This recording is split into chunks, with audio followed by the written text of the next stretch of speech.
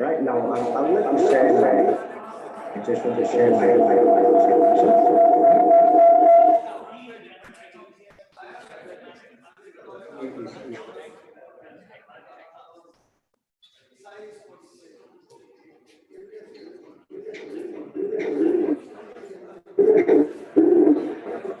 Alright, I think during this time, during this only one, so that I think it's actually when you talk about walking, everybody is actually is always so my goal is actually when we are looking then to have party, then to have party, then to have party, then to have party.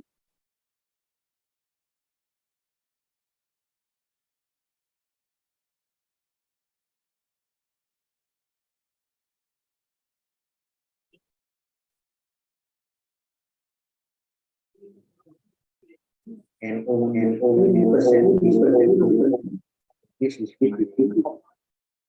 Okay, and then this is the more information.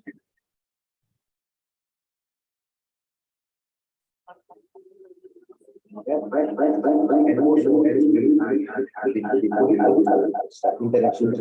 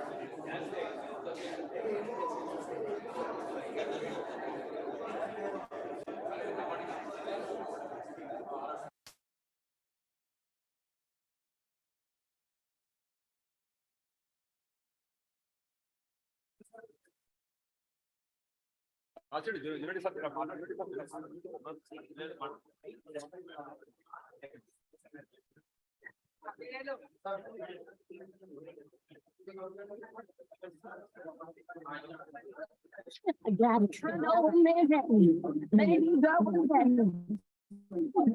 Somebody's going and get the cotton.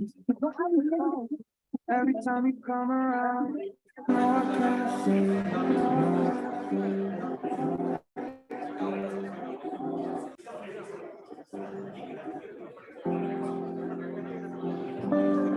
every time the sun goes down, I let you take control. I can feel the paradise before my world blows. And tonight I have something.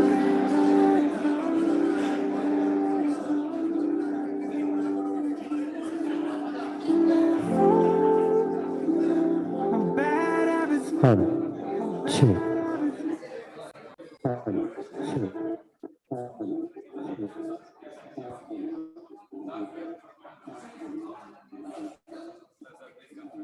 Lead to lane now, standing alone. Conversations with a stranger I barely know. Swearing this would be the last, but it probably won't. I got nothing left to lose or use.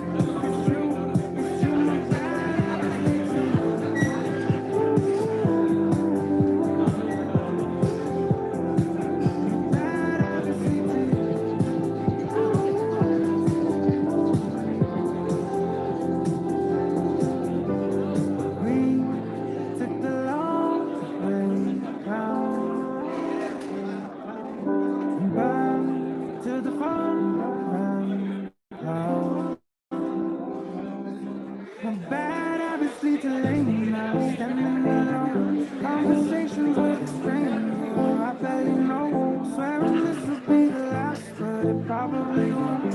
I got nothing left to lose or use or do. My bad habits lead to eyes stare into space. Even though I lose control, everything that I say. Yeah, I was looking for a way, now I can't escape. Nothing happens after two. It's true, it's true. My bad habits lead to you.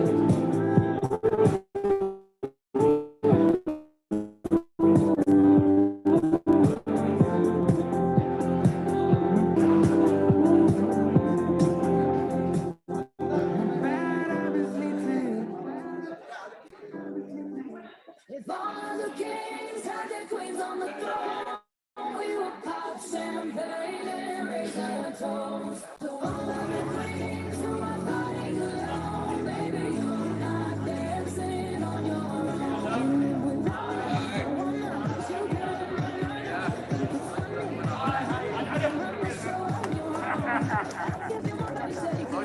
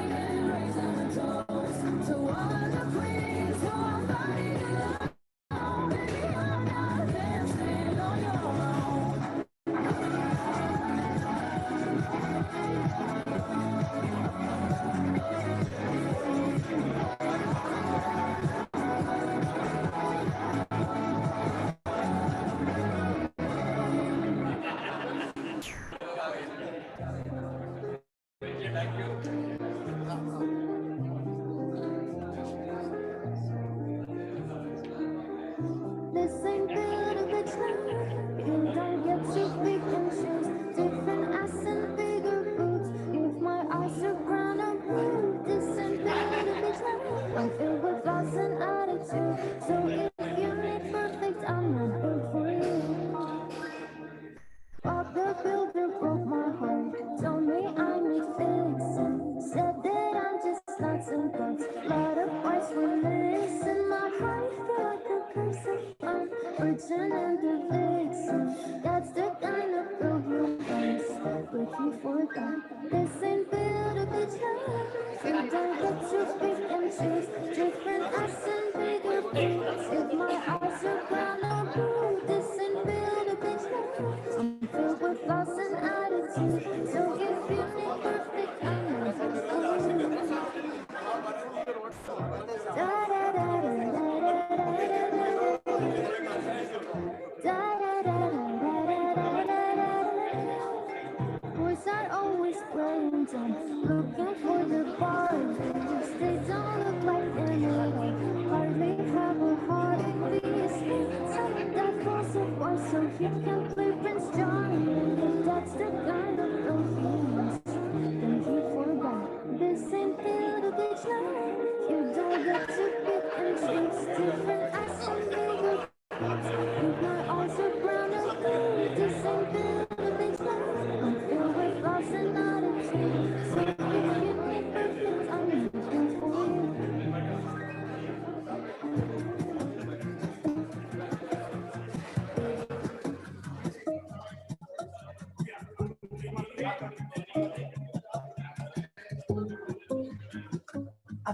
arrow to the heart. I never kissed a mouth that tastes like yours. Strawberries and there's something more. Oh yeah, I want it all. Yeah, lipstick on my guitar. Get up the engine, we can drive real far. Go dancing underneath the stars. Oh yeah, I want it all. Yeah, you got me feeling like I wanna be that guy. I wanna kiss your eyes. I wanna drink that smile. I wanna feel like I have. And my soul's on fire. I wanna stay up all day and all night. Yeah, you got me singing like, oh, I love it when you do it like that. And when you're close up, give me the shivers. Oh, baby, you wanna dance to the sunlight. And when they say the party's over, then we'll bring it right back. And we'll say, oh, I love it when you do it like that. And when you're close up, give me the shivers. Oh, baby, you wanna dance to the sunlight.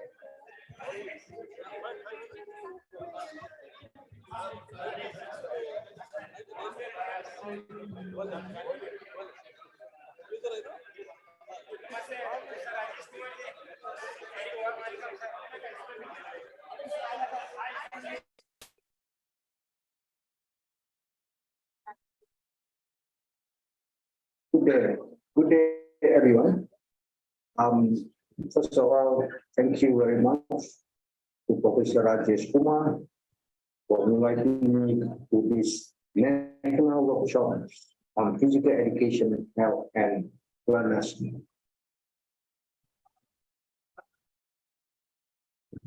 All of you, please be sit down. We are going to start our function. Please, it is online. It is really online. People are watching you. Please, I request Major Shipasad. Now there is an opening talk by Dr. Limbu Noi. After that, we are going to start our function. Sit down. Amiji Badi. Professor Radhav, Vice Chancellor, please sit down. Probably display this.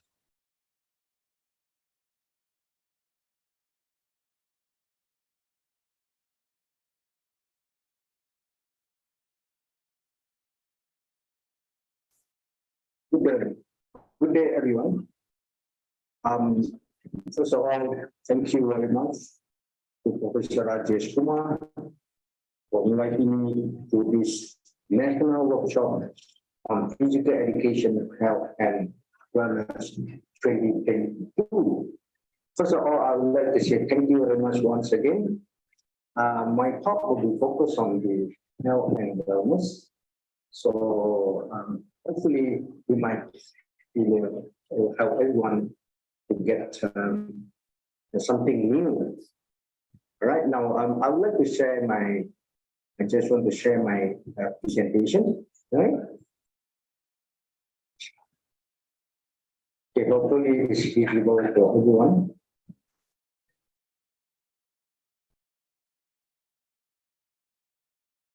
All right, I think during this time, I think at the end of the year, then it's a good one for everyone. So that my topic is actually when we talk about walking, everybody is actually knowing that walking is always there, right? So my topic is actually we are taking from my intellectual property that I filed it as a register, so that copyright. And that's what I want to share this to everyone. Hopefully it's beneficial to everyone. Yeah? So the topic is actually holistic walking approach set for longevity. So what we propose is actually 80% of all walking and only 20% is referral. So this is my topic that I'm going to present today. And then this is more my information and all that. And also, actually, I've been appointed as an international scientific committee on the exercise medicines recently, so that actually we need to share with everyone. Okay? So hopefully, anything that I can present on physical, but just recording on this to share with everyone. All right. So walking helps actually in increase the basal metabolic rate, BMR. I think everybody know that when you walk, and then actually the BMR rate is actually increased. That one for sure. So this process breaking down the triglyceride is not to the as a lipolysis, means like when you start walking, actually the fat is actually have been breaking down. Yeah? And then there is a negative energy balance created through the regular exercise contributing towards the reductions of our body fat. That's why when we start exercising, including walking, is actually one of the good exercise and easy to perform so that it actually can reduce the total body fat. This is very important for us. Yeah. So on top of that, I already talked about the due to the increase of the energy demand during exercise, the rate of triglycerides hydrolysis is also enhanced, means like actually burning fat is much faster and all that. So the adipose tissues, lipolysis increase even during the low intensity. So that we need to understand, people say walking couldn't burn fat actually. We are one actually burning more, So it is good to have walking exercise as a routine, daily. And then regular walking and a moderate to rigorous intensity has been shown to benefit both cardiovascular and psychological health. I mean, is proven. People done a study on that. It's really good for cardiovascular and also psychological, definitely. Okay, and the psychological benefits improve a sense of well-being. I think this is the crucial part. Everybody needs that. And a more positive example of rigorous and then also less negative, and then in terms of tension, depression after we have a walk and all that, attention, depression is reduced. And also feeling of the mood states and then also enhance the self-esteem. People done this study before. And also the walking program that are categorized by the moderate level of intensity have been shown to be among the most effective intervention when used to promote physical activity and also adherence to exercise. I mean, when the intensity is too high in terms of any kind of sport or any activity, any exercise, when the intensity is too high, I mean people will be higher on that. So that but walking is easy, so people can continue, adherent to that exercise. And then recreational walking in the regular contact with nature and the green space can promote physical and mental health. So that's if you are walking in a park, that means you actually, dealing with the nature. I mean, it's actually people done the research on that, and it's actually, can promote the physical and mental well-being as well. So both, very important on that. And then also, walking pace and the longer distance walk found significantly associated with the decreased risk of mortality.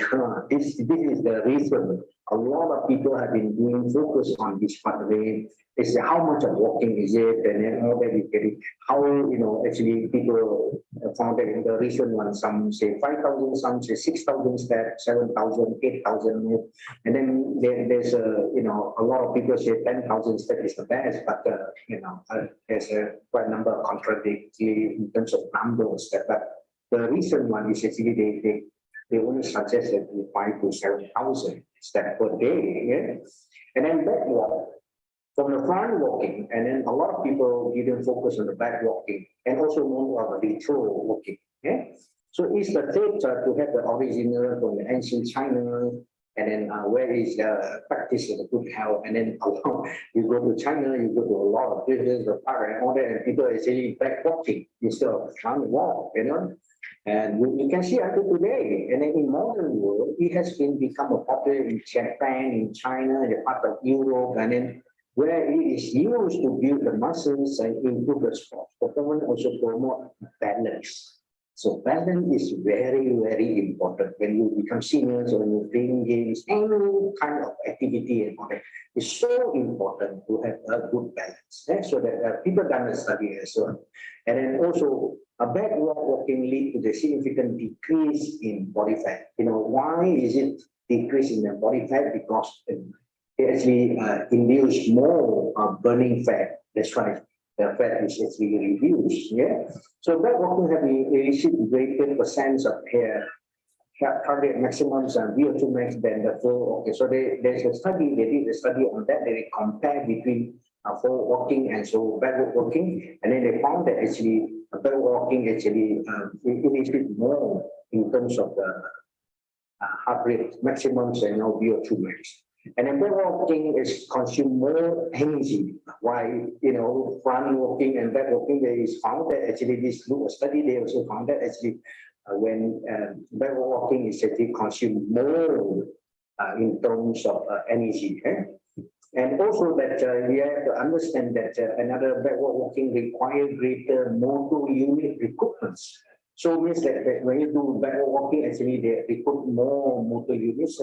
So they increase the oxygen demand as well in the points of the contractile output. Means like because we must be careful in terms of so that they are more recruited more motor units in terms of when you doing backward walking.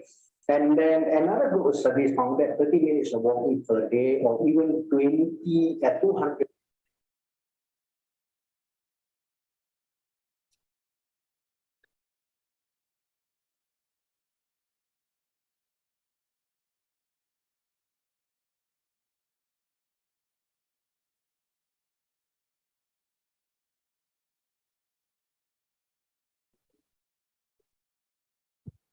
We are going to start our inaugural function. First, we had a little video talk by Dr. Limbunui from Malaysia. I request Dr. C. Virender, Sir Vice President Ifpefssa, to start the function. Yeah.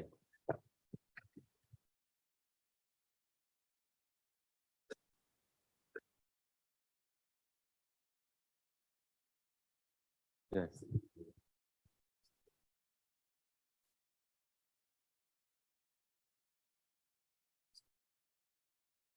Good morning to each and everyone.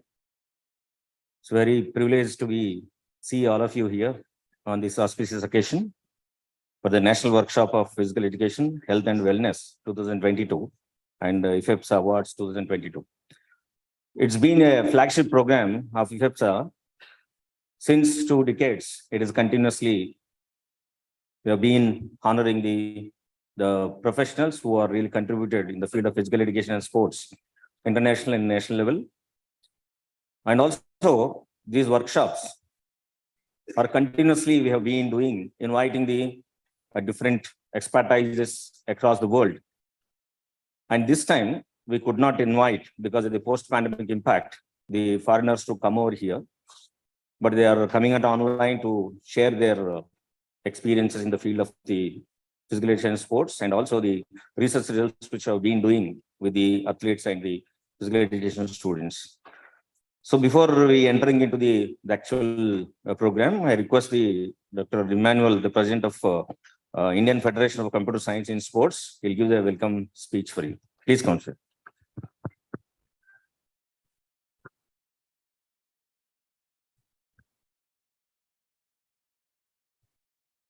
Good morning, ladies and gentlemen.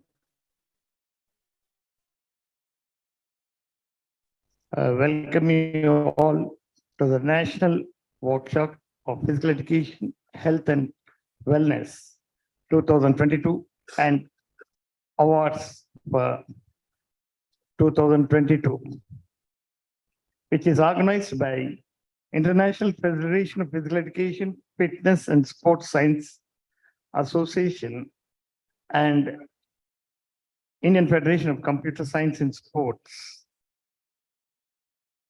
It's a one-day workshop. Most of the stalwarts, I can say, and eminent personalities all over the country have come down to give their best expertise, advice, and suggestions to the young budding research scholars and all others in exchanging their views. And also online, about more than 100 are participating in this event all over the globe. Instead of taking much of your time, most of the eminent personalities, I need not tell each and everyone's name.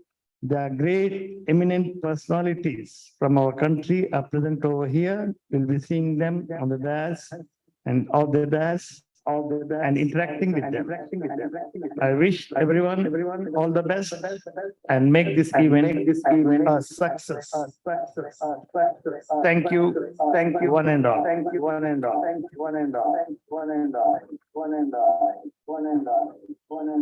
Thank you, Viman sir. Thank you for your welcome speech. And today's this one-day workshop has been classified into two categories. One is first honoring the awardees, and second is going to the technical session. So during the inaugural session, we will be inviting the guests onto the dais. Then after the lighting the lamp, then we'll honor the awardees. And after that, we'll go for tea break, and then technical sessions will start. Because of them, the speakers are more. The available time for each speaker, we have concised to 20 to 25 minutes. So I request all the speakers to follow the 20 to 25 minutes of time. Post-pandemic, I think you're all well known that how the world is slowly recovering after the impact of the pandemic on the people. And you might be knowing and interacting with many of the young minds, maybe in the higher education or in the school education. We could see majority of the students are suffering with the various mental health issues. So in the last year and this year also, I request all these speakers to suggest and guide the people how we can really recover from the mental setback what they experience. And during the pandemic also, there's a lot of learning loss has been happened to the students' fraternity. It may be in the universities or in maybe institutions. So we should also, as a professionals and also as a academicians, we need to find out some alternative mechanism where government could not enter, but the people like you and all of us can really find out the alternative mechanism where, because of this impact, should not hamper their progress in the future. Because, you know, I run a counseling center in Hyderabad in the name of you and me. We keep getting students of various age groups having these issues. So for the past 6-7 months, we have been doing the mental health awareness. So I request all the sports fraternity also, even for athletes, even for the people who are preparing for the state level, national level, international level championships also, time has come where we need to consider, we need to give the awareness about the mental health issues. Because we are very, very much biased to look about only our physical health. We talk about the good food, we talk about the exercises, we talk about the keeping your healthy body fit in condition. They're all good. But now at the same time, you know pretty well that at national, international level, any sports person to prosper, he has to really look after his state of mind, his mental health. Then only he'll be able to give the best performance in the national, international competitions. So for this coming year, till 23, I think that we have to look into the mental health of all sports fraternity, so that they cannot really disappoint themselves when sudden issues which may arise when they are in the competitions. And India has been, you know, boasting that India is definitely going to become a great player in the international level. Maybe for the past a decade, if you can look into that, the performance at the international levels may be increasing. But actually, if you can look into the culture of Indian families, we have very less inclination towards sports. And after 1990, the economical reforms, and after the internet has come, after the computer science has become, you know, playing a vital role in our everybody's life, majority of the parents are focusing only on the education of the students. So the whole system of education is going on with the marks and going to the tuitions and preparing and performance, then the job. So the whole life of a student is being screwed up with these 3-4 things. So it is our responsibility to keep the awareness to the students that, and the parents, that you should also invest some time every day. Out of 24 hours, at least you need to take out 1 hour to invest on your physical and mental health, so that your child can perform and become effective in coming days.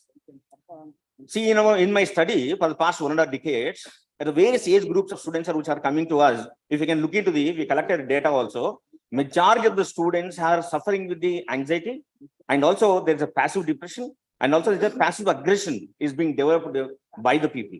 So this may not reflect in every student at the age of, teenage. They may reflect even at the age of early adulthood and maybe in the middle age. Certain things which will be in the dormant stage, when the right situation, when they experience too much of pressure, it may be economical challenge, or maybe because of the professional challenge, or maybe in a family challenge. Once it happens, then slowly people start experiencing the mental health issues. See, recently one professional who is a football player doing his teenage days, he got into engineering, and then he got a software job. Now he's at the age of 32 years. For the past 6 months, he experiencing that there is some unknown fear is generating. He is unable to sleep properly, and the frequent urination is happening. And suddenly his hands become sweat is oozing out. This was unlike of him. He really doesn't know that he has been thinking that some thing is happening in me, some physiological changes may happening, maybe because of I'm not eating food, because of I'm not sleeping properly, all kind of reasons, justifications, everything is being done. And they were advised by the parents that you should go and to see the temple. He did everything. It was already 6 months are over. Then time has come where he is unable to go to the office also. So in that particular situation, they approached us. When we have seen he is suffering with the serious anxiety, and also coupled with the lot of obsessions. So then we made him to go for psychometric assessment. Then we took the help of medication. Then parallelly, we have done the therapies. Then he slowly came out of that and is improving and progressing. So these are the things we need to understand. So now I request that we are going to start the inaugural session. For that, today's guests are there. I may request the Colonel MMJ Junaidi, Commanding Officer, Army Node Artillery Center. So please come on to the dais, sir. Please occupy the chair.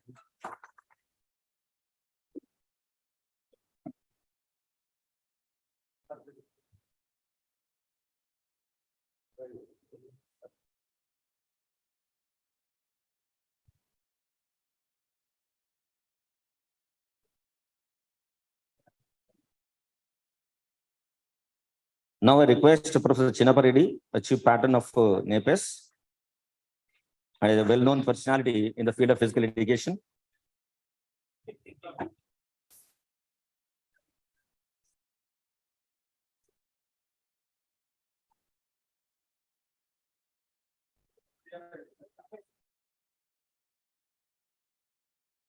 Now I request the Ramesh, athletic coach, Dronacharya Awardee. Please come on to the dais. Very dynamic personality, and he could really influence the thousands of students who come from the BPL level of the generation. And if you go to the Gachibowli Stadium, you could see hundreds of the students who are really preparing very well, and they came from very humble background, but he could make a lot of changes in their families and as well as the individuals also. It's honor, sir, you are here. Now I request Professor Rathod, Vice Chancellor of Palamuri, a great human being, very friendly personality, and is the first person in India who has become the Vice Chancellor for a university from the Physical Education Department. So all fraternity needs to derive a lot of pride and being here. Yeah, please. I request Dr. J. Santosh Kumar, Chairman HAS. Where is Santosh Kumar? Didn't come? Okay. Now I request Mr. Preetam Nanda, is the son of Balakrishna sir. I request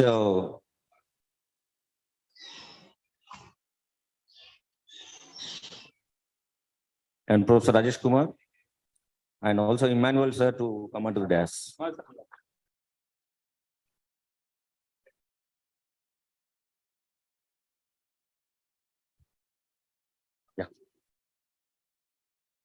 Yeah. Now I request all the dignitaries to light the lamp to inaugurate our workshop.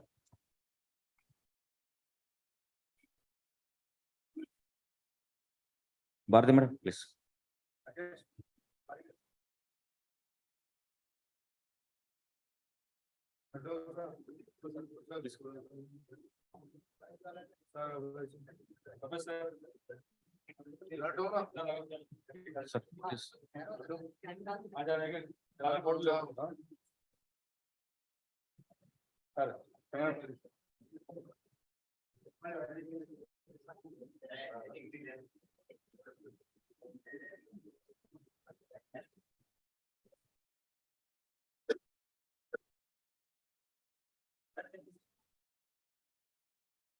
Sir,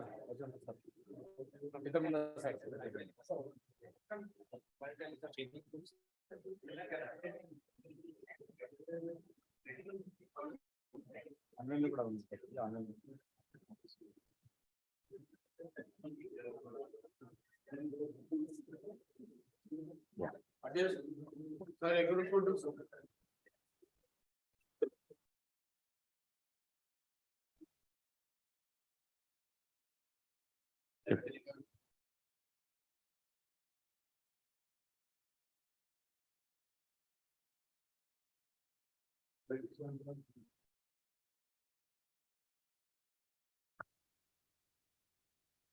Request all the participants to please stand up for the Vande Mataram.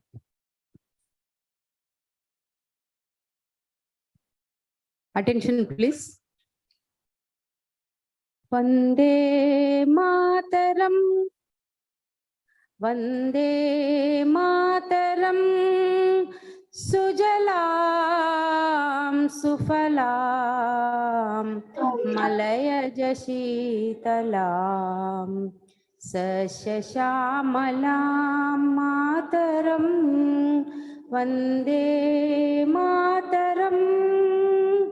Shubrajoshna Pulakitayamini Pullakusumita Drumadala Shobhini Suhasini Sumadhura Bhashini Sukadam Varadam Mataram Vande Mataram Vande Mataram. Thank you, ma'am. Thank you, one and all.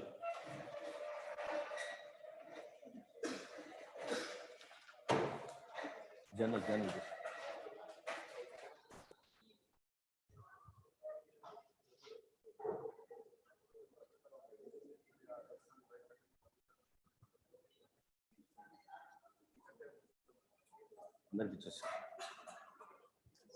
Now on this auspicious day, Ifpefssa are already running 2 international journals. Now this is another international journal we are going to start from today. And this is a prototype model. The actual journal is going to released coming to the public domain after getting the ISSN number. And this journal is, we call this the International Journal of Sports Psychology and Applied Studies. Yeah.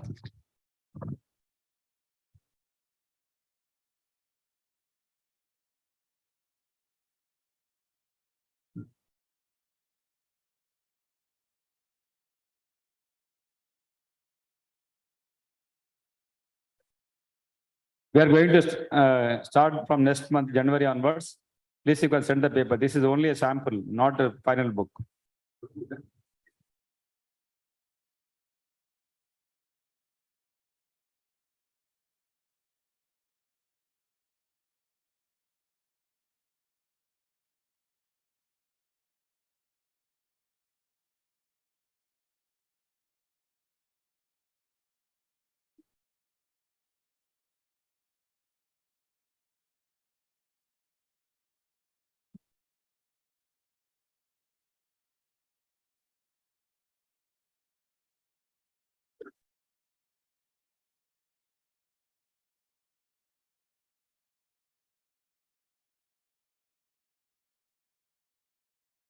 Now it is a time to share the the guests' words about this conference. In the first, I request the Colonel MMH Junaidi, Commanding Officer, Army Node Alternative Center, Hyderabad. Please speak few words about this workshop as well towards the gathering. Yeah, I request that time is very less, so it is a constraint is there. 1 minute, 2 minutes will be highly appreciated. Thank you. Good morning, ladies and gentlemen.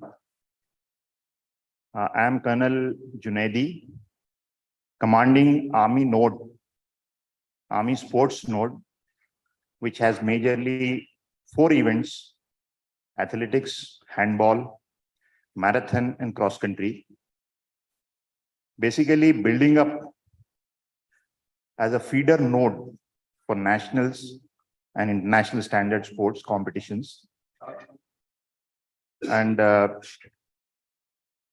node has come up in a big way with our collaborations with National Institute of Nutrition and also the sports science.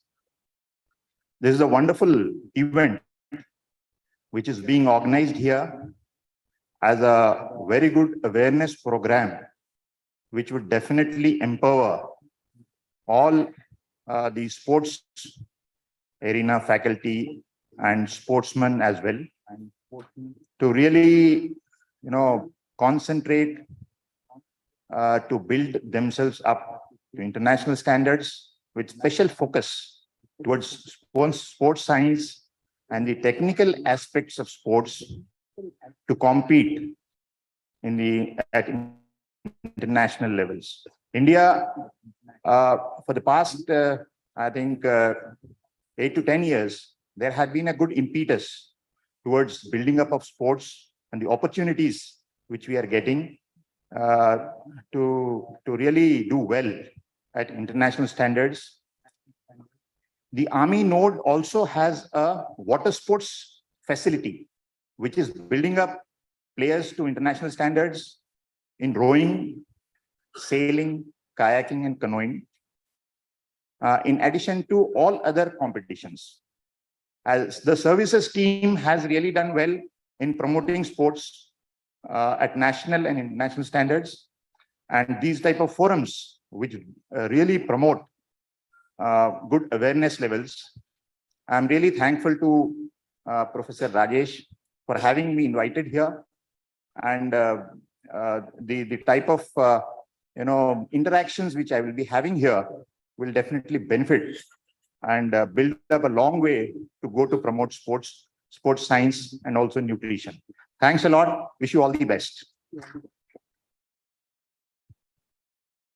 Thank you, sir. Thank you very much for talking on the frame. Now I request Professor Chinaparedi, Chief Patron of NEPAS, and who's the College of Bhishmacharya of Physical Education. Please come and speak few words, sir.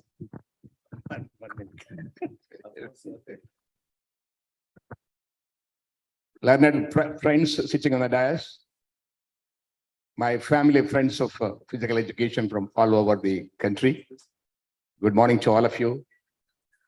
Let me have the pleasure of welcoming you, all of you, for this workshop on health, fitness, as well as the slogan of the day is health and wellness. Most of the hospitals are switching over as centers now. The famous hospital which we have in Hyderabad is switching over from medical sciences to wellness centers. The reason for this is we have been concentrating as physical educationists mostly on physical health. Now the days have come where the mental health has been equally important than physical health. A sound body is a sound mind has gone in a long way. Now present generation is wellness, which consists of the social behavior, your emotionals, your social attitude, your physical health, your mental health. On the whole, the wholesome behavior of an individual is the wellness of the day. So I'm extremely happy. Under the banner of Rajesh, this workshop is being done. Since many speakers are there, the topics which are being covered very well, extremely well, have gone through. And I should appreciate Rajesh for his contribution to the profession of physical education. It is not exaggeration if I say many people who are not seen, who are not interested to go outside municipal limits of their own, have gone abroad with him for a number of conferences, seminars, for which we all appreciate him wholeheartedly and wish him all the best in future. I, on behalf of all of you, mostly as the elders of the Lord, wish him on behalf of the National Association of Physical Education and Sports Sciences, apart from the physical education field, all the best in his future endeavors. Thank you very much. Thank you. Thank you, sir. I request Sri Ramesh, athletic coach, Dronacharya Award.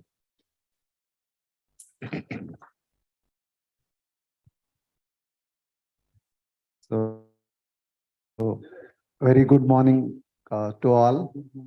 I'm very happy to be here because Rajesh is my classmate during NS Diploma Athletics at Bangalore. He's doing a wonderful job. And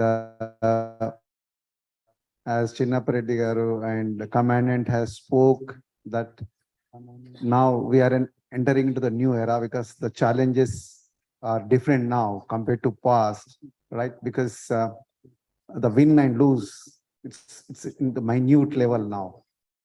Because previously there is a Russia, USA, Germany, some of the countries used to dominate.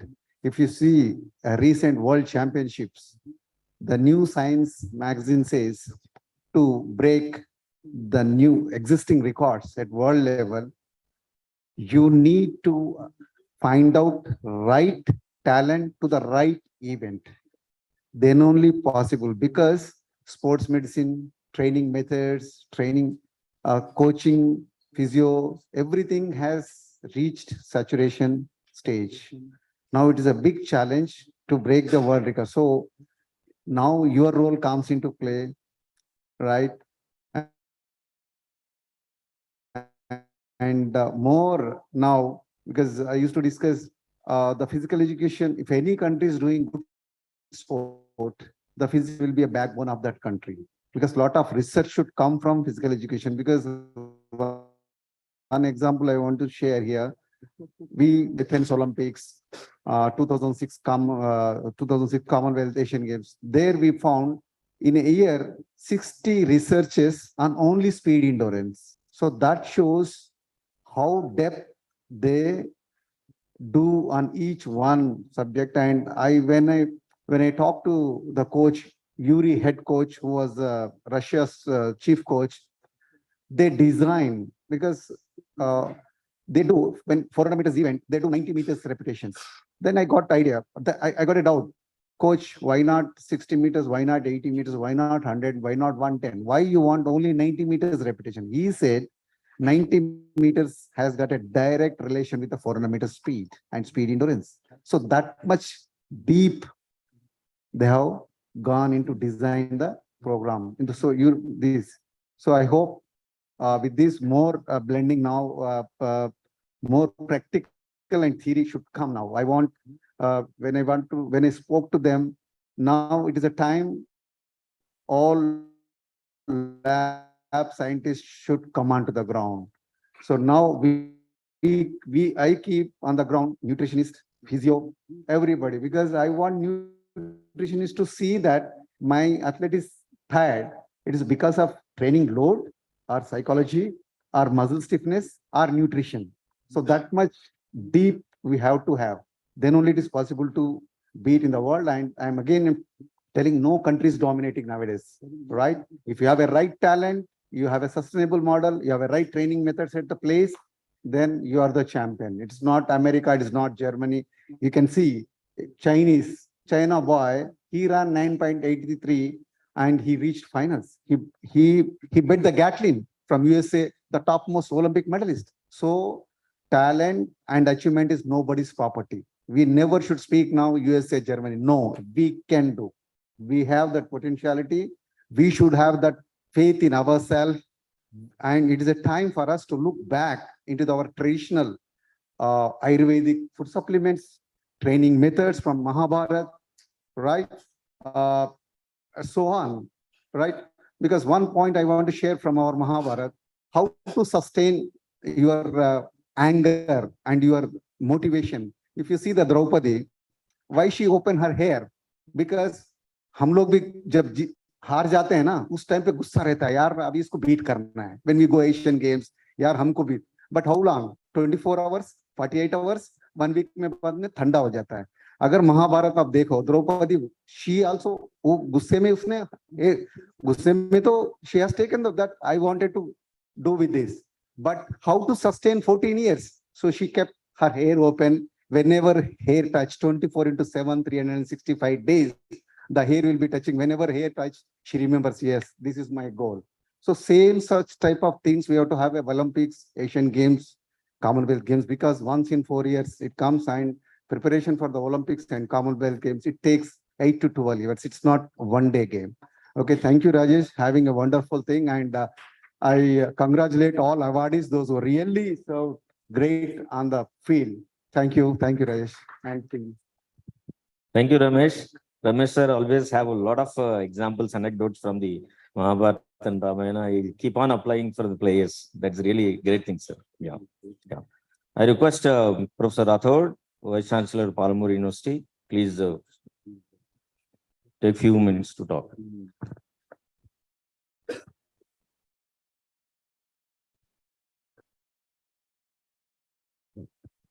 Very good morning to you all. President of this function, Professor Emmanuel Seshkumar Garu, Dr. Virendra Garu, and the main personality. We are together in our country and abroad also. He is the man behind Professor Rajesh Kumar and our physical education. I used to call Pitamaha, Professor Channapareddy Garu, and all the other dignitaries on the dais and off the dais, many stalwarts sitting off the dais, and my dear young friends. I am delighted to participate to today's program. I should appreciate and congratulate all the organizers, those who are involved in this program. And this is a befitting workshop. They are organizing a very good workshop, and many other recognized and awardees of those who are coming for receiving awards.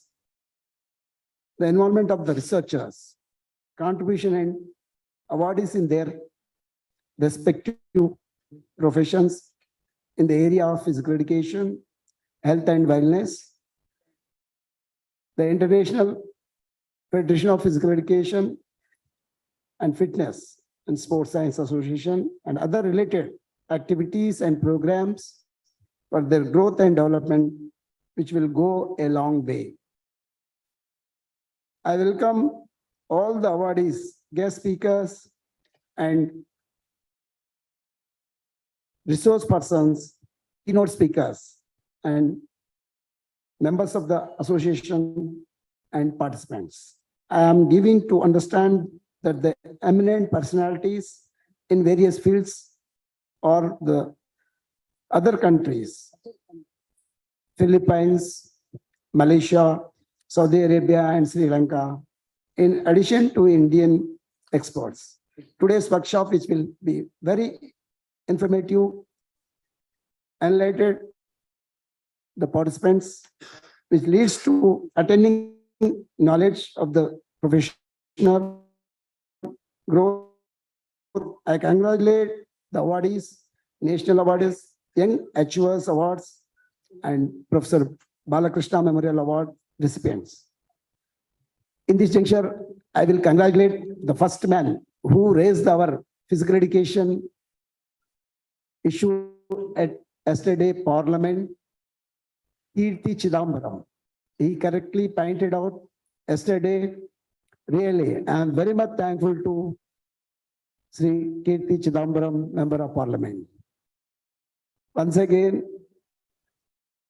I thank all the organizers, really, the very good workshop they are organizing.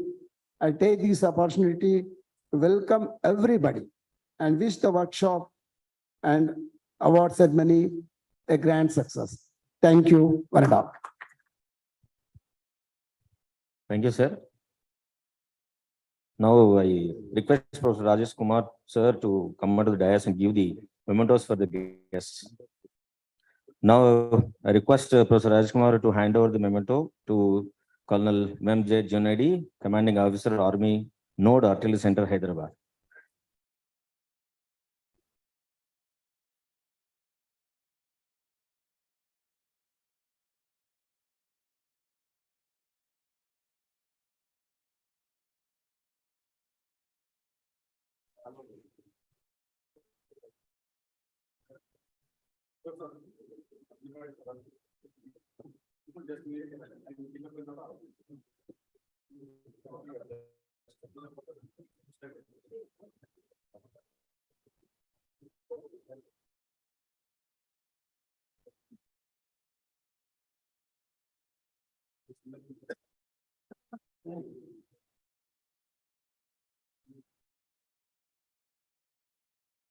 Now I request Professor Rajesh Kumar to hand over to the Professor Chinnapareddy.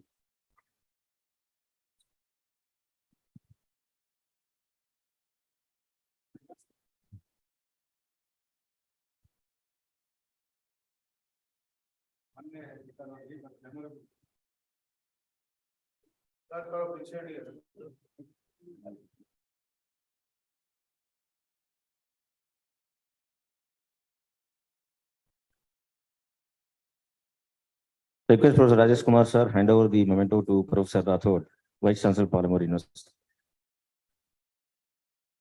Okay. Memento to Santosh Kumar. Yeah, okay. Now I request Professor Rajesh Kumar to give it to the memento to Pritam Nanda, sir.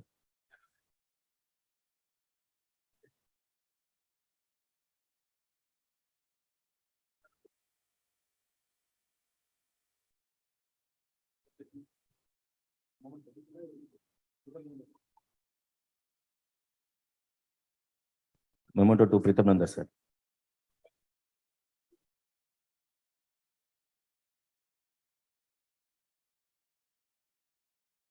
Yeah. Now I request that all the dignitaries on the dais please go on to the audience. Then we'll start the award function.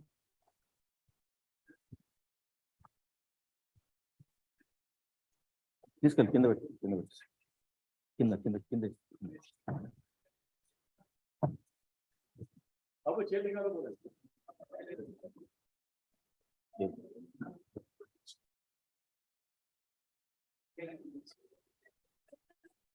Good morning, all the participants, offline, online.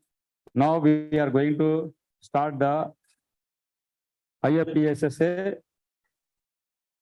award function, which is online and offline. I request Virendra sir to start the function.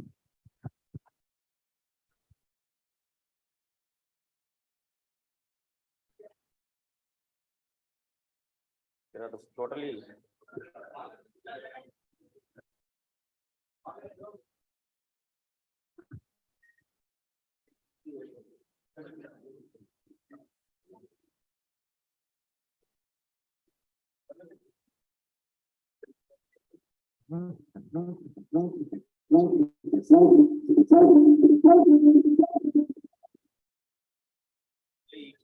four categories of awards are there.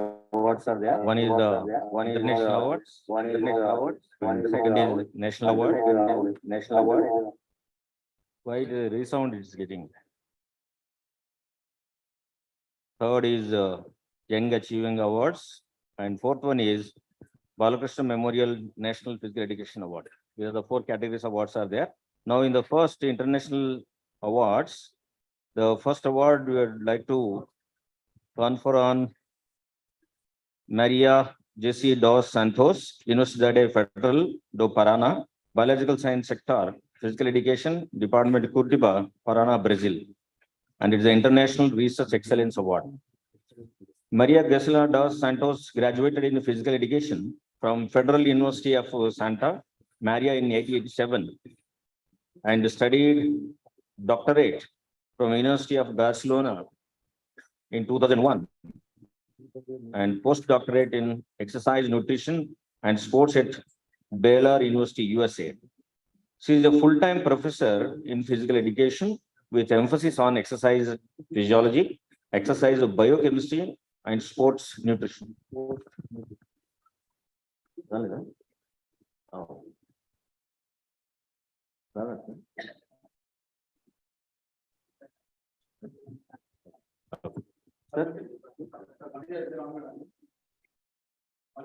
Is she there?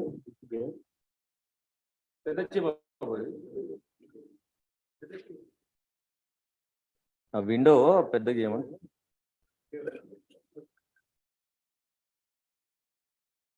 Madam ఉండదు లైన్లో.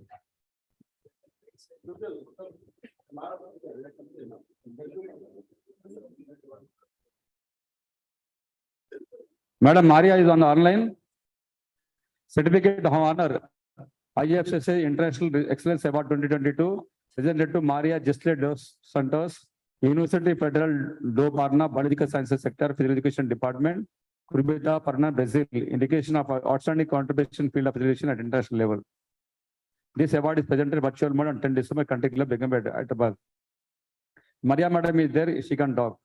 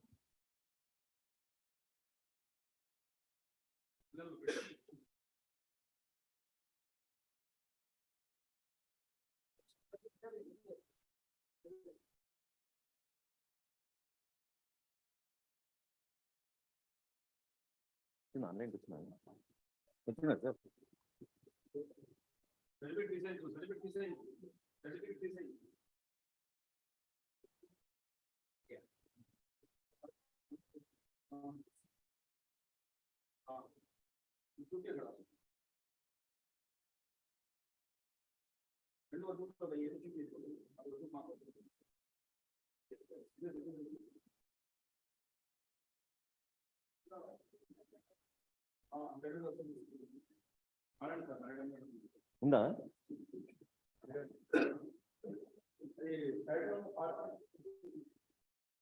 Mary ma'am, are you online? If you are available, please speak for 2 minutes.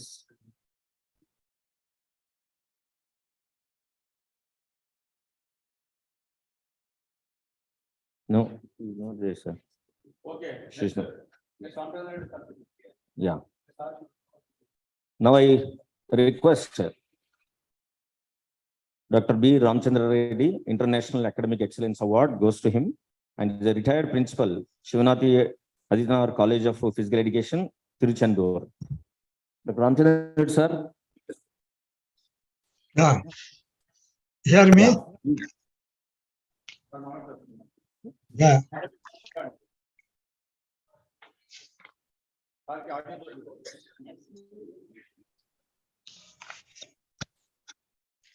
The on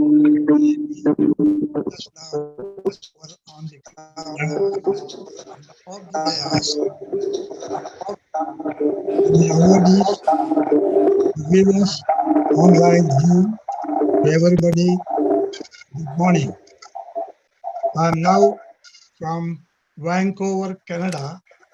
Today is 9th December, Friday, 9 p.m. The winter has just commenced. We have all around 5 centimeters of snow we are managing. When I heard that this International Federation for Physical Education, Fitness, Sports Sciences Association as a proposal to give awards for the outstanding contributors in the profession of physical education. When I heard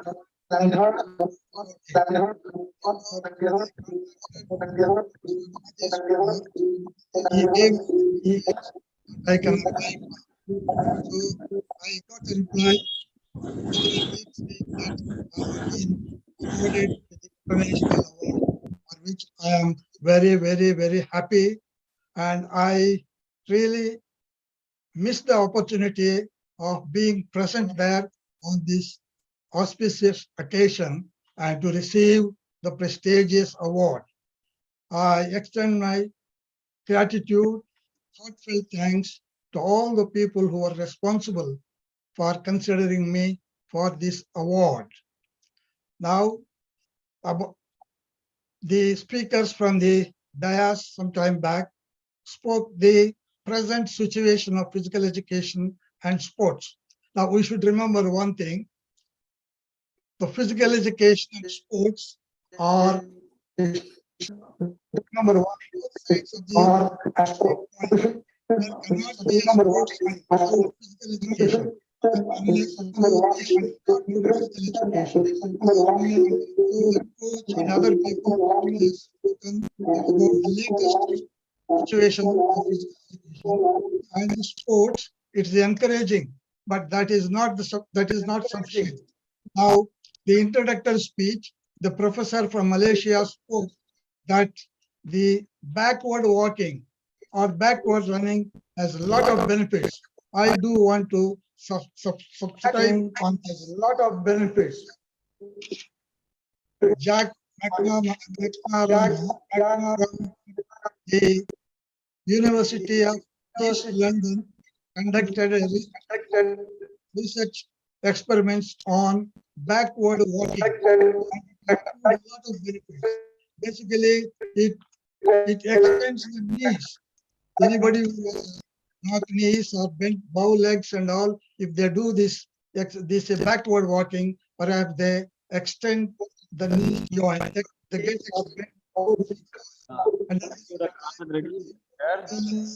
Thanks for coming online and you're sharing your views. Some technical issues, we are unable to know some technical. Your voice is not audible, sir. And I thank you for accepting this honor from our side. The coaches, they know it is also useful for as one of the items for training the especially runners. It will help. But the another thing which I want to subscribe is that Certificate of honor, Ifpefssa International Academic Excellence Award 2022, presented to Dr. B. Ramchandra Reddy, retired principal, Sivanti Adityanar College of Physical Education, Trichendur, Tamil Nadu. In recognition of his outstanding contribution in the field of physical education in India, this award is presented to him virtually at Country Club, Hyderabad, India. Thank you, sir. Now I request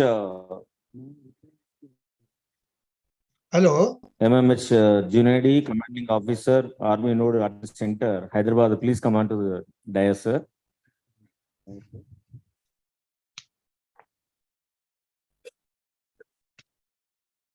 Now I request Professor Sundarraj Ers onto the dais. He was awarded with the International Academic Excellence Award.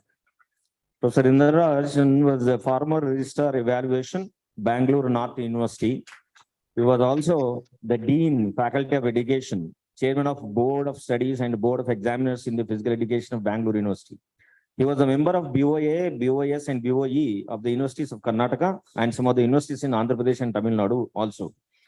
Visiting member, NCTE, served as a AGM member, AIU board, and also served as an observer. Very creative personality, and also he is a very well associated. Sir, I request the President Sundaran to please come on to the dais, sir. Take the honor from Junadi, sir. Hello. My chance is over. They did not give me the cutoff. I did not speak much what I wanted to.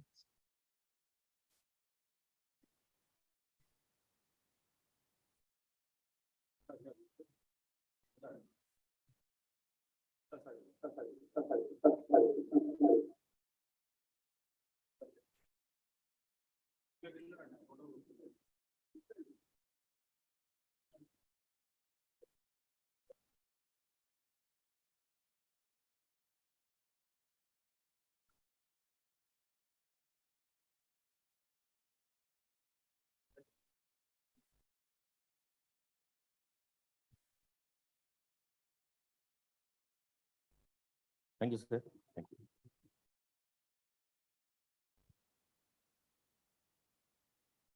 Next, I request Dr.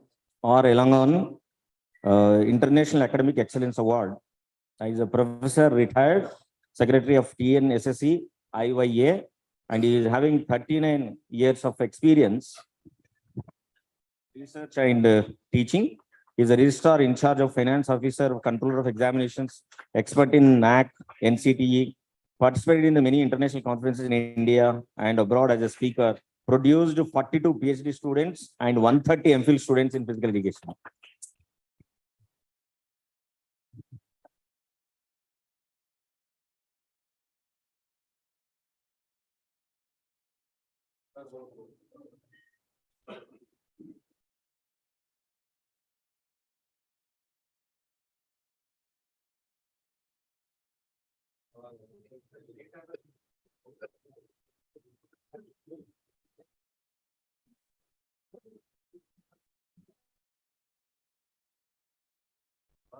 Now I request Professor Sumitra Mandal, Senior, International Academic Excellence Award.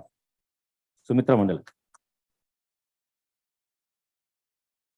Sir is a sports sciences expert, Hello India Institute of Center Excellence, Bhubaneswar. Worked as a professor in Mekelle University, Ethiopia. Participated in many international conferences as a speaker in Russia, Thailand, Ethiopia, Turkey, etc. Many countries. Thank you, sir. Thank you for coming and accepting your honor.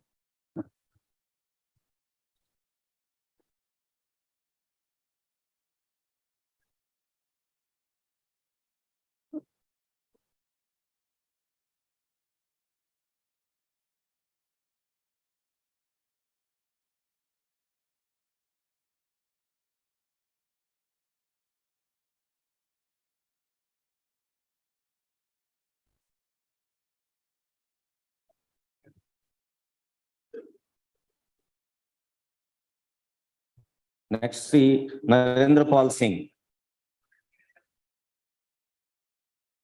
Narendra Pal Singh ji. Yeah. National Hero Award, former national hockey coach, Team India, winning India and a team hockey coach in Asia Cup, sub-juniors held at Singapore in 2000. Indian team hockey in Aslam Shah Cup held at Malaysia. India team hockey coach at Rabobank Trophy at Holland. Hyderabad Sultan Champions winners coach in first professional league in India, 2005. Yeah. Yes, I see.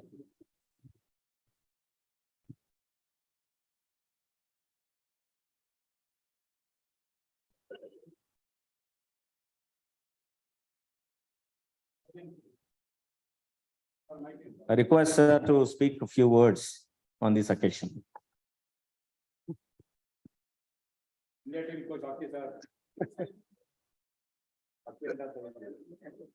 There are luminaries here who have achieved a lot of accolades in their individual sports. They have contributed on and off the field, and so many behind the scenes. I can't name one because there are so many of them here. But the driving force amongst everybody here, since the time I came here, I saw was Mr. Rajesh. He is a very dear friend. I learned a lot of things from Mr. Ramesh, Mr. Bhaktiar Chaudhary Garu, and a lot of seniors here. Still I'm learning. It does not end. It does not end. I'm a man of few words with a mic. It's a different scene when I'm on the ground. There I part what I learned. Here I have to appreciate everybody who contributed towards our success. Because I find every one of you is a luminary who's achieved great heights. Thank you all and thank you. Thank you, sir. Thank you for your beautiful words. Yeah. Yeah. Now I request Ramesh sir, athletic coach, Dronacharya Awadi, please come on to the dais to honor. Professor Kanuljit Singh. There, no? Now it is going to be national awards. Now I request Dr. S.R. Sandra Horta, National Sports Leadership Award. And the principal, St. Francis College for Women, Kundanbag, Begumpet. She did not know. Okay. Promoted the students through sports coaching at college. Many college students participated in the international level and the national level. On behalf of the principal, Mr. Farooq is a physical director at the college. He is taking that award.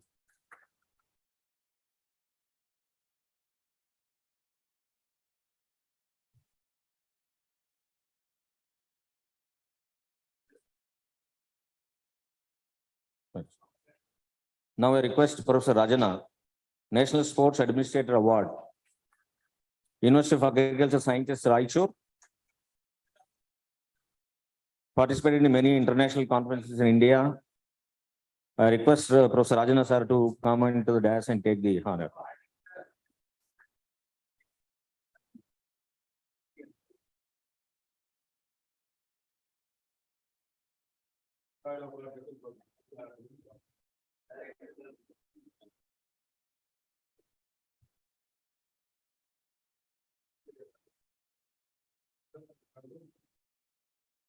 Yeah.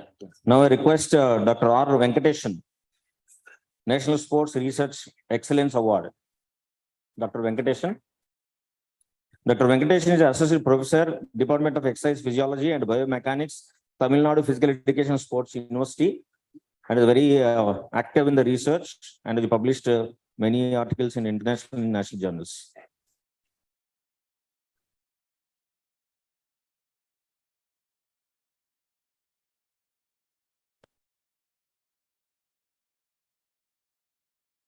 Now I request Dr. Manohar Mane, National Sports Research Excellence Award. Manohar Mane, Associate Professor, Department of Physical Education, University of Mumbai.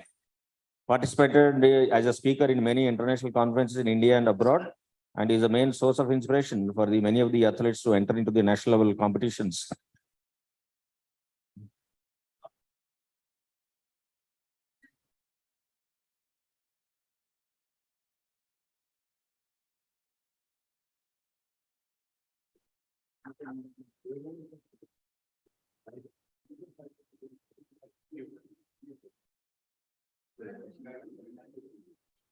I request Dr. Hanmant Jange, National Sports Administrator Award.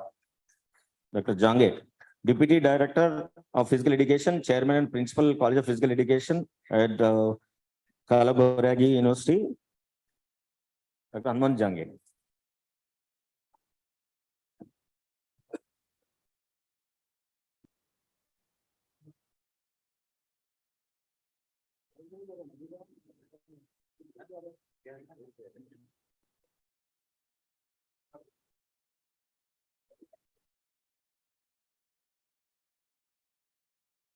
Dr. S. Jaganmohan, National Sports Administrator Award.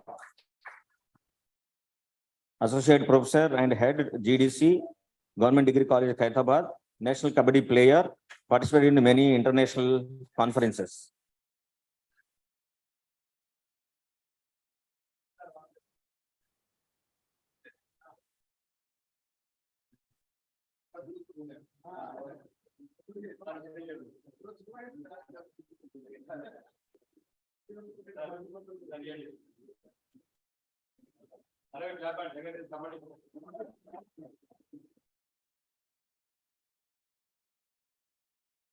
Yeah.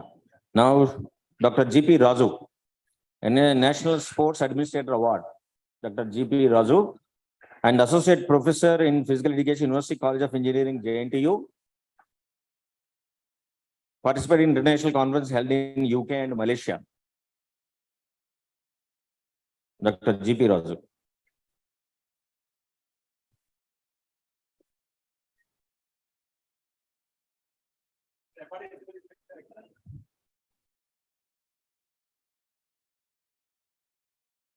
Dr. Rajkumar Karve, National Sports Administrator Award.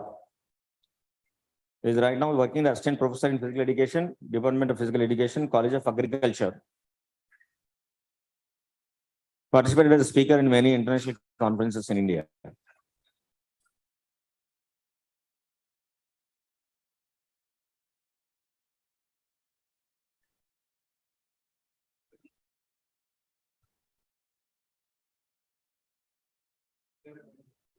Next, Dr. Dayanand B. Mugalidinath, National Sports Administrator Award.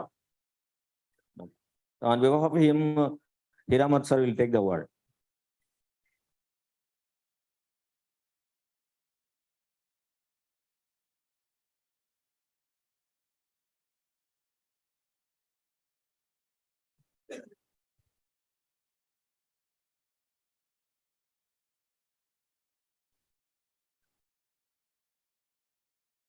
Thank you, all the awardees, and thank you, Ramesh sir, for taking time to give the honors. Please take your seat, sir. Now, next goes to the young awardees, Young Academic Excellence Awards. Now, I request Professor Chinnapareddy sir to come onto the dais and give the awards to the awardees.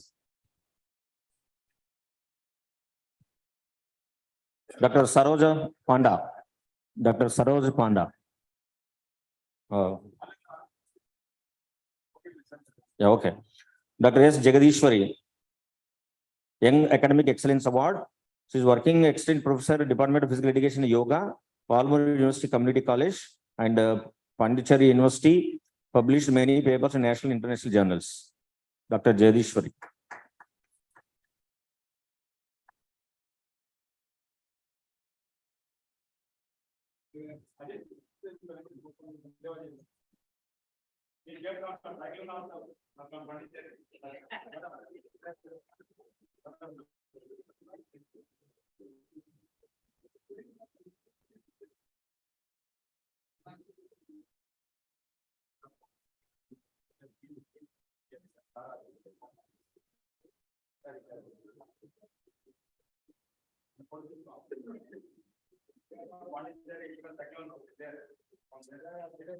Yeah.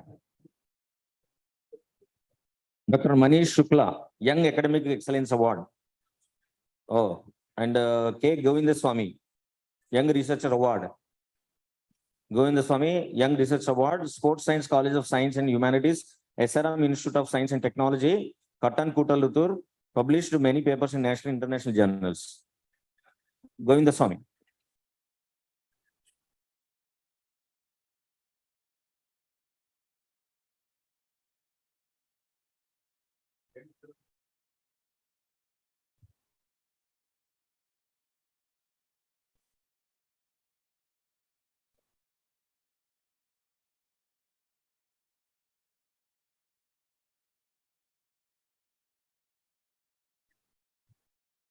Mallela Balram, National Sports Leadership Award.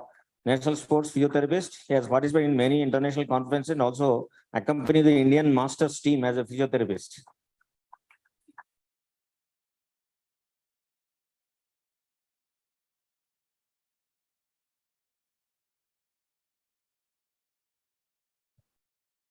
Dr. Avinash Mallikarjun, Young Sports Administrator Award. Is Physical Education Director, Government and First Grade College in Gulbarga. Dr. Avinash Mallikarjun. Where is he? Yeah.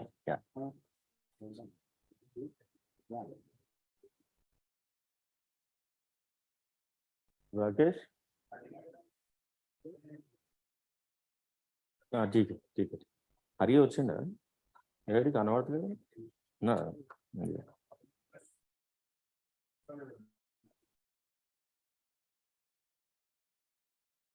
Yeah. Dr. Hari, Young Researcher Award, Sports Officer, NIT Warangal, published many papers and participated in many competitions. Hari.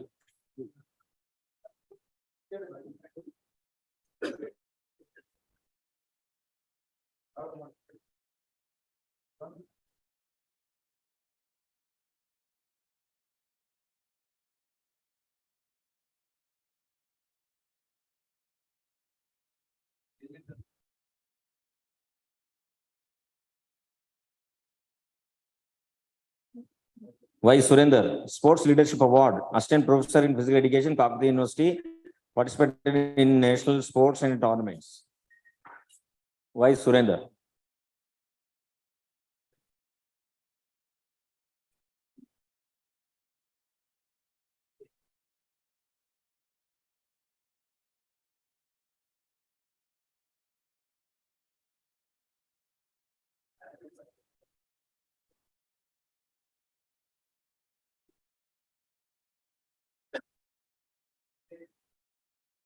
National awards are finished. I thank Professor Chinnapareddy sir for taking time to honor the awardees. Next, I request Mr. Pritam Nanda to come onto the dais to give the Balakrishna Memorial National Physical Education Awards. From this year onwards, we are instituted the award called Professor Balakrishna National Memorial Award because he has done immense service in the field of physical education in Telangana state.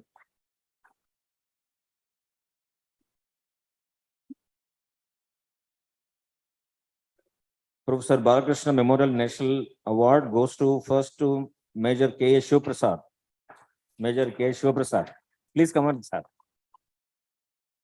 And Major Shivprasad is a HOD Spurti College, international arbitrator in chess, company Indian chess, team in ACR in Tehran, Philippines, participated in many international conferences, Russia, Thailand, Vietnam, Indonesia, Philippines, Iran, and etc.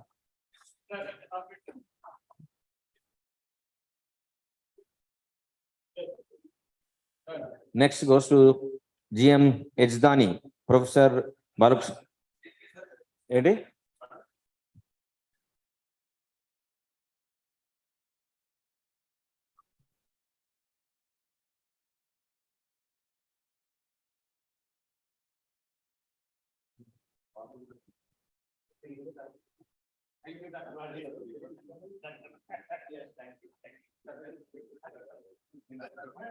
GM Ejdani, retired associate professor of OU football coach.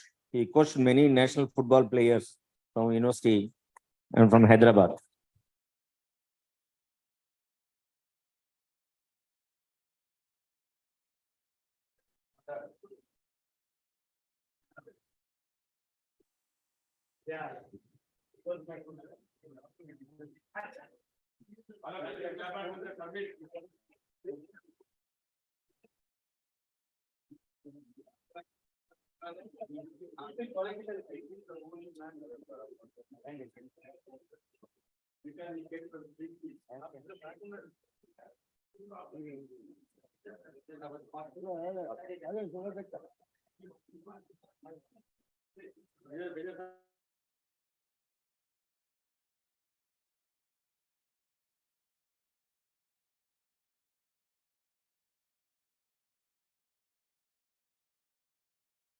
Chairman, Indian Federation of Computer Science in Sports, participated in many international conferences, Russia, Thailand.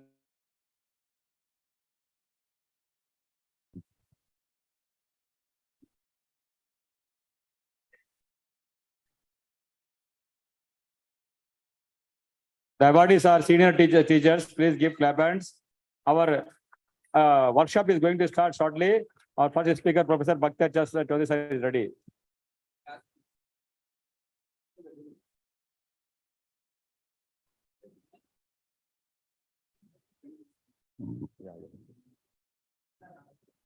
Now I request Dr. Ravi Shankar, national archery coach, participated in many international conferences in London, China, and Indian team archery coach and produced international archers. Ravi Shankar is an archery coach. He is a guru in archery. Please give clap hands. They are all gurus.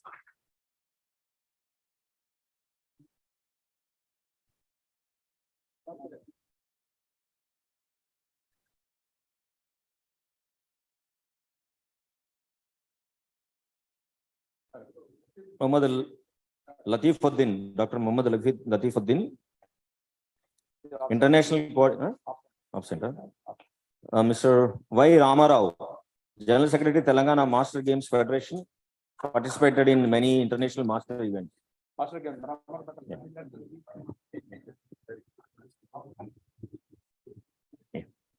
Thank you. Ramarao.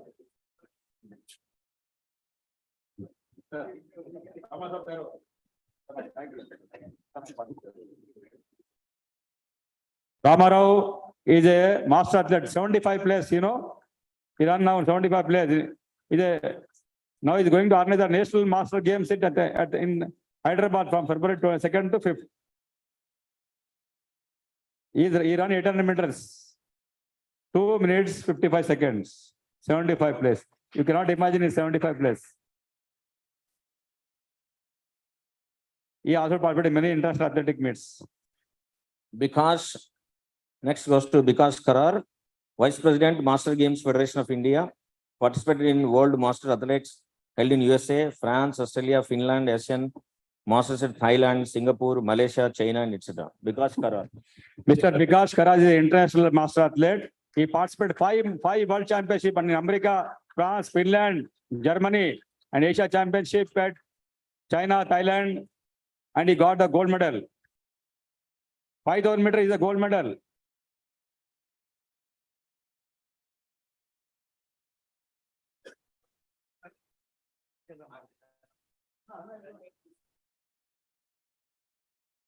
He participated in the Olympic Games conference at Beijing 2008, World Conference at Istanbul, Turkey. He is not from physical education, but he has participated. Next, Syed Farooq Kamal, Physical Director, St. Francis College for Women, coach of Osman University team, which won gold medal in the women lawn tennis on many occasions. Farooq sir.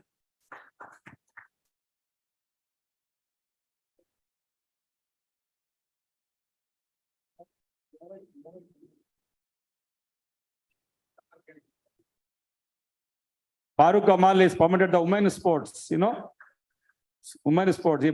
He in St. Francis College, they are promoting the women's sports. He's a lawn tennis, All Indian University champion, Osman University for 10 to 20 years, 10 years continuously. Anybody want admission, they will give free of cost.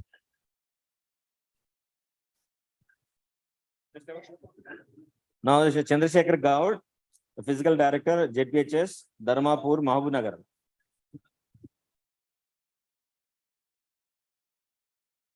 Mr. Chandrasekhar Gaud is an international hammer thrower. He participated in the Asian Master Athletic Champion and World Master Athletic Championship.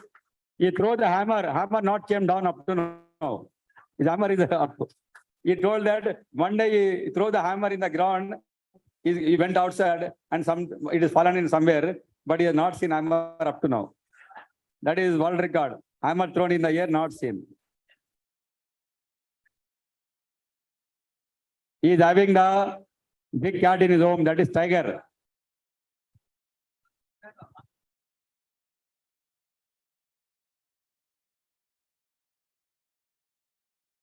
Okay, what's the last? Thank you very much, sir. I invite Professor Bakhtiyar Chaudhary, sir. Tea break is going on, sir. And Professor Deepla, sir, chairperson, please come onto the dais. I request our people put the two chairs on the dais.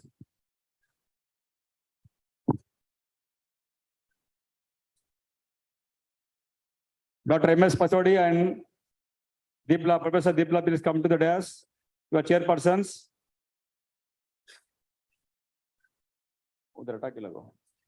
And Professor Bakhtiyar Chaudhary, sir, please come. Aisa lagao. One more chair.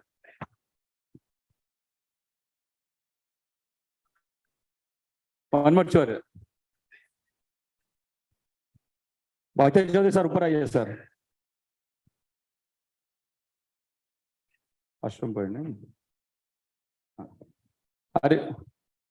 Mailaga, sir. I request Dipla, sir, to introduce this, then both check.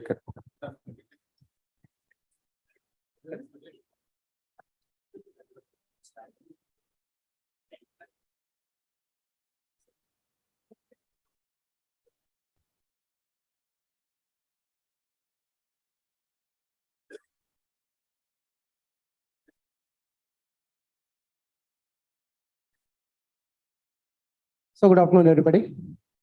Now I request.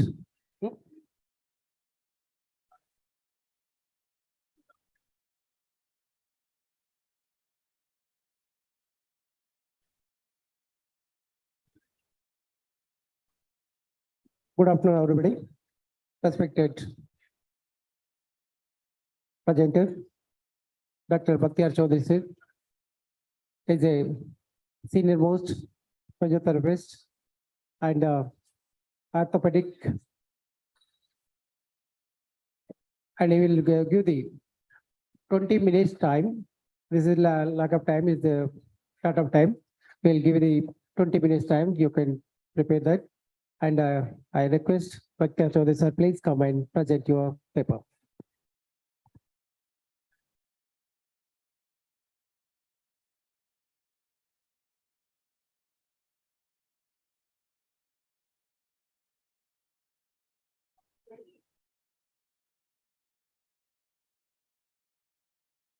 And good morning to all of you. There are a lot of my teachers, gurus, colleagues, and friends, students are here. Anyway, I have only 20 minutes to talk, so I won't spend too much of time. Firstly, I appreciate Dr. Rajesh because when he was an athlete, I tested him on treadmill. He was the best marathon runner once upon a time. For many years, nobody could break his record. So a person who has run on the ground, जिनके घुटने घिसे हैं, वो लोग physical education को अच्छा समझ सकते हैं. That's why today he's here. He took everybody out of municipal limits to overseas and everywhere. Now silence. हम लोग सब सोच रहे कि ज़्यादा Olympics medals लाए और lot of awards for our players. This is one side of the picture. But if you, next slide, please. If you look at the youth today, youth is no more empowered. Youth pura, they have become weak. They are economically, they have become very strong. Academically, they have become very strong. But if you want to see Everest in a right shape, it needs a very, very broader base. It is not the tip of the Everest, it is a base. Same thing for our physical education. We need a very, very strong base from grassroots level. If you want to give them nutrition from childhood, it cannot happen after 20 years because आपके पूरे vitamin receptor sites are already damaged. A girl cannot conceive if there is no pre-conceiving nutrition done from childhood. So हम लोग सब, we are repairing at the terminal portion. Now today, look at the youth. In 1991 to 2021, 371.4 million youth. India is the richest country with a lot of youth. And look at here, below 25 is 50%. Very, very strong, it's an army. And below 35, 65%. We have a lot and lots of youth and only 30% employed out of 28% only employed in organized sector. Hello, silence, Piche. Sorry. So this is a very important number because an unemployed youth cannot focus too much for Olympics because he has to feed his mother, father, brother, sister, to himself. Economic status, employment plays a major role in achieving success. Next slide.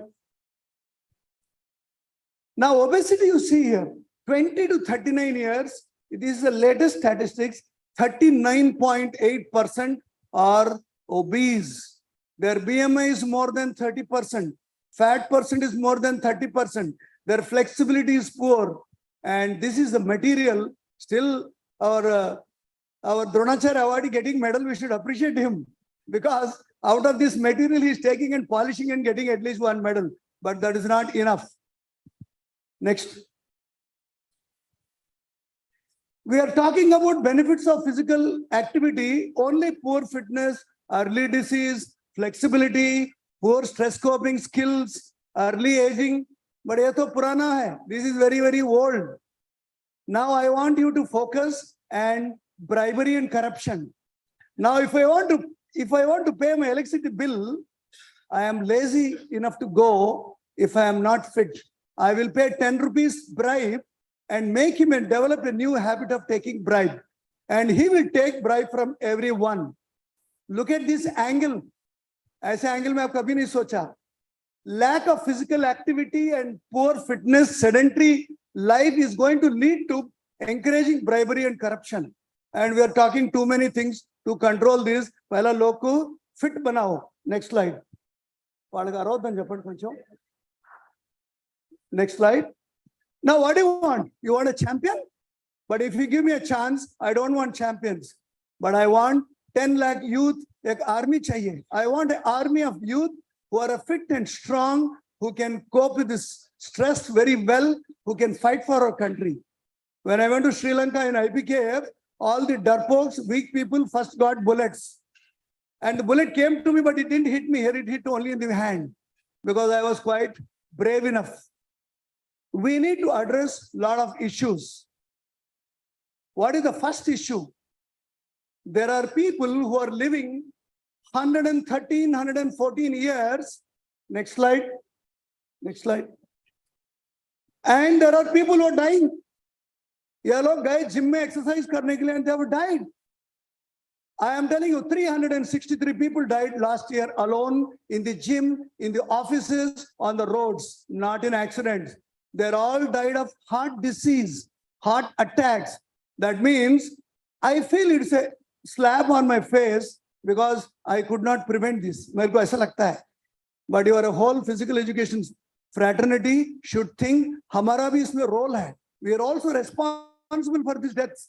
What are you going to do with these muscles if heart can't pump these muscles? All these people died. Next. Next. Why? This number of deaths in 2022 with the heart attacks in India, 25,000, and they are increasing to 28,000. We are talking about Olympic medal, but we are not even able to keep our youth alive. We are having a deaths at younger people. The no more deaths at 70, 80, our death rate has come down to 40 to 60. Next.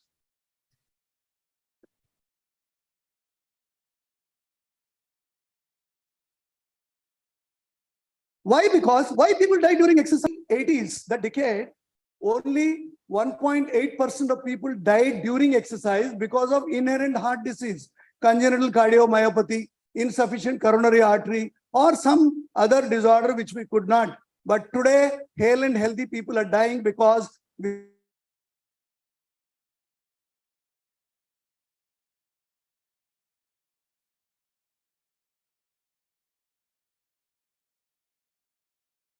exercise stratification. This we have forgotten.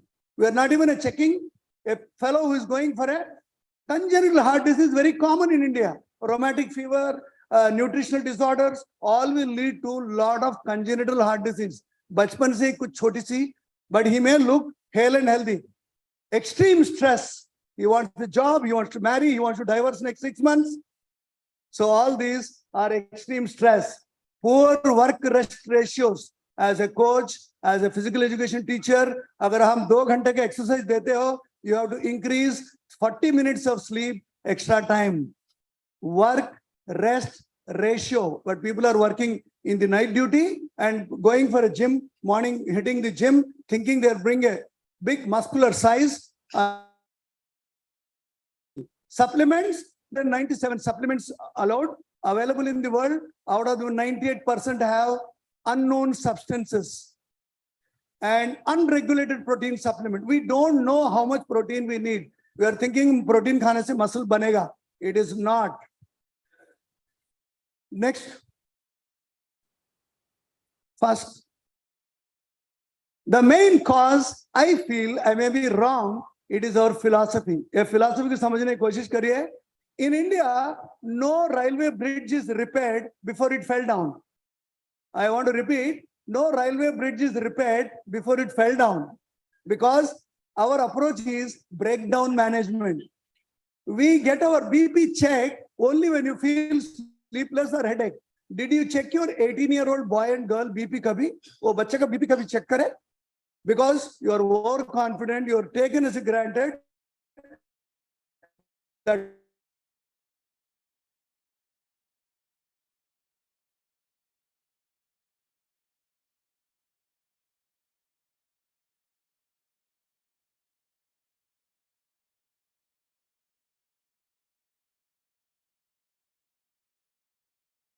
नहीं चाहिए approach.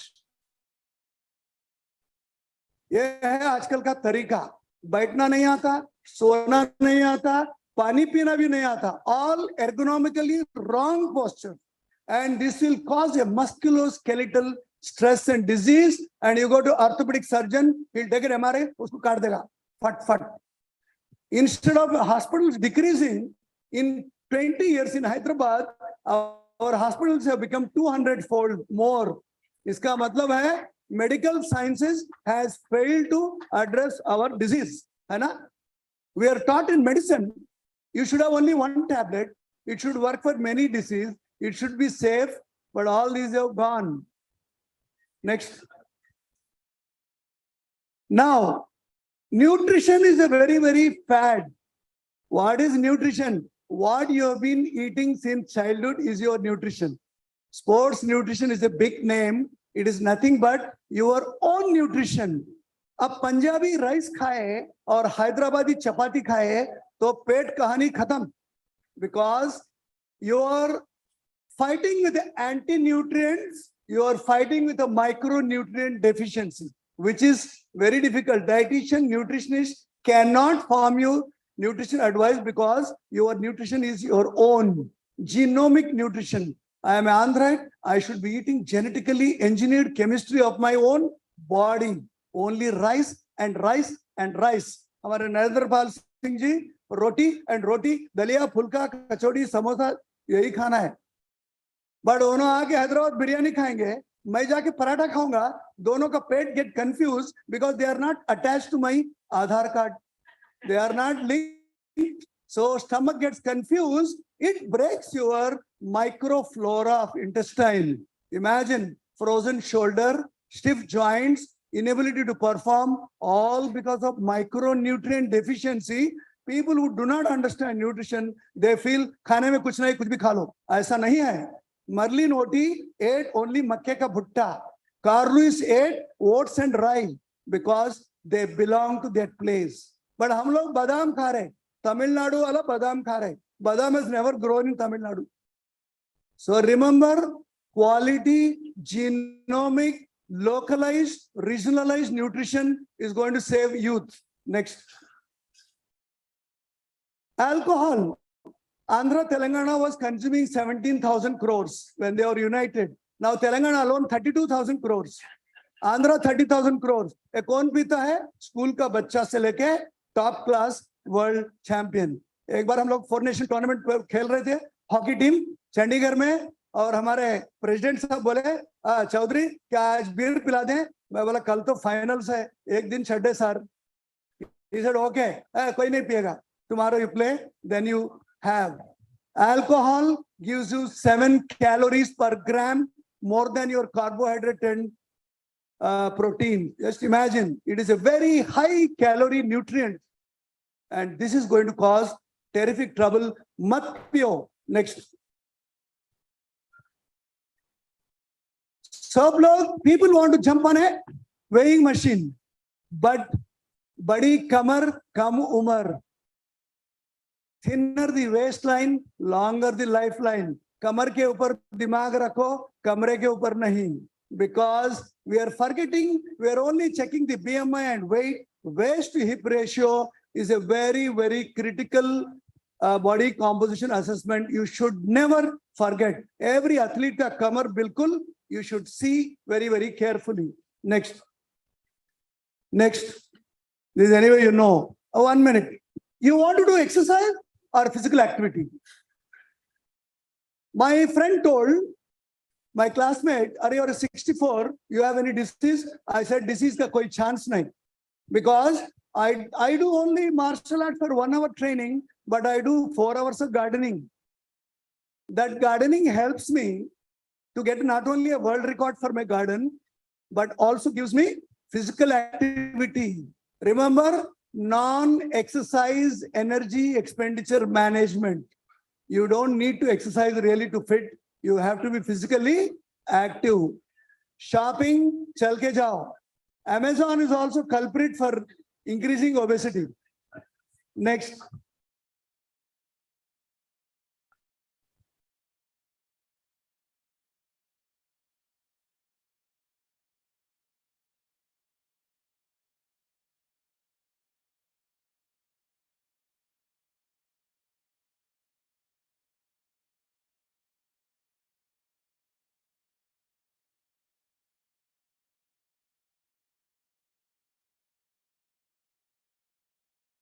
It will put you when shoe can have a heel, your chappal also should have a heel because your foot should remain. But hum log ghar mein, we remove shoes and walk barefoot, then again wear shoes. You are causing an undue repetitive injury at the heel. So minded youth, wear all the time some footwear. अब इसका तो कोई जवाब ही नहीं है. Laptop खा जा रहा है, किसी का दिमाग खा जा रहा है, खुद का दिमाग खा जा रहा है. We are thinking we can avoid stress. Stress cannot be avoided.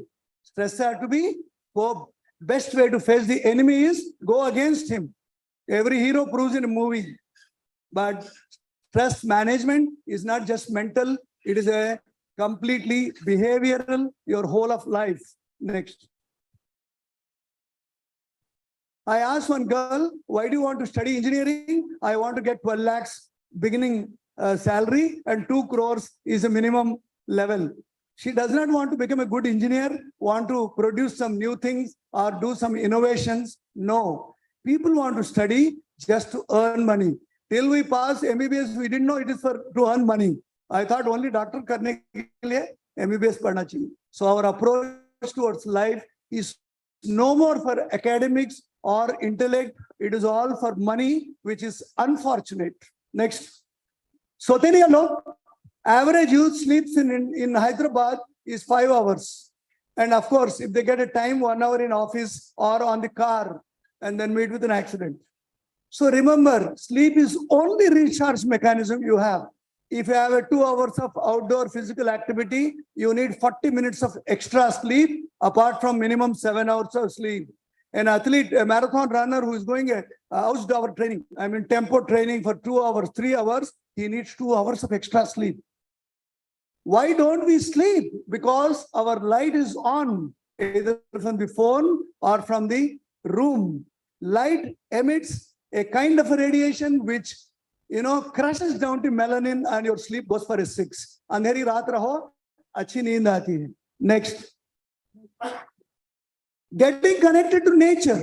Sorry, I didn't put to show off these photos. This is what I do my spare time. I rescue peacocks, turtles, animals, snakes, of course. I have rescued more than 20,000 snakes. My son handles poisonous snakes. Non-poisonous, I handle because I don't want to die early. Getting connected to nature is the order of the day for joy. Joy music mein nahi milega, later hai, but nature gives you because you're part of nature. You should do gardening, you should do nature walks, you should do photography, you should do animal culture. अरे medal तो कैसे भी आएगा, कोई एक आधा तो लाएगा, कैसे भी आएगा, कोई एक आधा तो लाएगा, but हमको जीना है very, very healthy and productive life. Last. Yes. We need to, I want a physical, or next slide, dikhana please. Yeah. Parents teach something, how to brush teeth, how to wear clothes, namaste kaise lagana, kisko gali dena, everything they teach. But academic teachers teach only academics. But a physical education teacher, ye hai bahut dhasu. He is the super guy. He is the one who is going to teach how to walk on heel. He is the one who is going to teach how to jog on midfoot. He is going to teach how to go on a sprint on a toe. बड़े कौन सिखाएगा? आप लोग तो सिखाना है.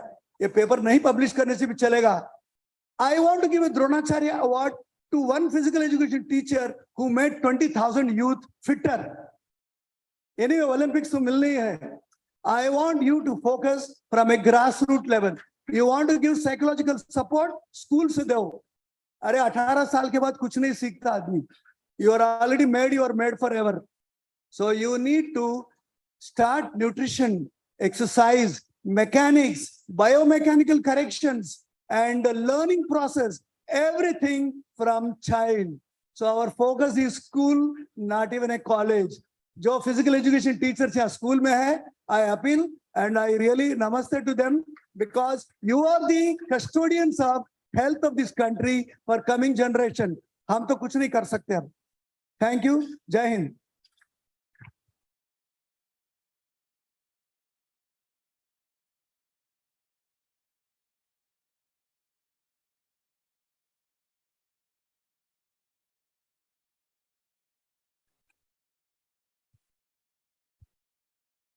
Thank you, Dr. Bhaktiar Chaudhary, sir. You have given very wonderful lecture regarding the tips of the physical educationists and the physical education teachers and the coaches who are serving in the field of physical education. On behalf of the Federation of Computer Application, so I thanks to Dr. Bhaktiar Chaudhary. May I thanks to Dr. Deepla and my colleague from Maharashtra. Thank you. Thank you very much, sir.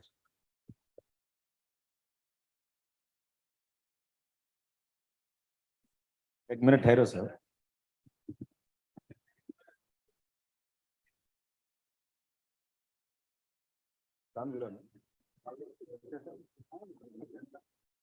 I request Bhaktiar Chaudhary to please come onto the dais.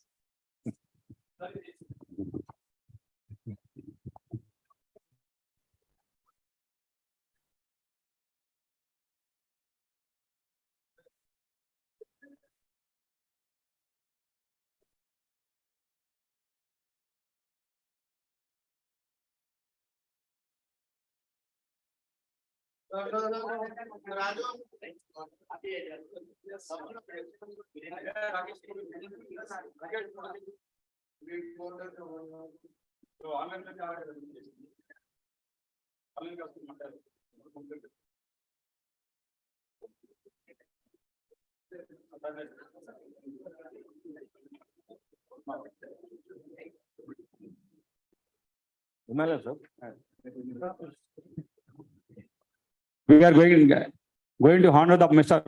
Varun Reddy, the country club owner. Raju Reddy's son is a sportsman.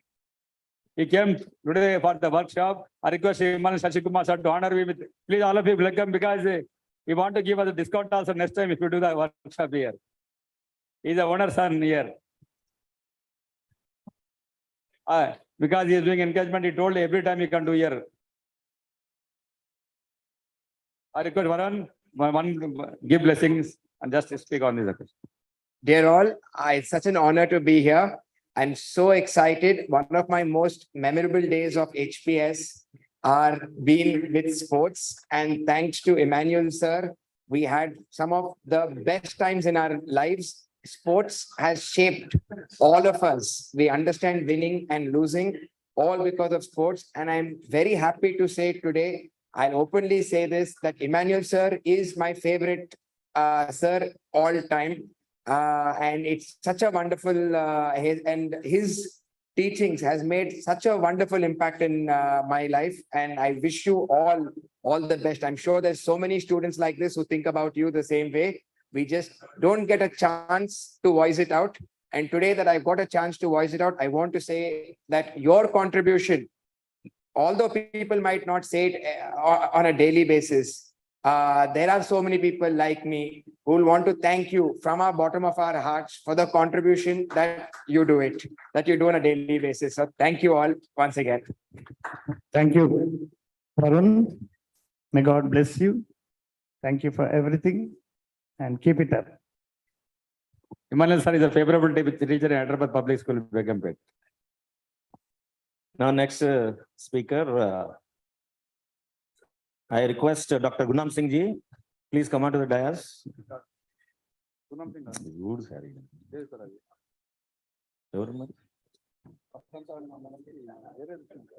అట్లాగా sir నేను చెప్తే వినండి ఇది చేయండి.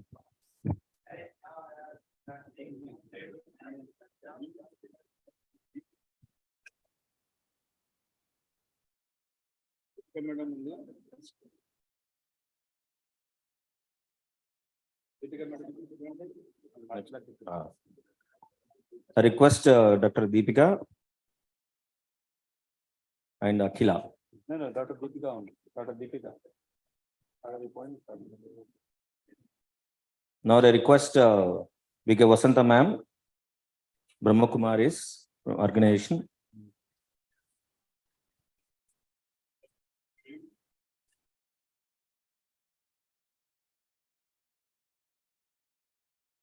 Vasanta ma'am is going to talk on the mental health. Please come in. Sir.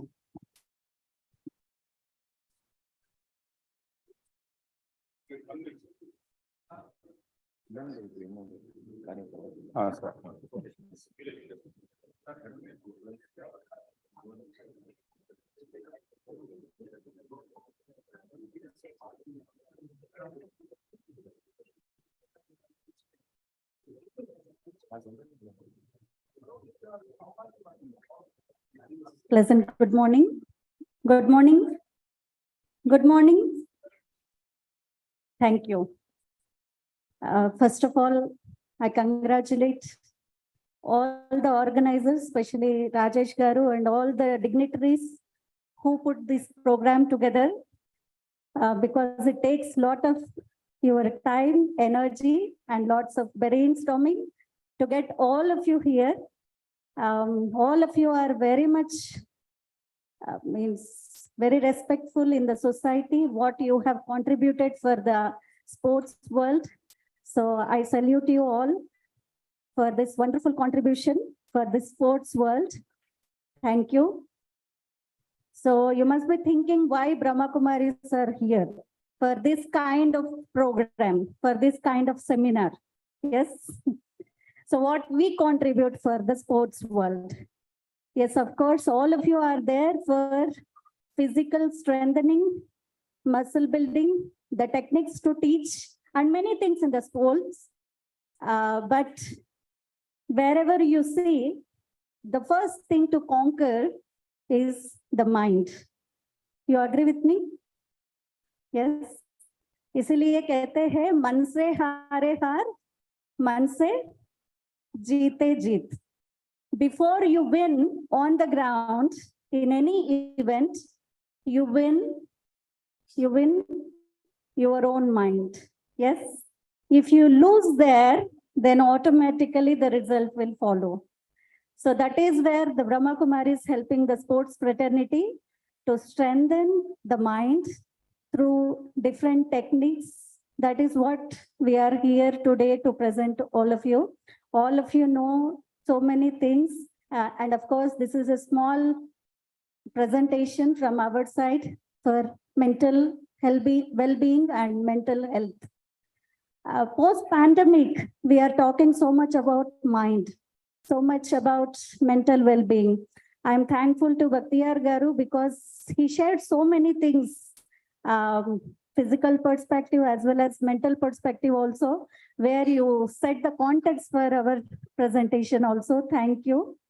So little more will throw light on that particular theme, mental health and well-being, which is very much needed in today's world. So there are two aspects, two branches which we talk about mental health when we say. One is talking about depression, stress, anxiety in sports, and how to overcome all those things. That is one branch of mental health. And what I am going to talk today about the second branch of mental well-being, mental health, how we can strengthen our mind, how we can strengthen our thoughts so that we can overcome anything in the world, and not only in sports arena, but in any different sector of life, how we can go about it. So when we talk about the mind or the thoughts, can I have your attention, please? Thank you. So when we talk about mind, the thought power, which is the greatest source every human being has with all of us now. So where it impacts? So it impacts on different levels, 4 different levels. Our thoughts impact on our previous slide only. So our thoughts impact on the first level, our thoughts impact on thought, and second level, it impacts on our body. That is what I said. As you think, so shall you become. If I say in sports also, I cannot make it, I can't do, then the result is the same, that I cannot do. So it shows impact on the body and on the people around me. Why we go to positive places? Why we meet positive people?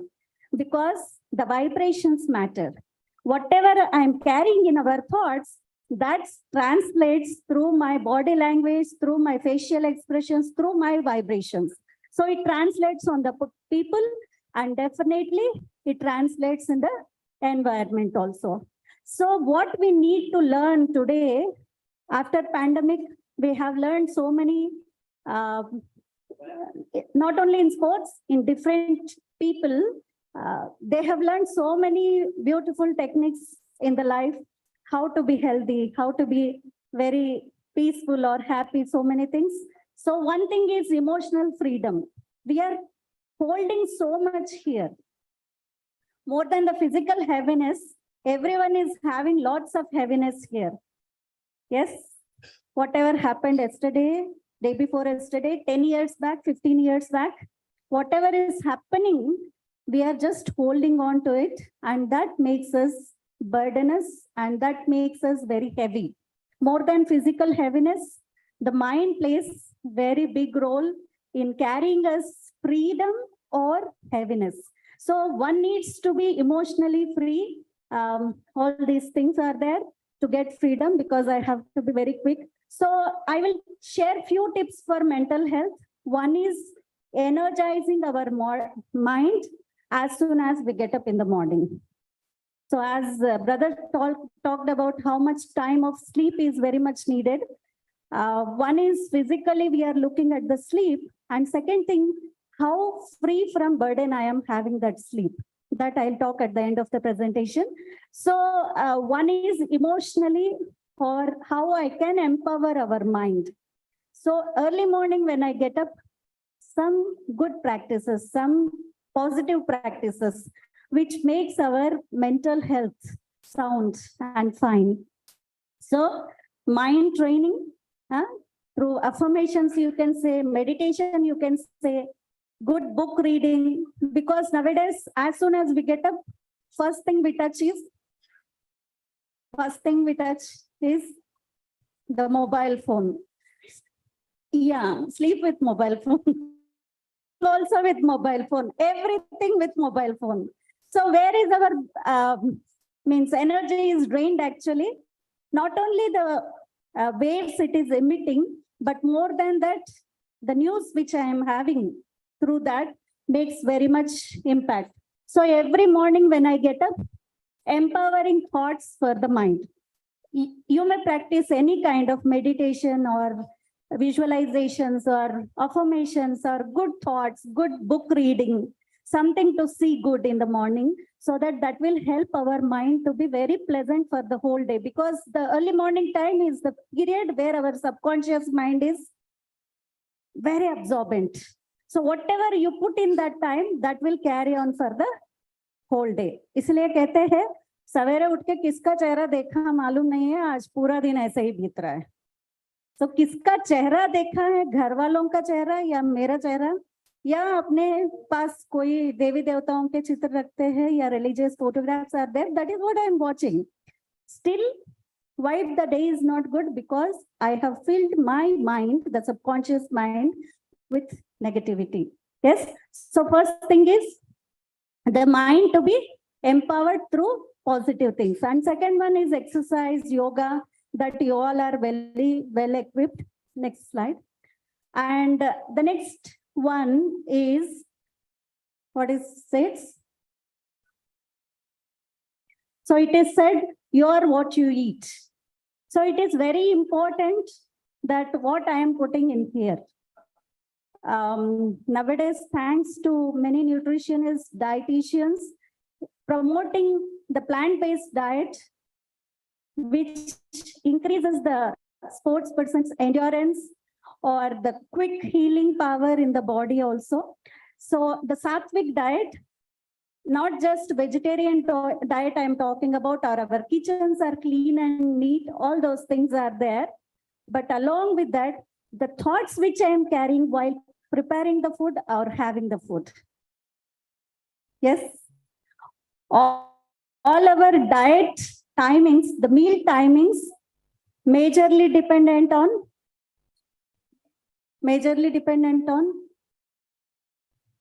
yes, serial timings, the programs in the TV. Yes, many homes, especially the dinner times, our dinner tables are full with the people and the food, as well as our TVs are on. So the screen time which I am using is very much. So not only I am putting the physical food in the tummy, but along with that, I am putting so many emotions. When I say emotions, negative emotions. There is so much suspense, thrillers, violence. Yes, that is what I am feeding. So what will be the result? Then definitely I'll feel rejected, dejected, means stressed, anxiety, lot of negative emotions. So practicing the sattvic diet. Next one, next slide. So this is another technique. And the fourth one is what we were talking about, the emotional diet, which I am having through digital consumption. So just check in your day-to-day life. Every one of us know, and we are, as a responsible citizens of the nation, we teach the children, we teach the students or players, lots of things about mobile. But how much time I am also having the screen time? Whether it is mobile, the laptops are there, or the TVs are there, wherever we go, the digital thing is always there. So what happens through that? So one is physical consumption is there, but the emotional consumption is very much. Post-pandemic, lots of negativity and lots of forwards. Next one. So what happens is, the first one is to, first we absorb that content, whatever content, whether we don't think if it is right or wrong.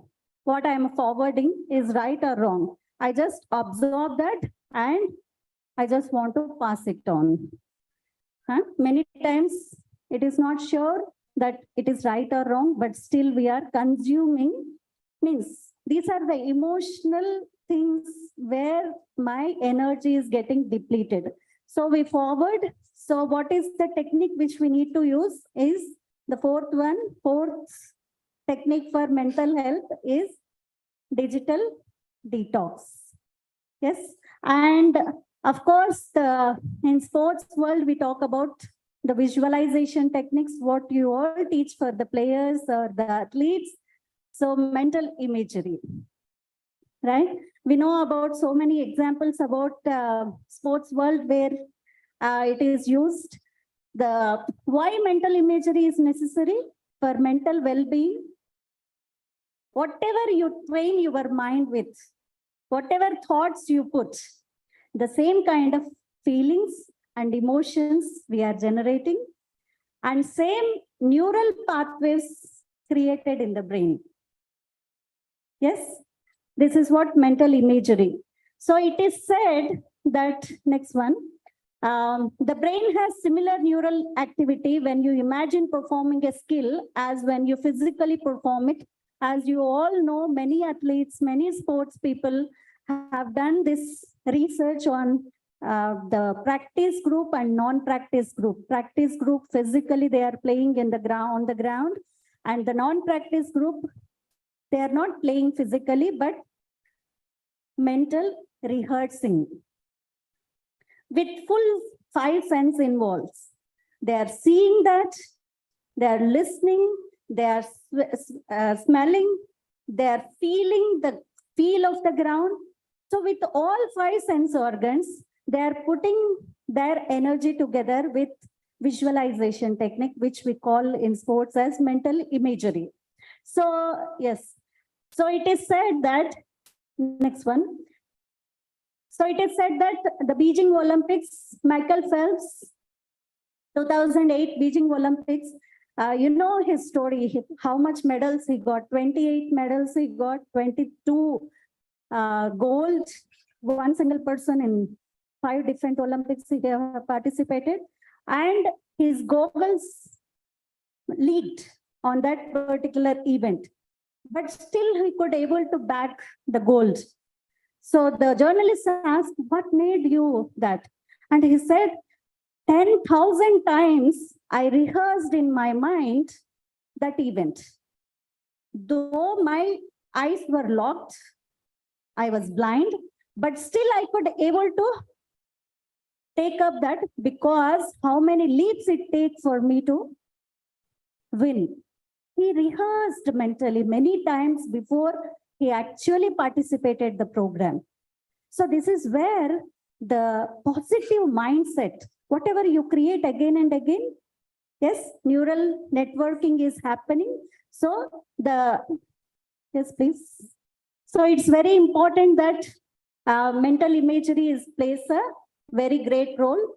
It is said the neurons in the brain that fire together will wire together. So it's very important how I am training my brain as well as the mind. Next one.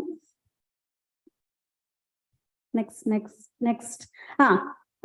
So yeah, next one is the affirmations which I give for myself is very much important. The thoughts which I am putting, because many times we create this thought, means affirm our minds with negativity. And what happens, whatever affirm I make for myself, that is what I see in my mind screen, in the TV of my mind. So that is where the mental imagery as well as the affirmations, visualization and affirmation technique plays a great role.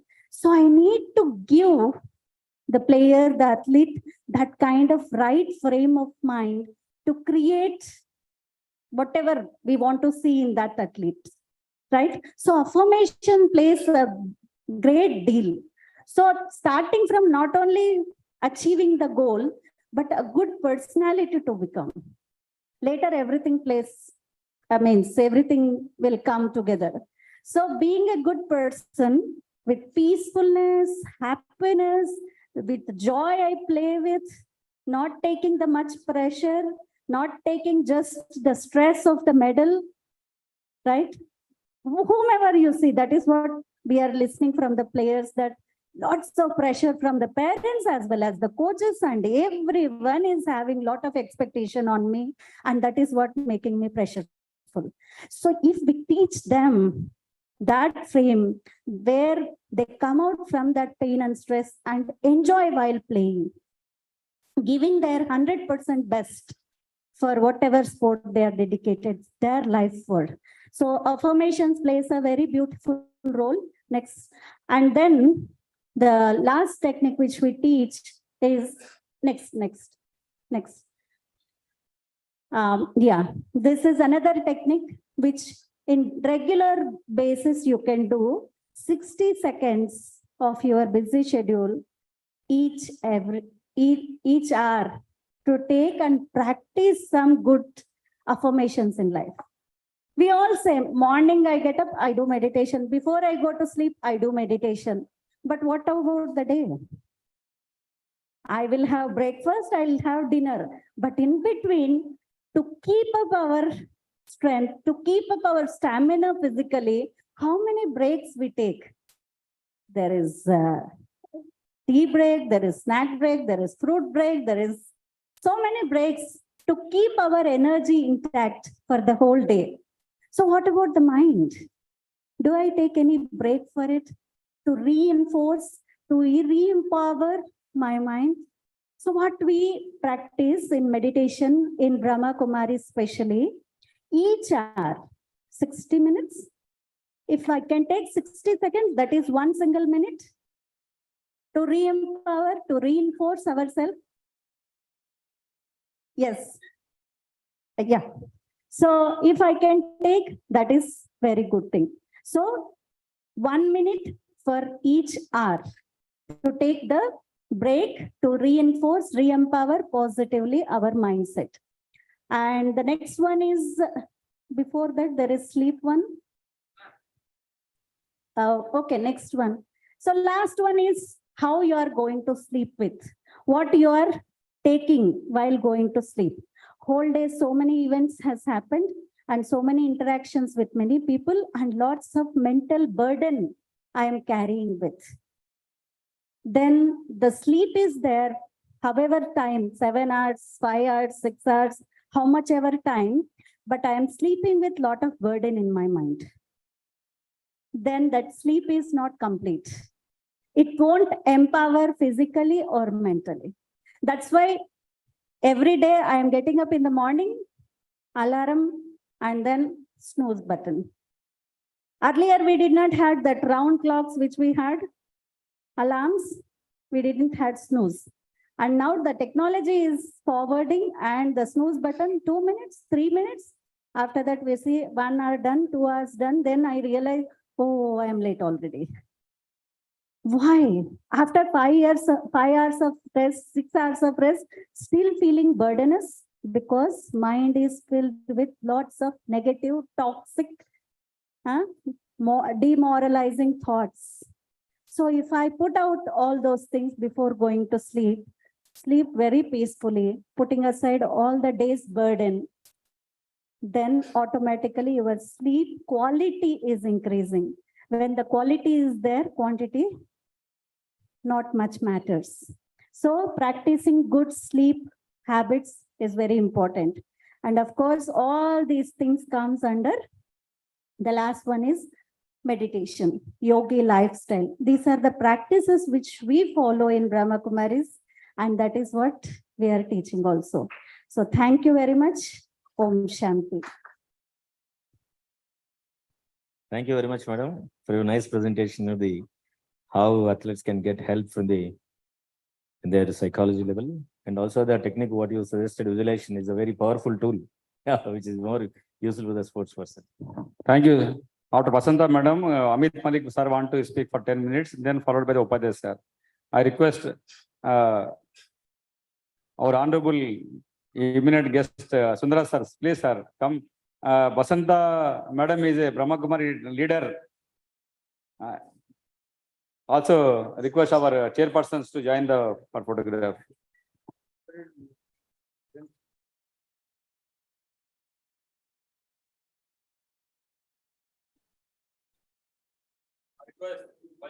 Sir, please come.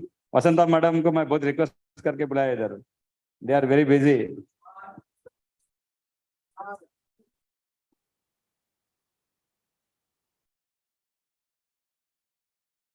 They do voluntary service from morning to evening. Brahma Kumaris spread all over the world. You know.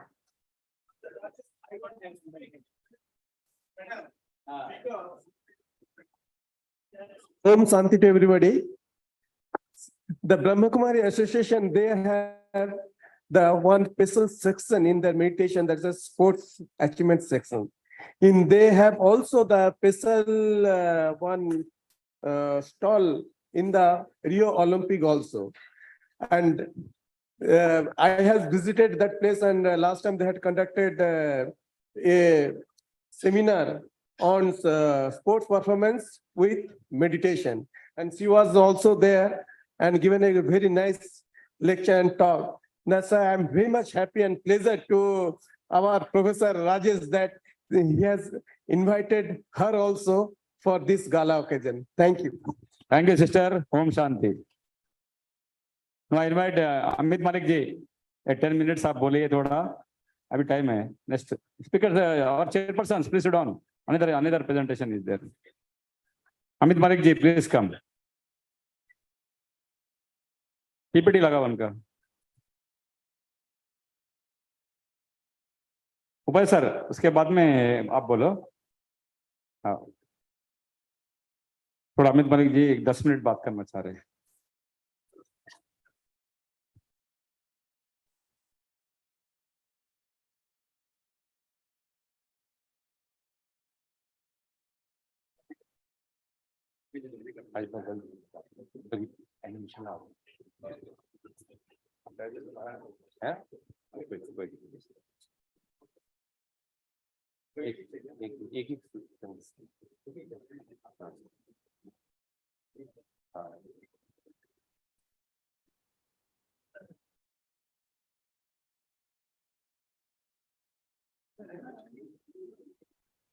Good afternoon, everyone.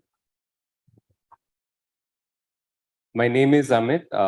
I work on this concept of physical literacy through the organization International Physical Literacy Association, which is founded by the propagator, founder of this term itself. The name of the person who coined the term is Margaret Whitehead. She's a research scholar from UK, and I'm their country lead for India.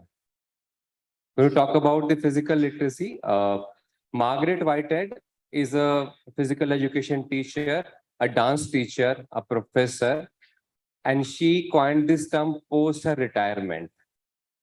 When she looked at the whole practices of the PE and sports being very talent focused, lot more focus on people who are already endowed with special talents, special capabilities, and physical education not looking at the experience of the participant, just focus on the physical aspect of the participant, which is pretty much still being done today in Fit India or Khelo India, just looking at the physical aspect of the participants. And that's why she felt there's a need to bring out that why we are not active today is just because the experience we have got from a childhood, the kind of social judgment we got around physical activity participation, and how we have been told so many times that sports is not for you if you are not good at it. So many times this message has been given to larger community. Next. Just quickly, हाँ जल्दी से. Next one. Next पूरा कर दो हाँ. So quickly, just IPL is a global charity. Our head office is in UK. She is the Margaret Whitehead, called the mother of the physical literacy concept. Next. These are the two books which have been translated into many more languages all over the world. These books kind of brought a very new perspective to sport. Just to give an example, and it is very revolutionary. She says that football doesn't matter. Football is an object of rubber end of the day. Humans matter. If humans cannot develop through football, it will be replaced by some other object. But look at humans are the most important and will always be most important in any sports or physical activity. If humans are developing, it is successful. So that's quite a revolutionary thing to bring that perspective to sport. In fact, she challenged a lot of sports design itself, brought the research that societies where boxing, wrestling, a lot of these sports are popular, there are more cases of the female rape cases going in those societies. So is it sports creating more aggression in the youth, or sports creating more harmony in the youth? So very extremely challenging. The organized sports is the way it has been looked at. आगे चलो इससे अगला slide.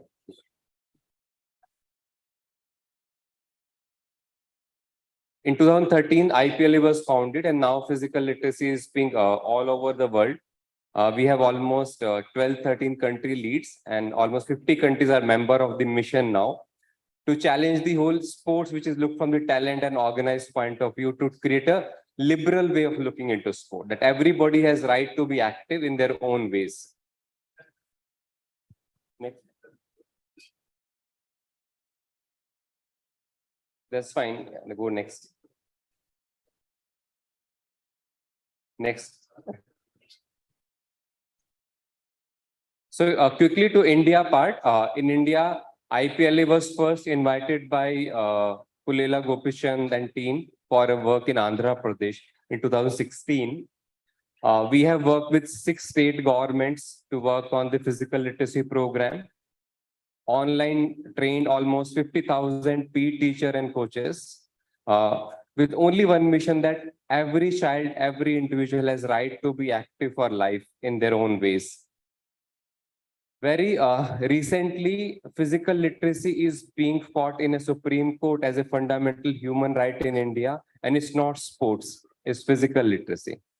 Physical literacy as a fundamental human right, where every Indian citizen has right to access physical literacy in their environment, in their influencing.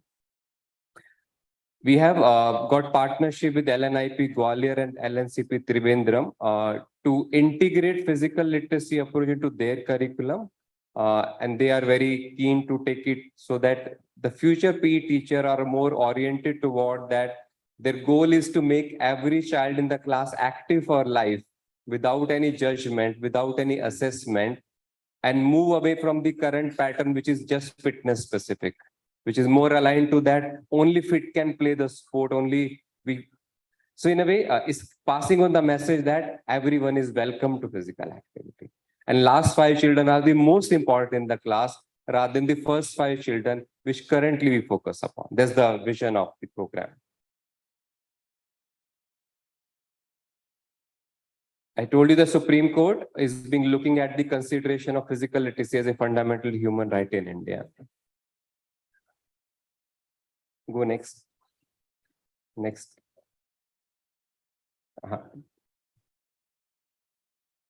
So this is one of the learning from physical literacy in India, that we need to look at physical activities as per the socio-economic class, very, very critically, and maybe geography as well. Go to back slide. So for the rural schools, and I have worked with almost 12 state government, a lot about the government schools. Every child is getting reasonably physical activity. If you go to WHO guidelines, they will be 3-4 more times active because they walk to school, do manual labors. But important part is physical activity is losing its leisure component out of it, which used to be danced together in the tribal communities, danced together in the cultural festival, as simple as celebrating marriage for 7 days. So there the issue is not about the quantum of the physical activity. What we found, it is more about the relationship is becoming very mechanical. So child is thinking, abhi thode time baad mujhe labor karne jana hai. So they are losing that joy of play, joy of physical activities. For the middle class, of course, we found that lot more of the return on investment. इतना मेहनत किया है तो job करके कमाना है, physical activity क्यों करना है? And at the urban wealthy population, more about the choices. All the resources are there, more about the choices. And it is so important then to look at solutions very differently. And I personally challenge the whole Fit India guidelines, WHO guidelines. It doesn't work on the ground. A child in Kashmir could require 2 hours of physical activity, maybe good initial warm-up as well. But in a Delhi school, when it's 35 minutes class and 15 minutes warm-up, they're already disinterested from the PE class, just because it is too taxing on the body. So only point is that it needs to be very, very localized. Go to next slide. So what we found, that what is power of India is not to go to organized sports. There's a possibility to look at all our local dances or indigenous games. And Olympic sports is affordable just to 3 million families in India. You do your income tax return calculation again and check how many can afford as per the Khelo India norm given to young athlete. 3 million people in India can afford sustainable participation in Olympic sports. It indirectly causes we need to move to those sports, those are which are in community, in society. No cost attached to it, no equipment attached to it, because then it is more sustainable in their environment. I want to give a small example. This workshop was for the Nagpur. Those PE teachers who voluntarily also teach slum children who are rickshaw pullers at the day end, they are the most elite people I found knowing physical literacy. What they said, sir, the day I do asanas, I'm able to pull rickshaw for 2 more hours, 100 more rupees to my family, and everybody gets good food. And such clear understanding are not found even at a highest level. Just 2 minutes. Next. This is fine. Just go to last slide. This is a small thing which I'm sorry to say, a lot of senior people are there, that youth is quite evolving these days. We call up millennium, Gen Z, so many things. And I found that most of the children curriculum are made by the retired people. So this is a very sad state I found. So I thought that why not children make their own curriculum? So I'm investing on the research on the children. They coming up what they want from physical activity. Just want to show this video 1 minute to close that. Go to last slide. आगे और आगे चलते जाओ और आगे चल एक second आगे नेक्स्ट वीडियो आएगा एक पीछे चल एक सेकंड ये वाला पीछे क्या हो गया ना ये वाला play this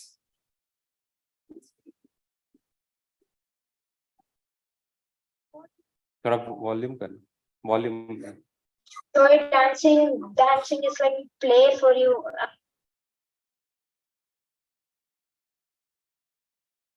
That's really love doing. What is that? Athletics, because ever since I was a small child, I used to participate in sports day, out of school competitions, win multiple medals, trophies, which came from my father because he was also an athlete. I'm a defense kid and an only child, so I never had a lot of people around me to play with. So I took up individual sports. I've learned boxing and horse riding. Mom, I feel like maybe my height, my height plays an important role. So, Mom, I feel playing basketball, it stretches every part of your body. Well, how I got started into it is because I was never really into groups. So basketball, football, I couldn't play in team. I couldn't cope. So I decided to take up some individual games. So badminton looked like a really good option to start with. I play hide and seek. I play with my friends. And I play lock and key.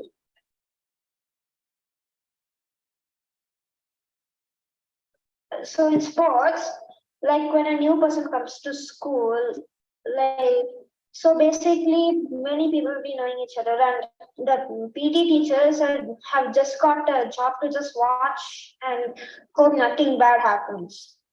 So when the new person joins, they might not know if he's good or not good at all. So they might put him on the bench, or even when they put him in the team, they don't give him a turn because some other great players playing. So if the PT teachers they could give people chances, so that will make everything a whole lot better. To change the perspective of the school administration towards sports classes, I've noticed across different schools that a lot of games teachers are assigned different classes during their regular classes, which leads to them not being able to take their classes that are scheduled for the students. So at these times, students usually just roam around on their own or practice how much ever they can at their own terms. So it's important that schools put in more pressure onto these sports activities, take them more seriously, and especially consider them for senior classes as well. Of course, if not on a daily basis, at least certain number of classes per week would help students remain mentally and physically more active. Miss, they should allow us to get juices to keep us hydrated. The warm-ups, because they take an extremely long time, and it's extremely simple, not exactly challenging, as it's something we do in our day-to-day lives. So for example, stretching our arms. That's a thing we do every time we wake up. So I thought maybe we could change that in school. feel, ma'am, if you're enjoying a particular activity, ma'am, that's enough, ma'am.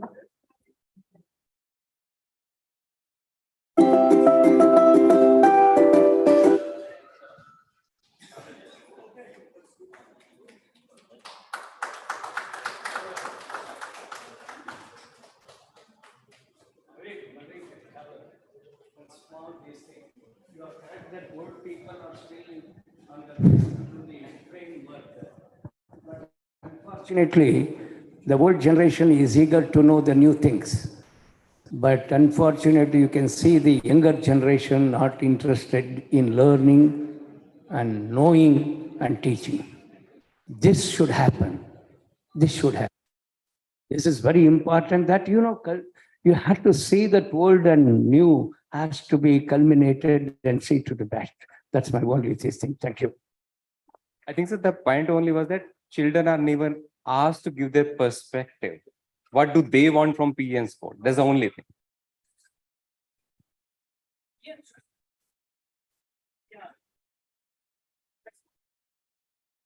Very nice. Thank you.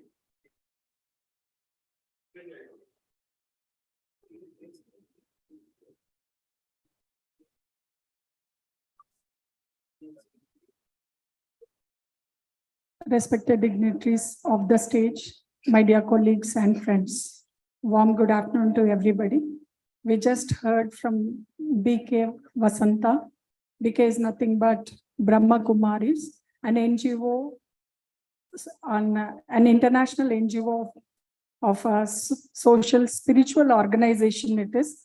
Madam has spoke about importance of mental gearing up, about sattvic diet, and how important is it visualization, how it's not about physical gearing up, and how important mental gearing up is, and how important is positive affirmations, what we think we are. It's a wonderful presentation, ma'am. Thank you very much for being here. And we heard sir spoke about his organization, books published, and how important is physical literacy and the need of the hour, and how to promote the indigenous games. What are the indigenous games, and what is how to promote the cultural physical activities, and how important is it to encourage children get into physical activities rather than winning medals or learning sports. Thank you very much, sir, for your wonderful presentation. Thank you. Thank you, Dr. Deepika. Everybody knows child play compulsory sports in schools. That is why physical literacy is very much important for everybody. I requested Dr. Junidi Saab, Officer Commanding Army Node Atlas Center, to honor the Dr. Amit Malik ji. All of you clap hands whenever our guests are giving.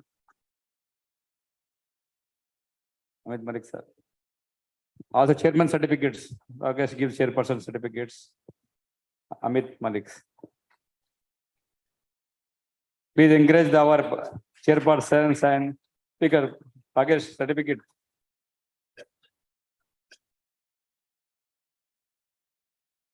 Dr. Akila.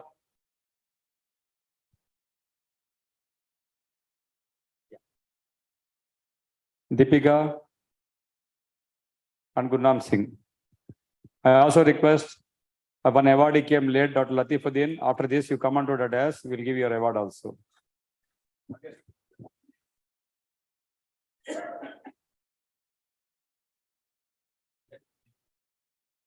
Sir, one award, sir. You know, sir, एक award है, late आए. He's a international tennis ball coordinator. You know, international tennis ball cricket. You know, tennis ball cricket is played all over the world now. Yes, sir. Dr. Muhammad Latifuddin is also a throw ball international coordinator. Thank you, sir.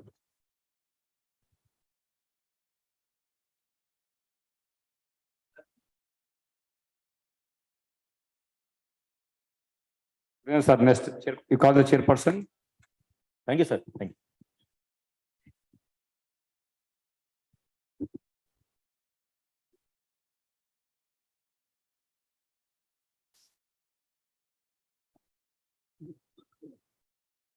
For next session, I request Dr. Bornabas and Dr. Hiramat and Dr. GP Razu. Please come on to the dais and take the chairperson's role. For the next topic, I request Dr. Colonel Vivekanand Upadhyay, sports medicine specialist, is going to talk on the doping. Yes.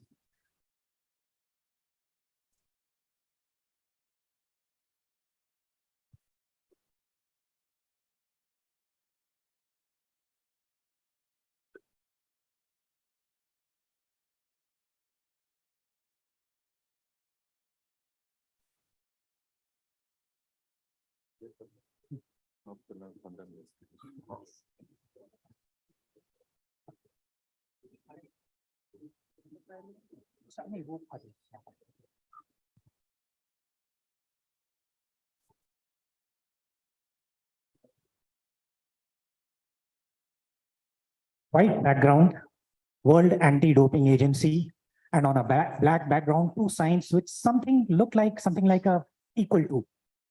We are talking about sports. Why are we talking about equality? Why are we saying that we are all equals? We are not all equals.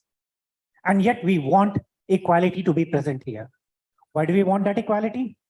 Because at the end of it, it is all about the spirit of sports.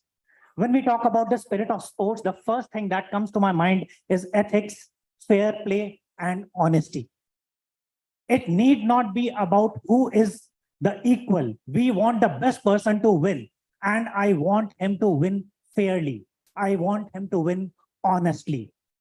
I want to take pride in my victory.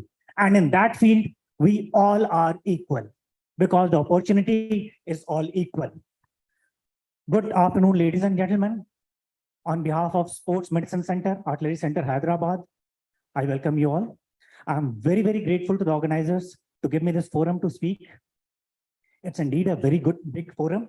And the topic that I have been told to speak on is doping in sports. I am Lieutenant Colonel Vivekanand Upadhyay. To begin with, whenever we talk about sports, we have to talk about performance, we have to talk about competition. And we know very well that whenever we talk about competition, before the competition, we have to systematically decrease the volume, increase the training hours, increase the intensity, and we finally go for a peak towards the major competition. This is training. This is a normal part of sports. This is how we get medals. Getting medals by an unfair play.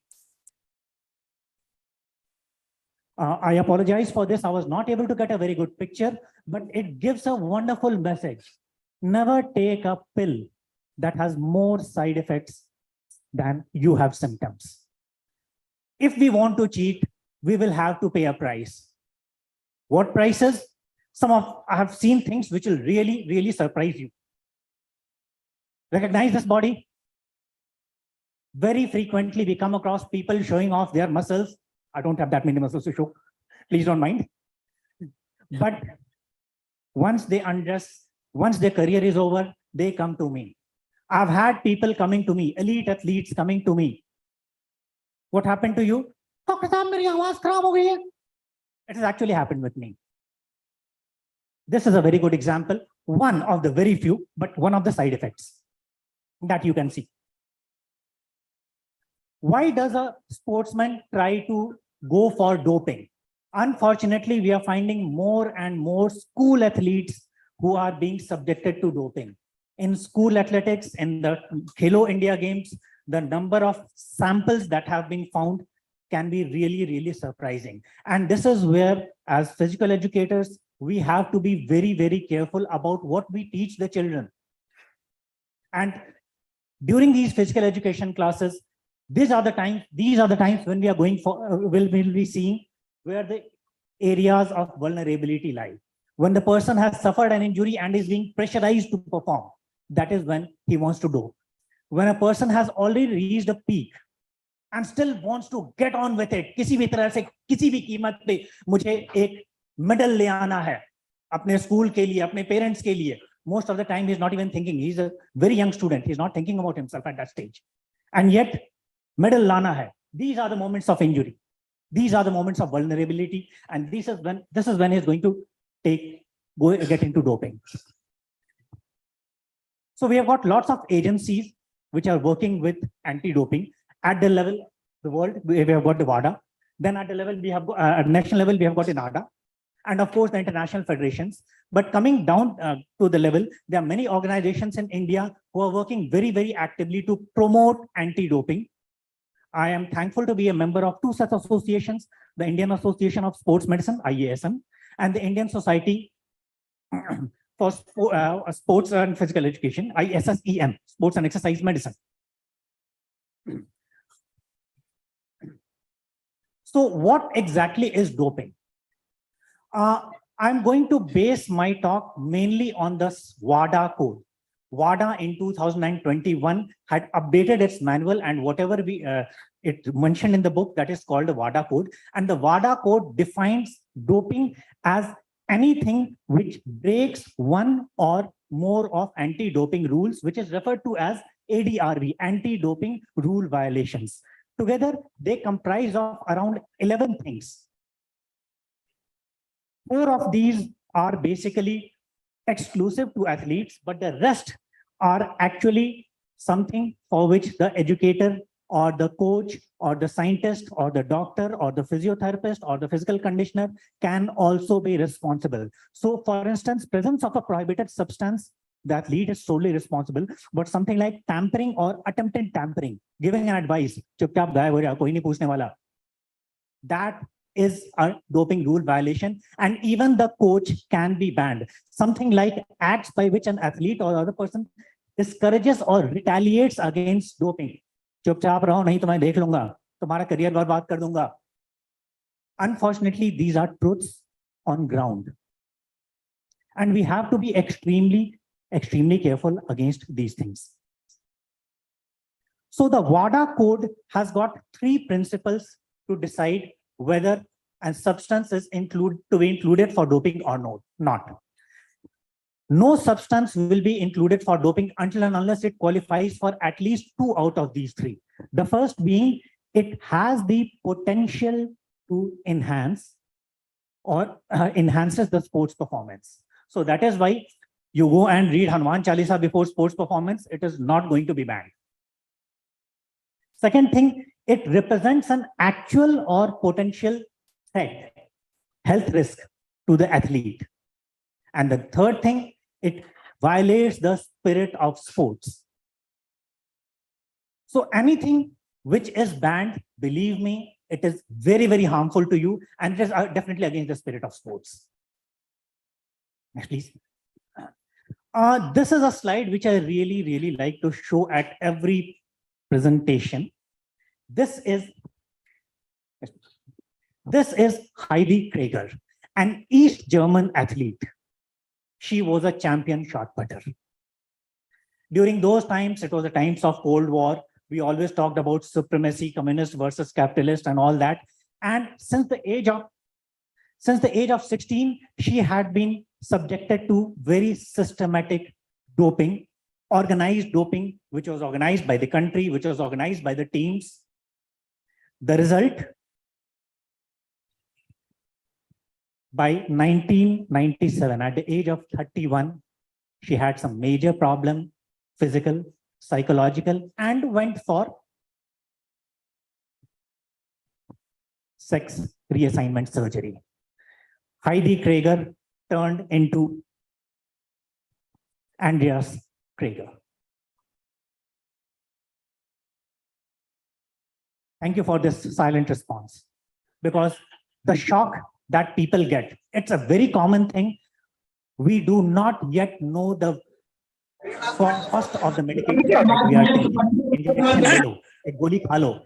I have been to gyms, people say, ye powder le lo, body ban jayegi.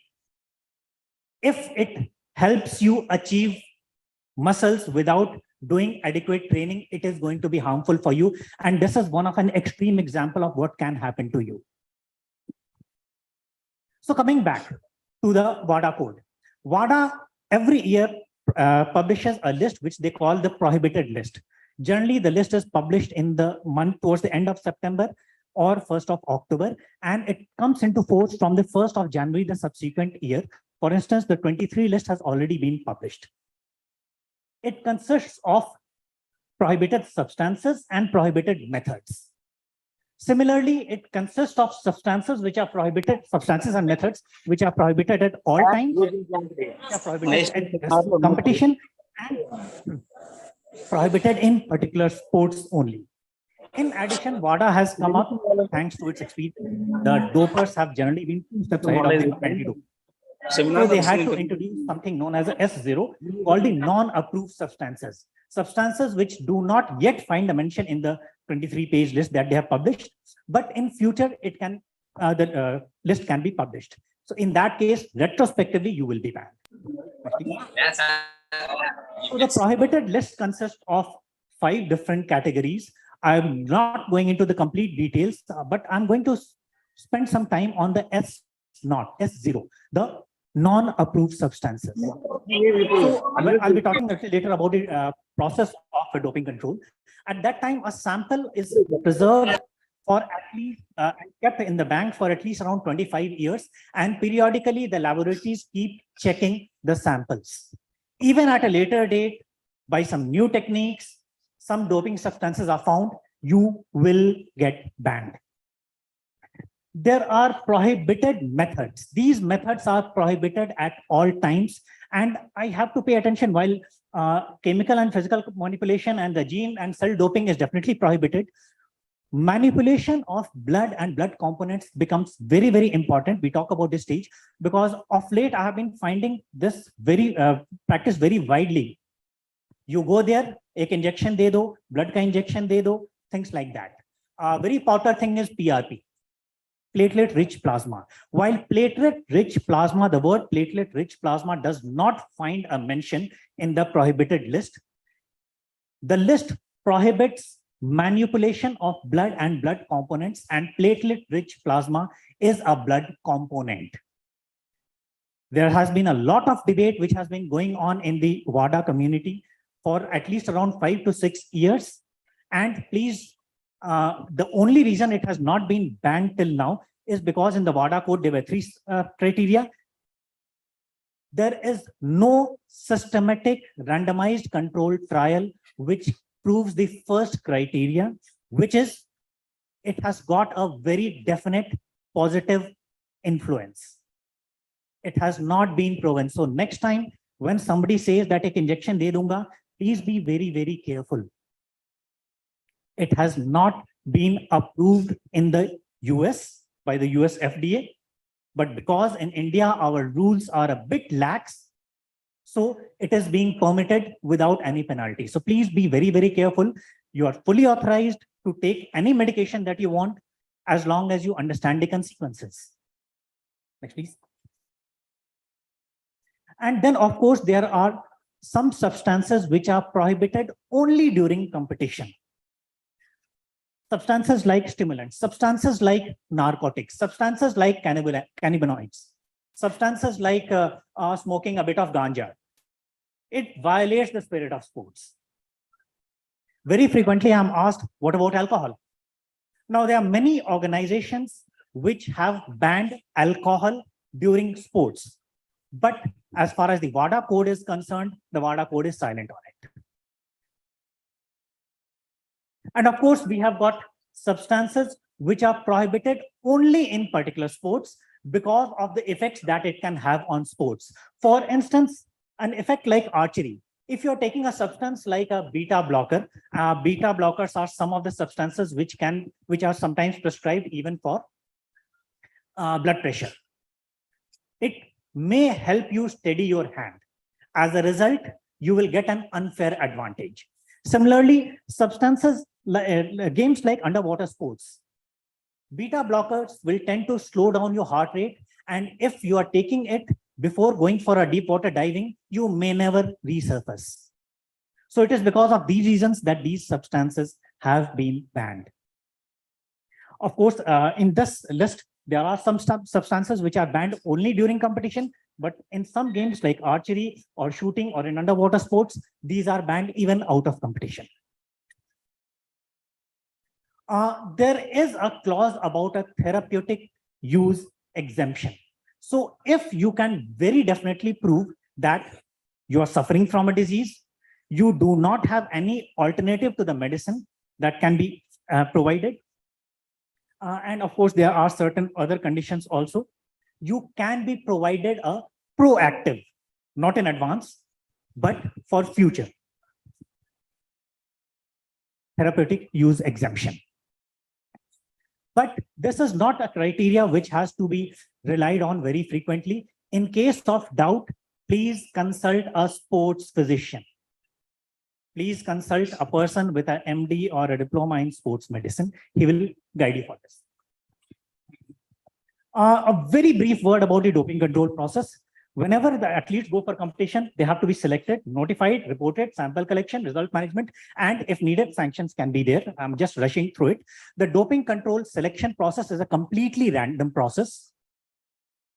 It is important that the urine sample, for instance, is collected in 2 bottles, one of which is kept as a reserve, which can be used later on or in case you go for a banning of it. And the athlete himself has to pour the sample into the bottles so that there is absolutely no scope of foul play involved here. I will not cover the other parts of the doping control process in much detail. How to go for prevention? The thing that you have to check for is number 1, do not get involved in a planned doping. In case you find out about planned doping, speak up. What about inadvertent doping? There are lots of medications. For instance, there are lots of anti-cough medications which find its name in the doping list. As of now, as of 2023, tramadol, which is a painkiller, has been placed in the watch list, in the monitoring list. So one has to be very, very careful about inadvertent doping. Please seek the support of medical coaches. At the end, the only thing I have to say that when you talk about building up a sportsman, it is not just one person. It is not just the athlete and the coach. It is not just the student and the teacher. It is the complete society. One has to look at it holistically. And in a holistic development, in a spirit of sports, cheating has got no role. Let's talk about sports. Let's talk about fair play. Let's talk about being true. Thank you. Thank you, sir.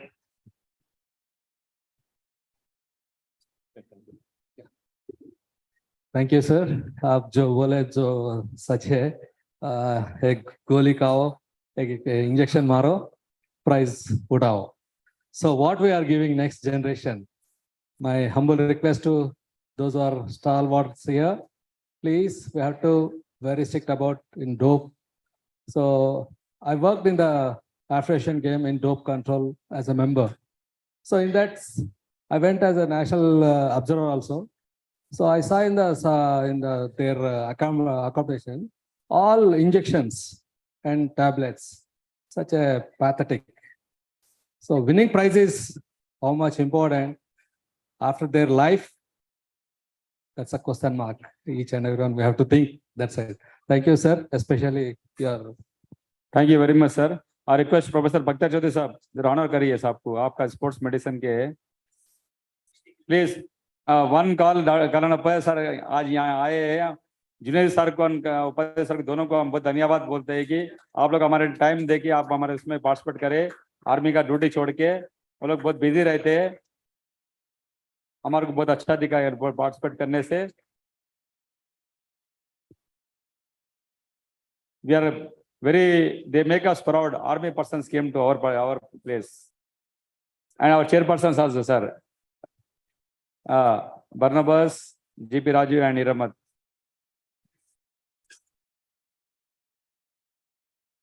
Please take photograph. Rakesh, take the photograph.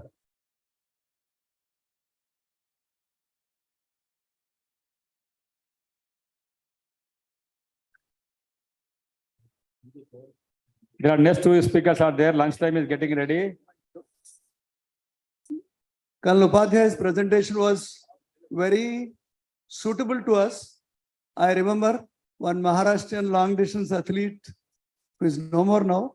I don't know to tell her name. She used to stay in my house. Ek din bahut wo chupi hui thi. She was not coming out of the room because that day she didn't have a shaving blade. every day,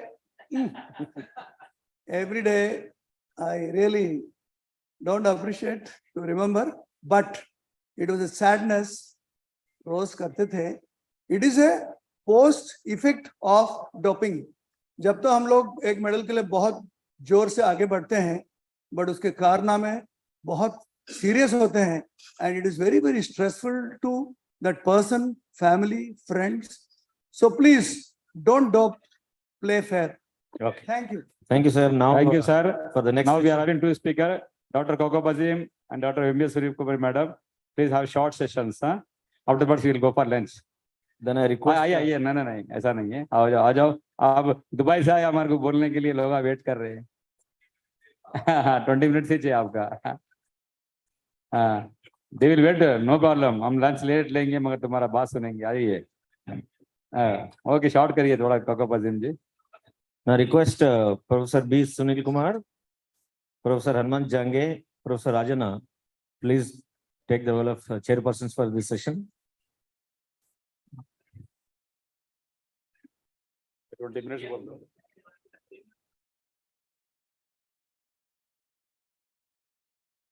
After this, another online, all foreign speakers are online. They are waiting to talk.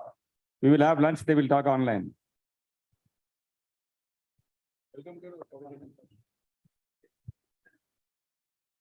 Very good afternoon, each and everyone who are to present here. I would like thanks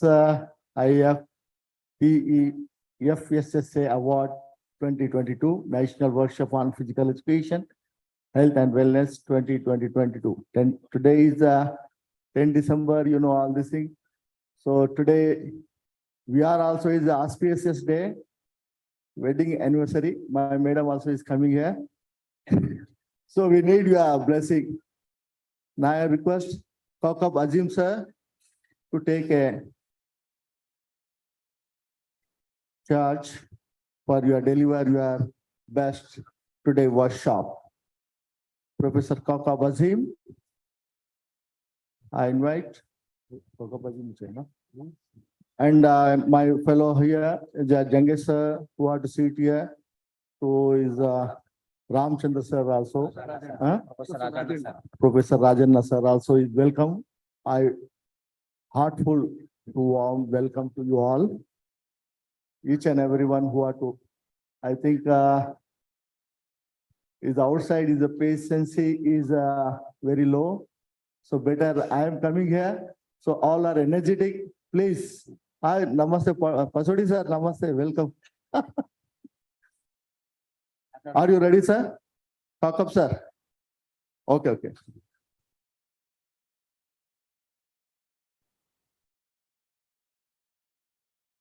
So all eliminate person who are to come here is young and dynamic Major Shiva Prasad, Professor Yazdani sir, each and everyone, Vice Chancellor, Professor, you know who is the Vice Chancellor? Each and everyone. Professor L.B. Lakshmikant Rathod also is the present. Is a more energetic. If you see, if any in your mind is any problem, immediately you cool down. Sir जंगे sir बोल रहे हिंदी में कुछ शायरी बोल के बोल रहे सो मेरे को जो मालूम है मैं अभी बोलने का कोशिश करूंगा वो बोले कि वक्त की आंधी से जहान बदल जाता है कसूर मैंने नहीं किया रोटी की कसम कसूर मैंने नहीं किया रोटी की कसम भूख की दुनिया में ईमान बदल जाता है वाह वाह Each and everyone who are to love us, I think सबके दिल में मैं हूँ और भगवान के दिल में आप है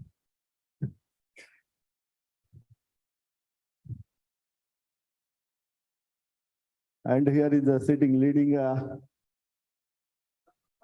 Professor Harsh sir. अच्छा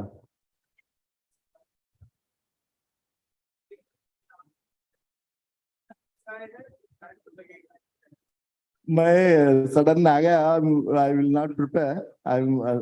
Right now I'm also little happiness so that ज्यादा भी खुशी आदमी को कुछ ना कुछ भुला देता है.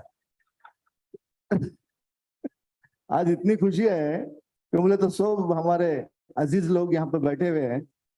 अब मैं सबको पहले अपने दिल से धन्यवाद देता हूँ. सब everything who are to is a present here, each and everyone.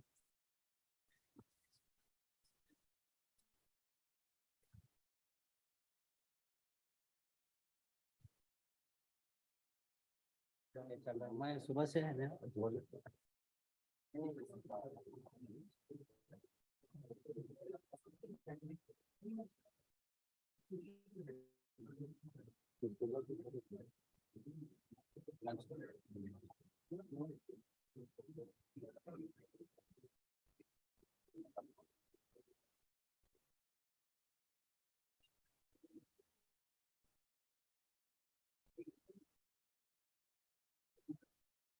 ये गुरनाम सिंह नए नजर नहीं आ रहे हैं हमको.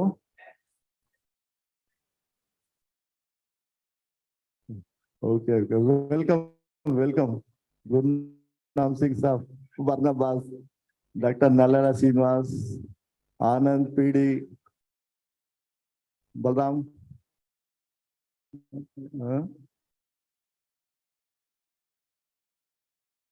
Or eminent who are to is come outside the professor.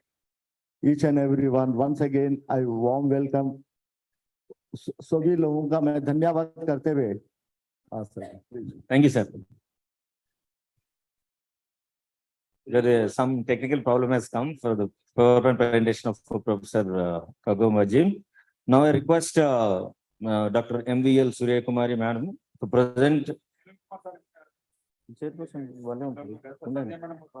Okay. I request Sanya Madam to come on to the dais for the chairperson. Dr. MVL Surya Kumari Ma'am is going to present on current trends in obesity and physical inactivity and health implications in the Indian woman.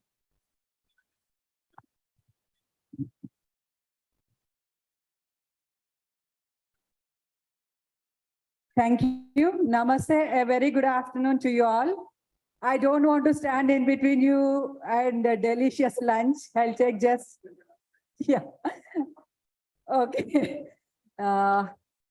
Thank you. I would like to convey my sincere thanks to Dr. Rajesh Kumar and the organizing committee members for inviting me as a speaker for this session. Today I'm going to present on current trends in obesity and physical activity and health implications in women with special reference to Indian women.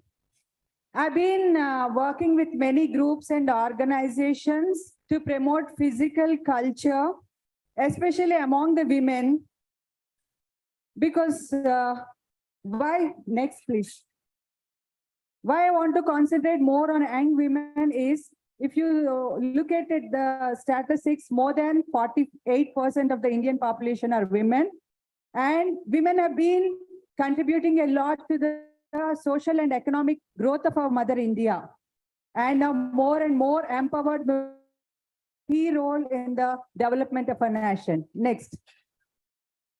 Any nation's growth and development depends on the optimum work output of its citizens, which in turn again depends on the health and fitness of its citizens. As you all know, the health and fitness depends on proper nutrition as well as regular physical activity. What we call very good lifestyle plays a major role in improving health and fitness of its citizens. Next. So as you all know, modern lifestyle patterns are really bringing out adverse effects on our health and fitness. And most of the people are becoming sedentary day by day, and change in life, dietary patterns, fast food culture also affecting our health and fitness in a big way. And technology, more and more use of technology is also becoming harmful to us. Next. So, as you all know, during COVID-19 pandemic, we had a tough time Of course, India could overcome and we could take many challenges into opportunities and we could overcome this problem. During pandemic time, as you all know, because of prolonged lockdowns, we had restricted movement. There were no gyms, there were no play fields, there are no grounds, and we couldn't go out literally. And then limited availability of fresh foods, and then more and more screen time because of online academics and work. So especially children as well as elders, they were sitting at home, confining to their laptops or phones for their classwork as well as for work. And this is in turn really caused a harm and a bad effect on our health, especially increased number of overweight, obese cases, and metabolic diabetes sort of non-communicable diseases were increased during that period. Next, please. So usually this is the simplest index BMI we consider to identify the nutritional status of the people. So as you all know, if it is below 18.5, they'll be considered as underweight, and 20 up to 24.9 will consider as normal weight. And then above 25 overweight and above 30 BMI will be considered as obese. Next. So nowadays, if you see, not only BMI, our waist-hip ratio is also plays a major role to identify whether they are obese or they have any sort of risk of cardiovascular diseases. If you see the distribution of fat in the abdominal region, you'll find two types of obesities. One is apple-shaped and pear-shaped. And apple-shaped, if you see the distribution of fat in the upper trunk portion, then abdomen, all this, and centralized fat distribution. Usually, we'll call it as android type, and we'll usually find in most of the males, they'll have higher waist-hip ratio, which is an indicator of risk of high cardiovascular disease and metabolic disorders. Next. Usually in women, we'll find pear-shaped, where the fat will be distributed more in the lower trunk portion, thighs, and the butt portion. So by seeing that the shape, we'll call it as pear-shaped obesity. And this is also causing so many problems for women, which we'll see. And remember, we are product of what we eat. So whatever we take through food, that is your intake, and we have to balance with the expenditure, then only we'll be able to maintain constant body weight. Suppose if your intake is more, if your energy expenditure is less, or a period of time, it leads to obesity, overweight and obesity. Similarly, if your intake is very less and if you're doing more and more work, automatically loss of weight will be there. So they'll be underweight. Next. Next, please. So India and other developing countries has a dual burden. We have underweight population as well as overweight problem. So both are really a big burden to the country, as both are causing lot of problem, and on our healthcare, lot of amount country has to spend for the healthcare of these people. Now, the situation is changing. The number of underweight cases are coming down, but instead overweight and obesity cases are going up. Next, please. So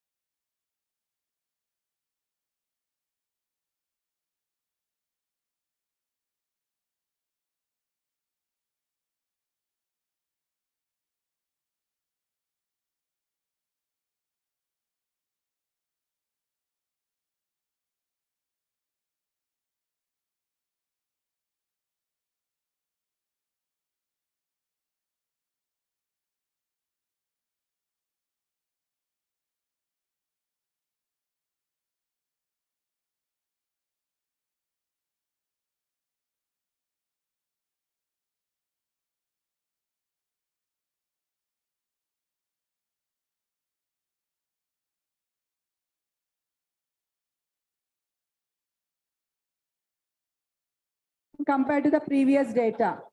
Even in children, in men and women. This is almost 4% both in men as well as women. Next. So women in India, if you see underweight cases have come down slowly, 23% to 19%, but at the same time, overweight and obese cases are rising from 21 to 24%. Next. So as I told you, this waste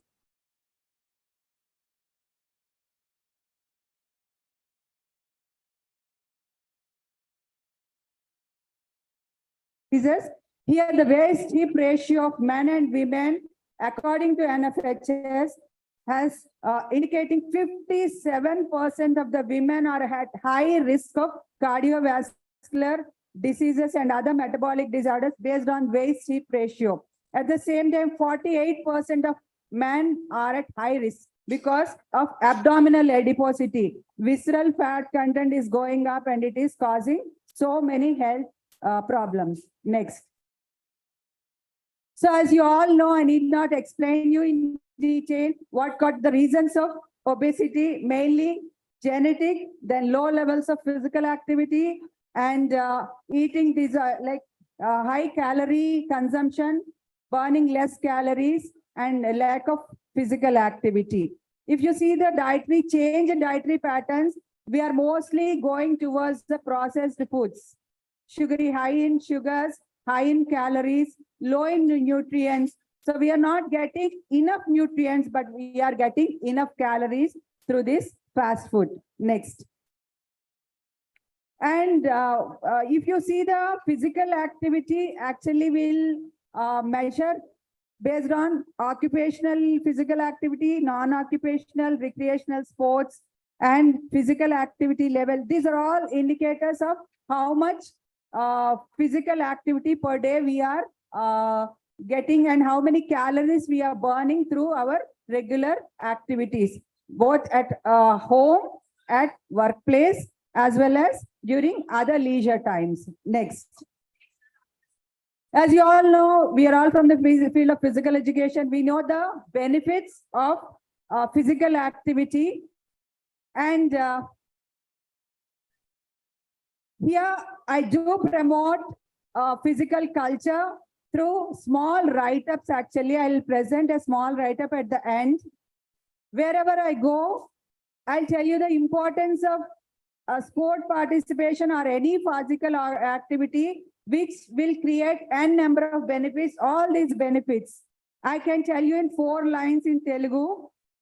When many people ask me, is it possible to participate in any physical activity or sport? Will it disturb the academics? Can they balance both academics and sports or physical activity? Because they are overloaded with the lots of academic syllabus.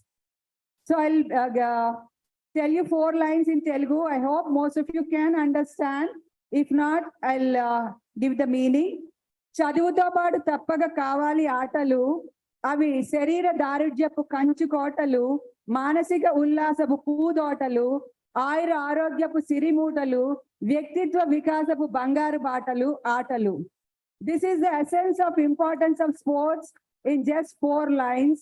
So it will help you to improve physical well-being, mental well-being, and then it will improve your health and lifespan, and it will help you to develop your overall personality. This is a benefit of sport. Wherever we go, usually we'll promote the importance of sports through these write-ups. Next, please. So we know how much physical activity as per the WHO guidelines do we need. At least 150 minutes of moderate intensity physical activity is needed to maintain our health. If you can go for more, you can gain more benefits. Next, please. Just before slide. One slide before. One slide back. Okay. Now, as per this reports, 80% of the adolescent population have insufficient physical activity as per WHO norms. And ICMR data of our Indian population shows 60% of the Indian population, especially adult women, are not meeting the required physical activity. Next. So these many million population are physically inactive, and many women are not engaging themselves in a regular physical or any activity or any recreational or sporting activities on a regular basis. Next. So as you all know, physical inactivity leads to so many health risks. As we all know, it leads to obesity, hypertension, all non-communicable diseases. Now cancer cases are also going up, heart, stroke, and all. Even fertility problems are also coming up for women because of this physical inactivity leading to obesity. Especially gynec health issues are rising among the youngsters with PCOD sort of issues. Next. Yeah, okay. So when we looked into what are the reasons for physical inactivity, they came with so many reasons: lack of time, academic burden, and then family support sort of issues. Next, please. So these are the diseases caused by the obesity.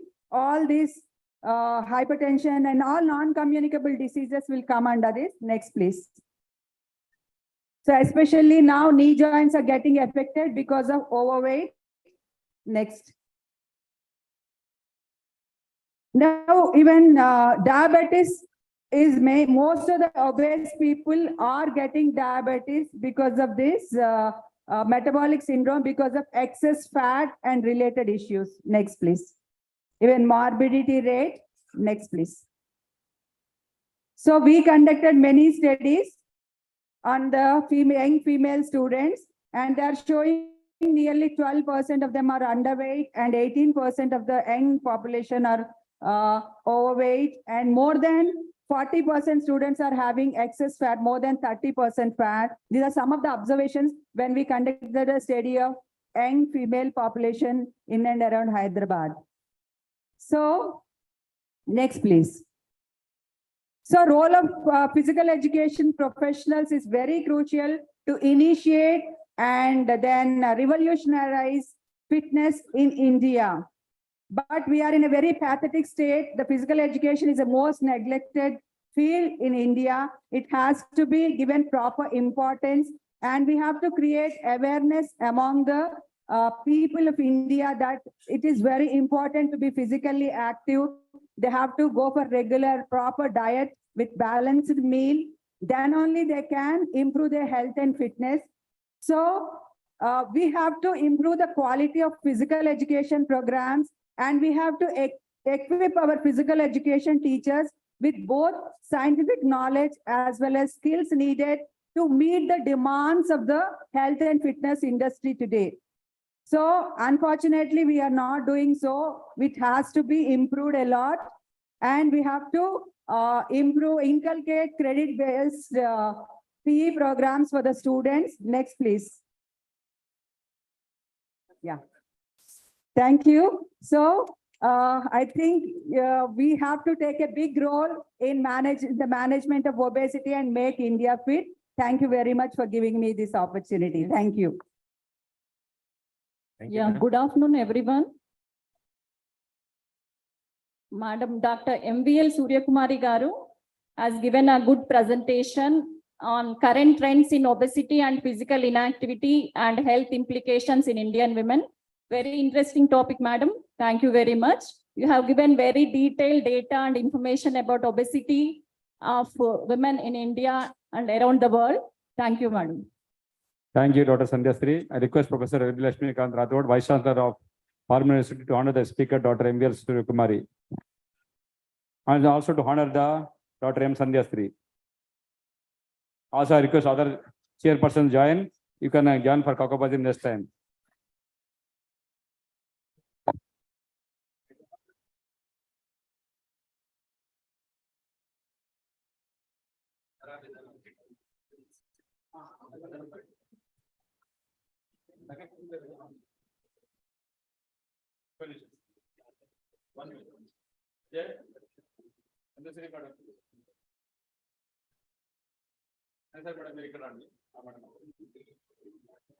Clap hands.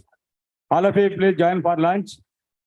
On online, the foreign speakers delivering the lectures. You can take lunch and you can see also. Next, our speaker, Professor Henry C. Dowd from the Philippines, is coming online. All of you join for lunch. Thank you very much. Half day over. After the session, Dr. Kokopazi will present the presentation.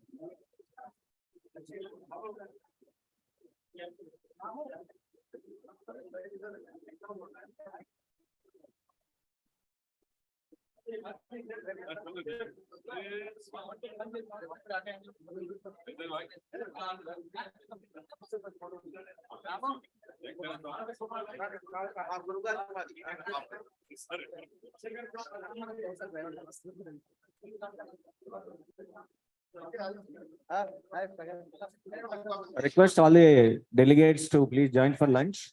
The lunch is behind, there is a door is there behind the hall. Please go and take turn and go straight. We have lunch place.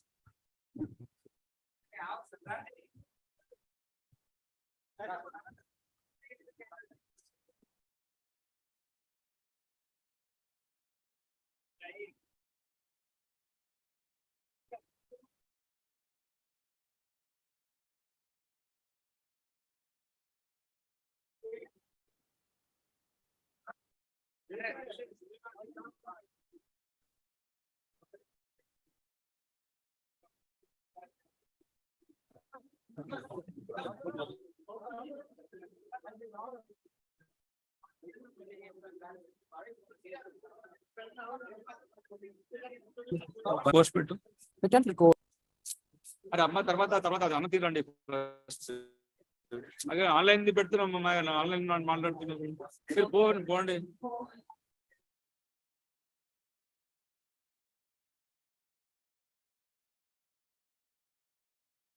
आपको नहीं लेते।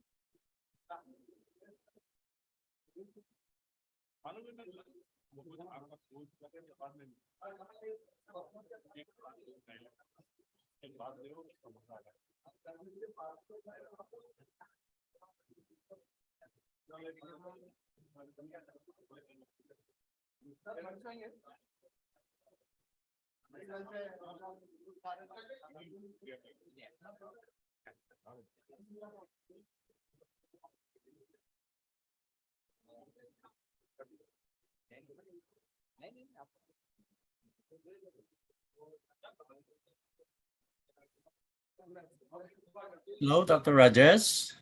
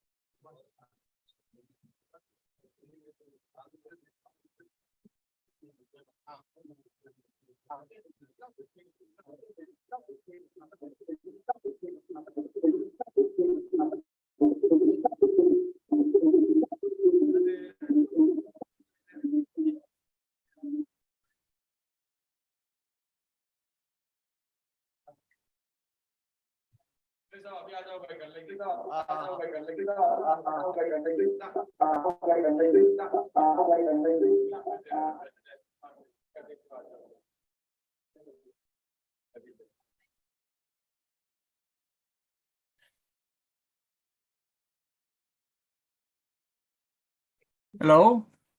Hello? Hello? Hello? Hello? Hello? What's happening?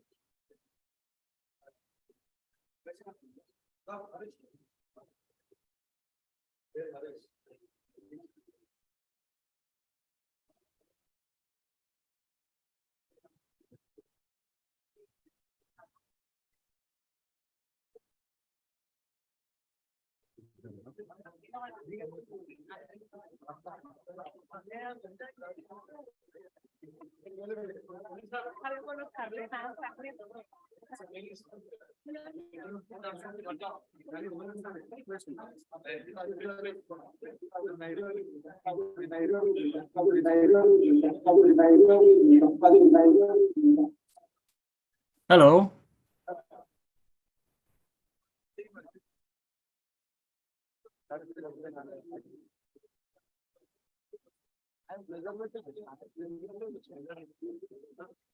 Professor, any doubts, please start your presentation.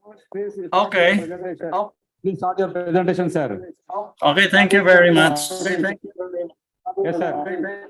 Okay, so good afternoon to everyone, and thank you for the invitation to be part of this webinar. And it is an honor and privilege to participate in the gathering of renowned physical educators, coaches, and sports enthusiasts, not only in India, but around the world. So thank you very much for this. My topic is on sports psychology in physical education. And this is a very significant component of our profession because before we've been teaching physical education for the sake of transferring knowledge and skills in sports and physical activity. And as the development of science to include psychology and later sports psychology, we get to know the value and importance of incorporating physical education's teaching using sports psychological concepts to enhance learning and performance.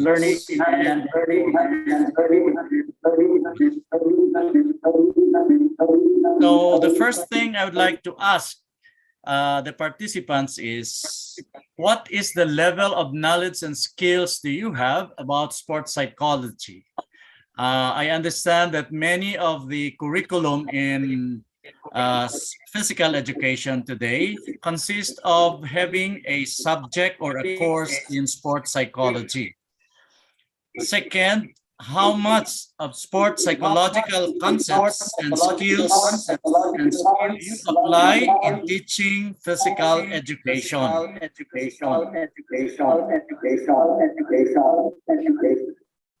Okay, so the third is, how important to you is sports psychology in physical education? So these questions allow us to assess our level of knowledge and understanding, our knowledge and skills about sports psychology, and how we apply all these concepts to ensure our teaching of physical education is effective, efficient, and will benefit our students not only in terms of acquiring the skills, but also becoming better persons in life. So let's define what sports psychology. And we have here from Kendra Cherry. She defined this as the study of how psychological factors influence sports, athletic performance, exercise, and physical activity. So it is about the impact that sports psychology will have in terms of how we participate in physical education, in exercise, as well as in sports competition. And this is where we need to consider the value of giving a knowledge and competencies, incorporating sports psychological practices and training to our teaching of physical education. So when we talk about the definition, we talk about the study of how people will behave while they are undertaking sports activity, either professionally or as physical activity participated in physical education, in exercise, in our daily life. Second, it seeks to understand how psychological factors affect an individual or team's performance. So there are factors that we need to consider that will influence our ability to perform as individual or as a team member during competition. Third is to develop the skill-based strategies for improvement and for improving confidence and performance in competition. So all this are present in our physical education activities. And the need to understand what sports psychology can do to help teachers in physical education become better in terms of teaching, in terms of delivering the knowledge and skills to students so that they can perform and they can compete in a manner that will have a result that is favorable. So what are the goals of PE teacher? So one is not simply to improve performance or to provide a grade. Often we connote physical education as a requirement for graduation. And sometimes we rely only in terms of transferring the knowledge and skills so that our students can demonstrate their ability to learn and demonstrate their competencies to earn a grade. But that is not the only goal that we have. We need to produce confident, ambitious students with positive mental attitudes. Therefore, it is not only about the skills training, the teaching of the skills for acquisition, but it is also for the development of the individual to be confident, to be ambitious, to pursue higher level of goals, and to have positive mental attitudes. And of course, the third is to boost their performance throughout the curriculum or throughout the length of the studies in the school, so that it will benefit their families as well as their communities. So by incorporating sports psychology skills and tools into the physical education curriculum, it can help the physical, mental, and emotional development of students beyond the acquisition of the skills in sports or physical activity. So when we, physical educators, are able to maximize the skills in sports psychology, the tools necessary for them to become better, we actually improve the physical, mental, and emotional development of our students. So it's important that we understand that in the process of teaching physical education, our focus is not only on the transfer of skills to our students. Our focus is a total development that will incorporate with physical, mental, and emotional, as well as the social development of students. And sports psychology will play a very significant role. So let's talk about four of the many sports psychology skills that we need to impart, we need to teach our students. Number one is goal setting. Number two, visualization. Number three is loving your sport. That means we need to make sure that our students appreciate and understand and value the sport they are participating, which requires us to have the kind of motivation for them to really like what they are actually enrolled in. And finally, we have the number four, self-talk. Now, these are the only four that we will discuss because there are so many sports psychological concepts and skills that can be incorporated in the teaching of physical education.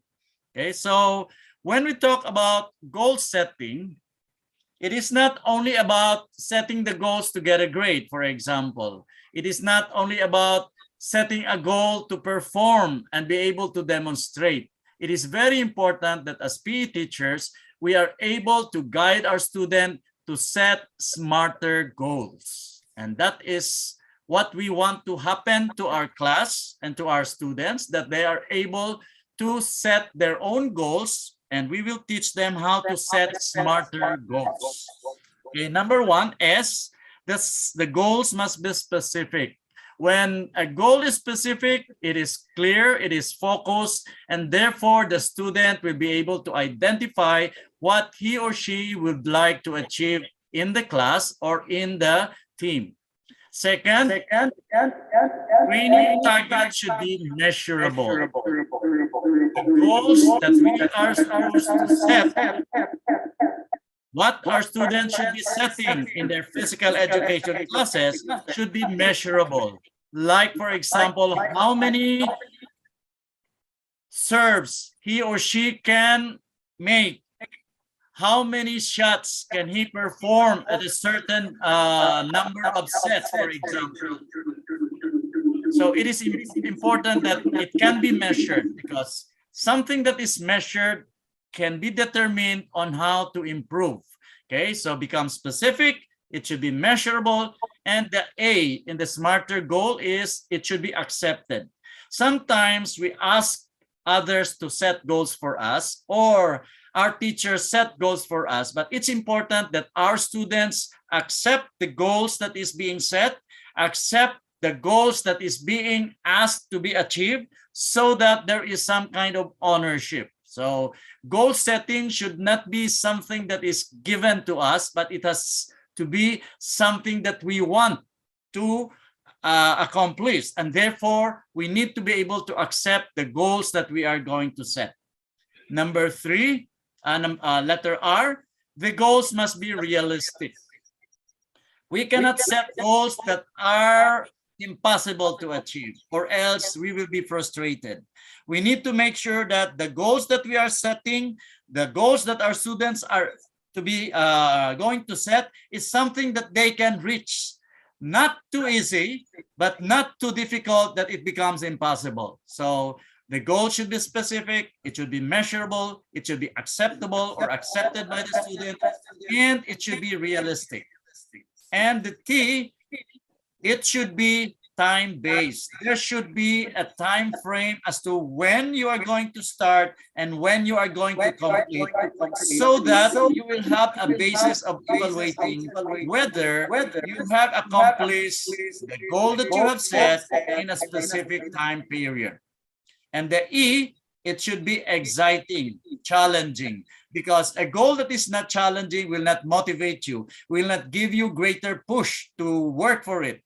So you need to be excited for the goal that you have set, because it enhances your motivation to pursue it.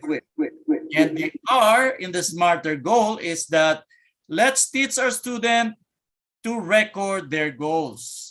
The goal should be recorded because it is a basis for us to remember. Sometimes memory will cause us to forget, and therefore we lose track of what we have set, and therefore goals should be recorded.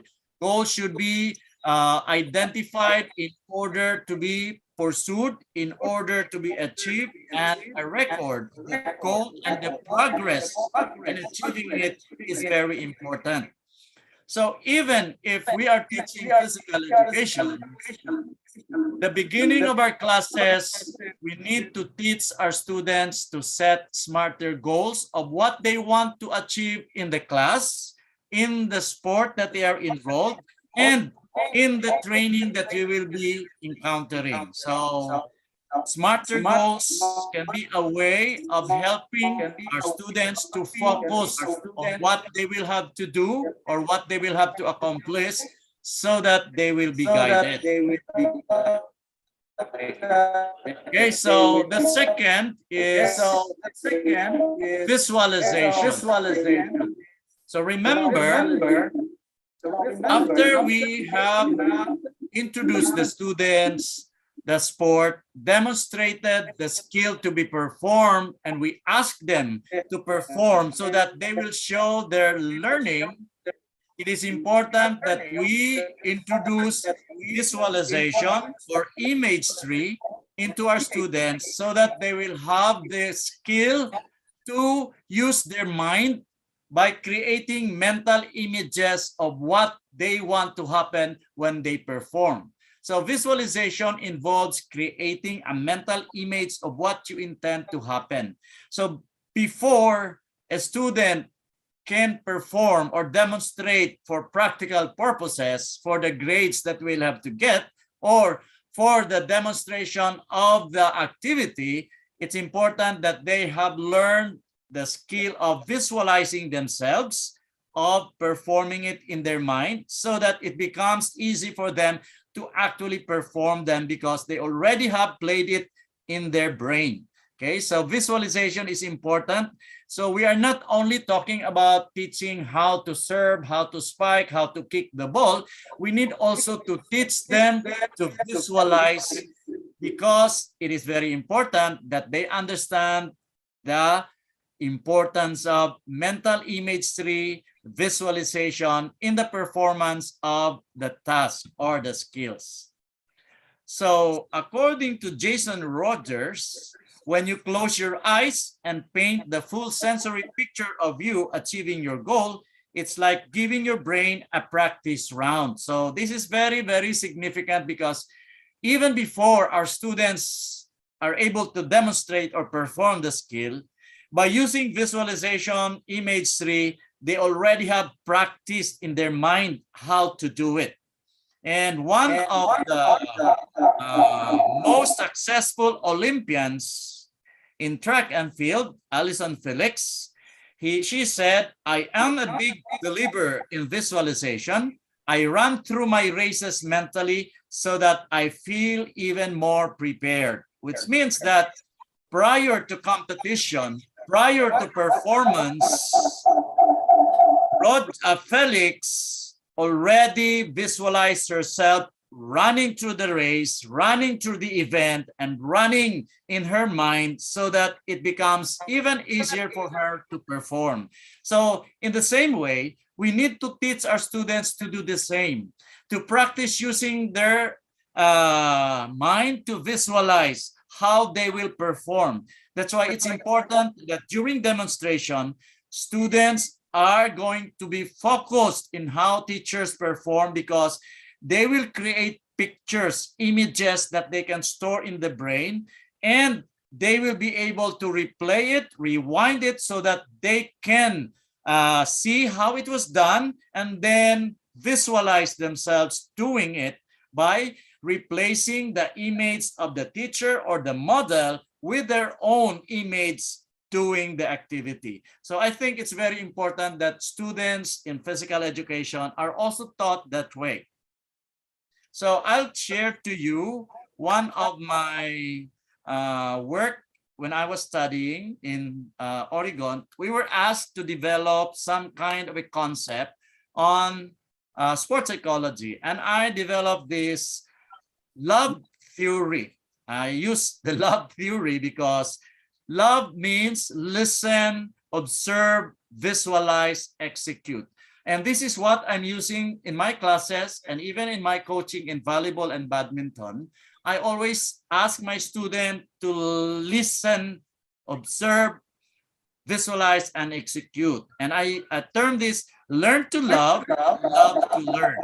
So in the process, during my class, I ask my student to listen attentively, to focus on what is being said, because the words are important in providing cues in order to trigger the kind of response that we need in order to visualize ourselves doing it. So listening is not just about opening our ears, but it is also about eliminating distraction. That's why in physical education, we need to align students so that they can see us, they can hear us, and we ask them to remove distraction like the cell phones, like the gadgets that they are holding, because it is important that they are able to record the words, what is being said, so that they can get the cues in order to trigger when they are going to perform. Now, the O in the love theory that I developed is observe. Now, it's not enough to listen to a teacher, because listening focuses only on the words. We need to observe. That means we need to look at how the teacher, the model, demonstrated the performance of the skill. We need to observe the details so that we can reproduce it. And so when we are able to listen, we remember the cues, we remember the instruction. When we are able to observe, we are able to see how it is done, the angle of the hand, the form of the legs, the body, the feet, and etc. Then before the student should execute or perform, it is important that they will visualize how the skill, the sport is done by using imagery, by visualizing how it was done, using the cues, and then replacing it by their own image performing the skill. Then execution become more simpler, become more effective, so that the skills that are being demonstrated by the teacher when being performed by the student using the listen, observe, and visualize thing will approximate the ideal performance. So if you want to learn faster and better, learn to love, listen, observe, visualize, execute. And you need to listen, you need to observe, you need to visualize so that when you execute, it's going to give you a better learning process. So that's just an example. And I believe that this type of instruction using the psychological concepts for teaching help a lot in terms of improving the quality of performance of my students. So the third is loving the activity or the motivation. So we already have set the goals and we already have taught visualization. It is important that at the start of the classes, we need to motivate our students to like the activity that they have enrolled, because sometimes some schools are already fixed in terms of what sport activity is being offered or what physical activity is going to be taken in a certain course. So it is important that students who may not like the activity are able to develop that desire to love the activity, because they're not only going to get the grade, but they're also going to benefit from performing it. So motivation is very important. And when we talk of motivation, it is important that we motivate using the intrinsic motivation that is more lasting compared to the extrinsic. So according to Rice, you can motivate by fear. Okay, if you do not perform, you get a failing grade. And you can motivate by reward. If you are going to perform or like the activity, you can pass. But both these methods are only temporary, which means extrinsic motivation and physical education sometimes may provide the motivation for them to perform or to continue, but there are situations that it will fade.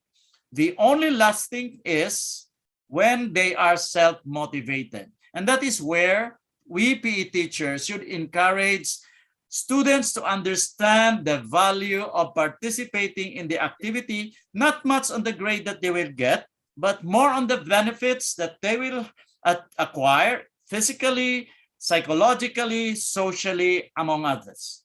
So when we talk about physical education, motivation, our role as teachers is to make sure that physical education is actually inviting, is actually exciting, and is actually valued not only for the grade that they will get, but for the impact that it will have after they complete the course. That means we look into the value of physical education beyond the course. We look into the value of physical education that they can appreciate, that they can actively participate beyond physical education classes.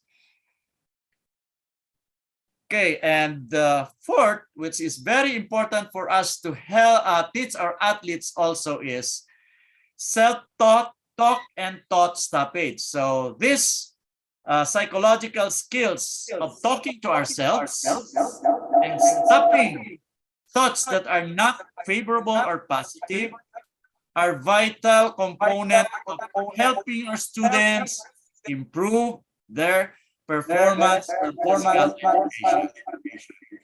So positive self-talk is the process of eliminating negative thoughts and promoting constructive ones.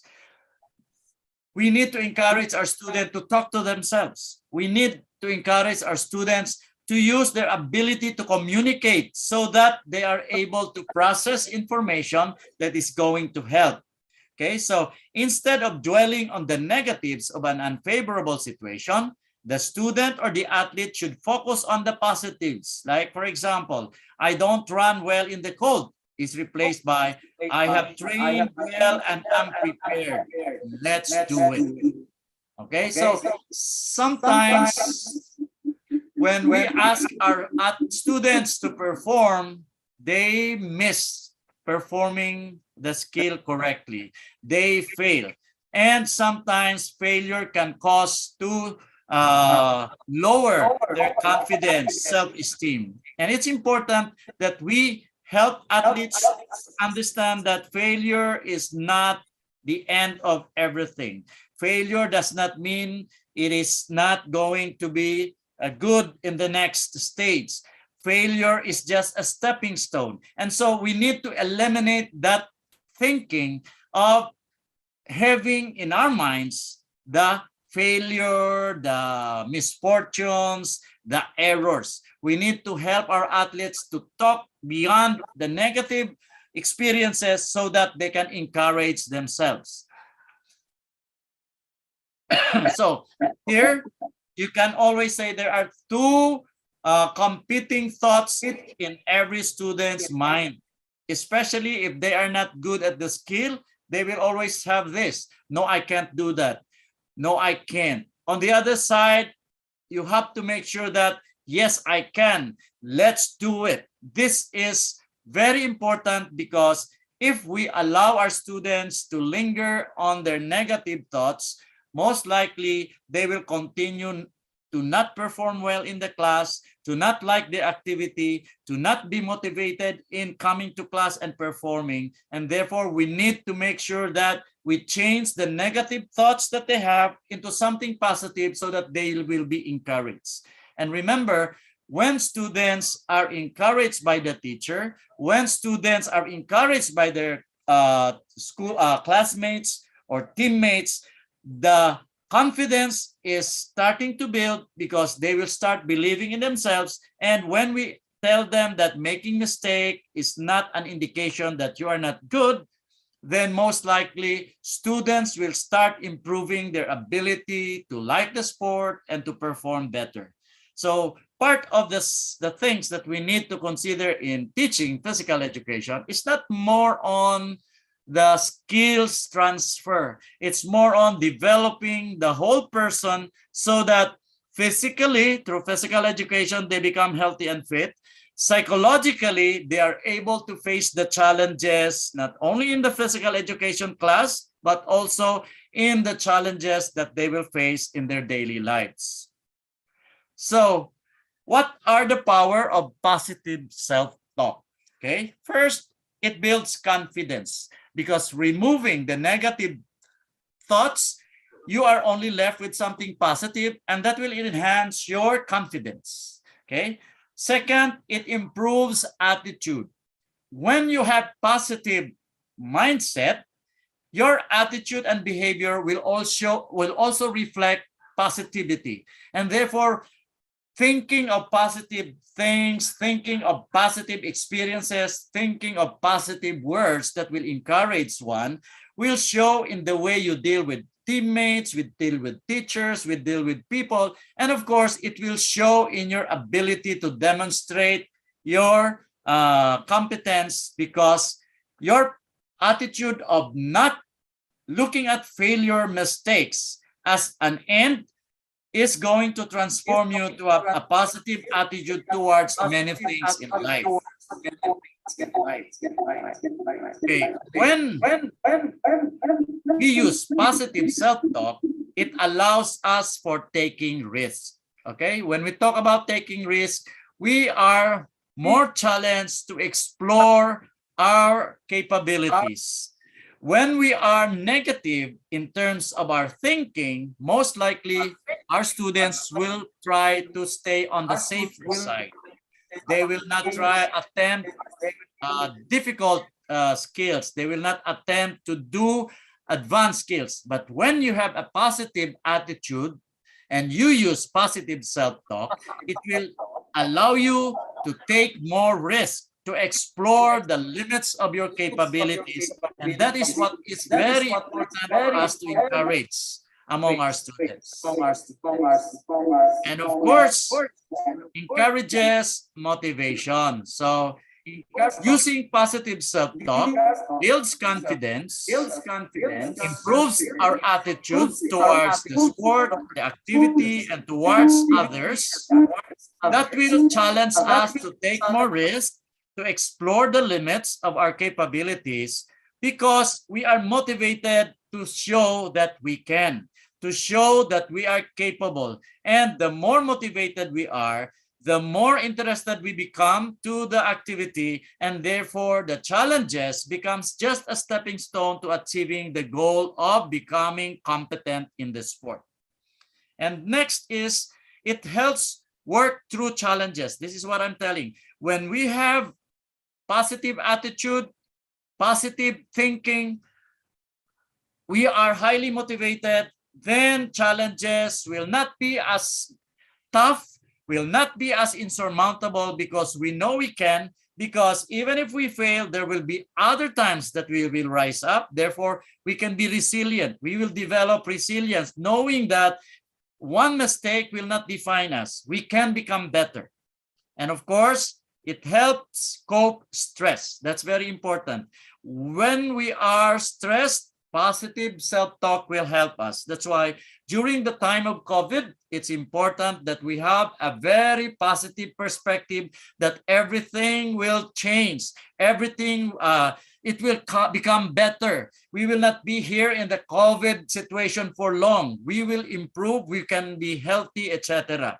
And finally, positive self-talk promotes love. Love for self, because if we don't love ourselves, we will not be having a happy and healthy lives. So the power of positive self-talk can be a very effective tool in making our lives in the school, in the community, and in the family better, and more likely it can help us overcome a lot of challenges. So here, Hayes said, be careful how you are talking to yourself, because you are listening. Okay, so sometimes we talk to ourselves, or often we talk to ourselves on many occasions. We are reminded that how we communicate to ourselves is very important, because we might be picking up negative thoughts that will cause us to demonstrate or exhibit negative behaviors. Okay, so it's important that we listen to what we are saying to ourselves and make sure that only positive self-talk will be maximally used when we talk to ourselves. Okay, mentally tough athletes control their self-talk. They are conscious of the fact that thoughts dictate behaviors and actions. They limit the doubt and stick to proven ways of staying calm and positive. So it's important that we stay positive, we stay calm, we remove the doubts, and we tell ourselves that we can do it, we can overcome it, and we will be fine. So we started with setting goals, and setting goals that are smarter is very necessary for us to ensure that we are focused on what we are doing, and we need to visualize ourselves achieving those goals by learning how to set smarter goals, and by learning how to use the visualization to see ourselves being successful, to see ourselves doing the right thing. And then if there are situations where we need to talk to ourselves, we need to make sure that we are going. Your time is up, please. Other professors are waiting and online. Okay, so I'll just finish. So yeah, so sports psychology. Okay, so these are the importance of sports psychology: improves psychological well-being, develops skills, reduces anxiety and stress, improves motivation, develop team cohesion, help athletes to get in the zone. So these are some of the activities. And of course, we need to learn to train ourselves using the mental tools, goal setting, imagery, self-talk, relaxation, and the mental skills of motivation, energy management, stress, and attentional control, and self-confidence. Okay, so we have progressive relaxation using biofeedback. And then finally, more than our knowledge and skills in the teaching of physical education activities and the X and O's of coaching, we in the profession need to have an adequate background and competencies in applying relevant concepts of sports psychology, better learning and performance. So most of the things we can learn in life, we can learn in sports and through sports. So thank you very much. Thank you very much, Professor Henry, for your nice inputs. So ultimately, sports psychology is one of the most important tool to make any athlete to perform better. Thank you, Professor.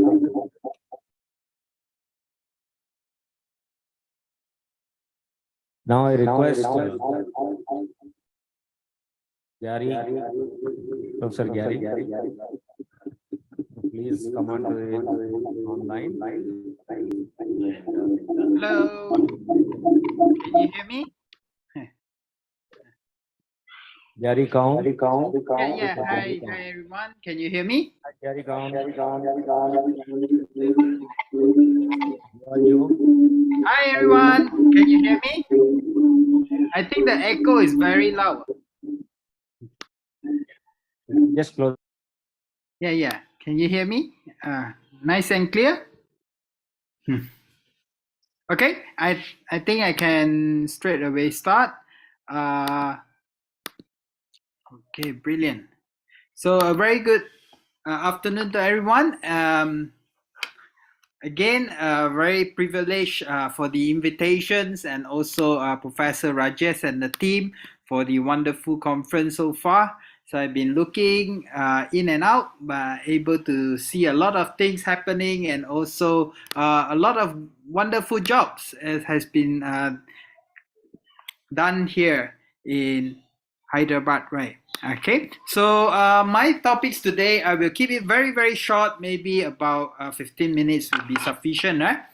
Okay, okay, so I will just talk a little bit on the use of music for enhancing physical education, sports and health, the new norms. So just now, Professor Henry actually talks a lot of sports psychology tools. It talks about psychological skill training. It talks to how to use the love model, able to help physical educators. And today I just use a very simple psychological tools, which is to help the athletes by using music. Something you can do additionally, something you can just add into your practice, helping athletes to enhance their sports performance and also physical educators, and also in your teaching, in your working, in your applied work as well. Okay, so let me see. Okay, so I'm Gary from Malaysia. So I'm teaching more on sports psychology, music therapy, and neuropsychophysiology, whereby I'm specializing more towards using brain activity for helping athletes. Okay, so that's me and my research in USM. So the topics today will be focusing on just introductions, some studies on music, and then we will conclude. Okay, so let's go straight to the point. Why music? Why music? So let me give you just a very short quote by Maria von Trapp. She's one of the earliest music therapists, and she said that music act like a magic key to which the most tightly heart will open. So what does Maria von Trapp mean? Actually, when we actually listen to the same music, when athletes actually listen to the same music, they interact together. Even an athlete who is very inferior, very close, okay, do not like to share anything with you. By using music, you are able to open up and start conversations. Okay, so I'm sure you remember you used the first music you listen together with your friends, and we become good friends, good peers together, and that friendships together as well. Okay, and that's why I agree with Maria van Trapp. By using the right music for your class, for your athletes, it will also enhance their performance as well. Okay, so let's say quickly go to the roles of music in our daily life. Everyone listen to music. We use music for dance, We use, especially for athletes, we use national anthems to enhance their patriotisms. And then we also use music for setting the pace. Okay, for example, like military musics for military to prepare for war. Okay, for fitness, in the fitness class, whereby our study actually shows that by using the right music, it will enhance 8 to 12% of your rating of perceived exertion. But if you do not actually use music, that means you have less effects in your training, in your fitness, okay, in your fitness training. Well, music is basically a part of our human life. Our body responds naturally, like our breath. Our breath has synchronizations. Our movement and also our heartbeat as well. It can synchronize with music as well. So when it's synchronized and when we get the right music, it has many beneficial effects. For example, it's able to increase the arousal control, it increase the work output, it lower the perceived exertions, it lower your blood pressures, and also enhance your mood states, making you more happier, right? So for example, in the 10th year ago, you will see that athletes just warm up, just straight away go for their run, and then post run maybe drink water. But let me say that today in 2022, every athlete, when before they go running, they will turn on their apps, their phone apps, set a GPS, select their best music, okay, synchronize with their movement, enjoyment, and then go for their running, take a selfie, okay, and then come back, update in their status, maybe in Facebook, Instagram, etc. Let me submit to you that music has been part of athletes' life. Okay, most of the athletes I work with listen to music, use music to enhance their performance. However, how do we select the right type music will be determined whether it will have beneficial effects or detrimental effects. So one of my study I did in Brunel University in the UK, talking about how using the right types of music in driving. By using the right type of music, even able to enhance your cognitive and triggers difficulties in driving, you will also able to overcome and less accident as well. So you can see that by using the right music, you will able to enhance many things. Okay, so researcher has suggested that music can be carefully selected to match the requirement of the activities. Okay, but there's also increasing evidence to suggest that the right music can lead to greater frequency, intensity, durations of the sports and exercise, which could lead to enhanced motivations. Meaning, by using the right music, you will enhance athletes' performance, but by using the wrong music, it will also cause detrimental effects as well. So you have to learn how to select the right music to help your athletes. Okay? So why music is so powerful? Music actually enters our brain through the emotional region stored in our occipital brain. Okay, so our long-term memory, whereby it reflects how you think, how you rationalize, how you actually have cognitions, thinking more or thinking less, especially during competitions. So by using your long-term memory, the music will able to flashback and relax your body and gets your body to prepare for competitions, for war, for exercise, for movement. Okay, so according to Australian Music Therapy Association, depending on the type of music you use, it can either influence your brain beneficially or detrimentally. Okay, so because due to the COVID-19 lockdown, and then we find that we did over 200,000 of data on the global community health, And what we found is that all countries, all 11 countries we did, is actually increased significantly in their anxiety and depressions, meaning a lot of athletes actually experience anxiety during their training. Okay, so and that's why we implement musics whereby the right music is able to increase synchronizations, their work output, they enhance better their moods, they give them enjoyments, motivations back to training, and it enhances their physical activity, and also most importantly able to reduce the rating of perceived exertion. Okay, meaning that they were able to exercise longer, more enjoyment, and less feeling tired as well. Okay, so to select music, we often always remember that there's 5 elements of music, which includes melody, harmony, rhythm, tempo, and dynamics. So melody is the part of music we sing, the melody. Harmonies is the mood of the music, whereby we can sing it in a happy mood or in a sad mood as well. The same music can be different harmony. It can be in rhythm as well. So for example, we want to play in a 4/4 time, 1, 2, 3, 4, or we want to play in a dance mode, 1, 2, 3, 1, 2, 3, a 3, 4. Okay, rhythm.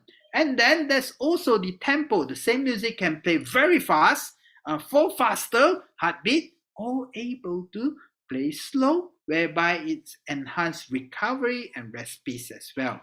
And then the same music can also increase in terms of their dynamics, loudness, and softness also have an effect on the athletes as well. Okay, so according to Kara Georges and Peter Terry, when we use the correct music, it will able to enhance a rating of perceived exertions, your mood, the arousal state, and leading to exercise adherence. And it's also good for the pre-event routine, synchronization, dissociate from pain, and skill learning as well. So you can choose music by considering the internal factors such as the rhythmic response and musicality of the person. So your internal preference of music might be slightly different from mine. Okay, and then also the external factors, which is cultural impact and whether the person have previous experience of the music before, because that previous experience of music can be positive and sometimes it can be negative as well, whereby that music might lead you to losing a competitions before and then you hate that music so much. Okay, so internal and external factors will differ whether a person motivates or not to use music for enhanced exercise. Okay, so we come out with the new models whereby the antecedents, moderators, and consequences. So the intrinsic, extrinsic factors of music, and it will differ between different personalities like their age, their gender, their peers group, how you use music, and then in what kind of situation. Can be in environmental situations or maybe in task related situation, like for example we want to enhance synchronization of the running. Okay, then it will have the consequences, which is the output, whereby it will enhance psychological, psychophysiological, behavior, and psychophysiological as well. Okay, so you can see this model and you can also download this manuscript for free. Later I will show you as well. You can also just use the Brunel Music Rating Inventory tree, which is a very simple measures to help you to rate what type of music you like to help the athlete. So for example, I want to help my athletes for imagery. So the rhythm of the music would motivate me during imagery. Thus, the style of the music, the melody of the music. If most of that athletes actually rate 7 and above, right? 7, 7, 7. That means most probably that music is suitable for that athletes. Okay. You can also add in like psychophysiological measures. So For example, EEG, galvanic skin response, whereby we can see the autonomous nervous system and also the cognitive functions of the athletes by using during the running or together with music. Okay, so we come up with a simple selections of the popular tracks to different training session. So for example, you are working with athletes on mental preparations, you can go with a slightly lower tempo, right? Then warming up activity, higher, 100 in tempo, and then maybe BPM, beats per minute, and then maybe stretchings, we can go for 92 to 100, and then when we go up to strength components, or endurance components, we can increase up to 130 beats per minute. And then when we go back to cooling down, rest space, we were able to slow down that music by going about 90 beats per minute. Okay, so this is the skill and challenge demands for the flow states, whereby you can also rate which does the music actually helps the athletes get into the flow states as well. Okay, so like for example, we works with the legends of Malaysian badminton player Dato Lee Chong Wei during ironing clothes, relaxing, preparing for the competitions. He listens about 100 to 120 beats per minute, and then he go to his relaxing zone. So he listens to the more relaxing music about 80 to 90 beats per minute, and the next day when he start his training, warming up before the competitions, so he will go up slightly, 90 to 100 beats per minute, and then go higher intensity. He increase the intensity to 110 to 120, and then start training, sparring. He will take out the earphone. Is ready to perform. Okay, so you can see that by using music, by just decreasing the beats per minute, right? Tempo, we're able to help a person actually get into the zone more easier. Okay. Likewise, our thrower as well, every time before she throw, preparations, a day before until the competitions, you can also use music to enhance performance as well. I work with Kamakos, the Australian boxers. He used more on the classical music to relax his mind. Okay. What about Michael Phelps, the most decorated Olympians with 28 Olympics medal? He listened every time. He used leads ways. Yes, it's me. It's preparing his mind to fight. It's me. I'm there for the competitions. Okay. And you can see in our case studies also able to see different sessions. First session, second session, if you focus on the respiratory rate, you will see that the respiratory rate after 4 sessions, you were able to control the breathings a lot more better. Okay, so I just quickly go through how do we use music. So for example, music before, pre-task music, we just use relaxing music for helping the athletes during imagery. And then you will find that it also enhances the shooters and weightlifters performance. In task music, we will use like synchronous music or asynchronous music. Synchronized meaning is synchronized with the movement.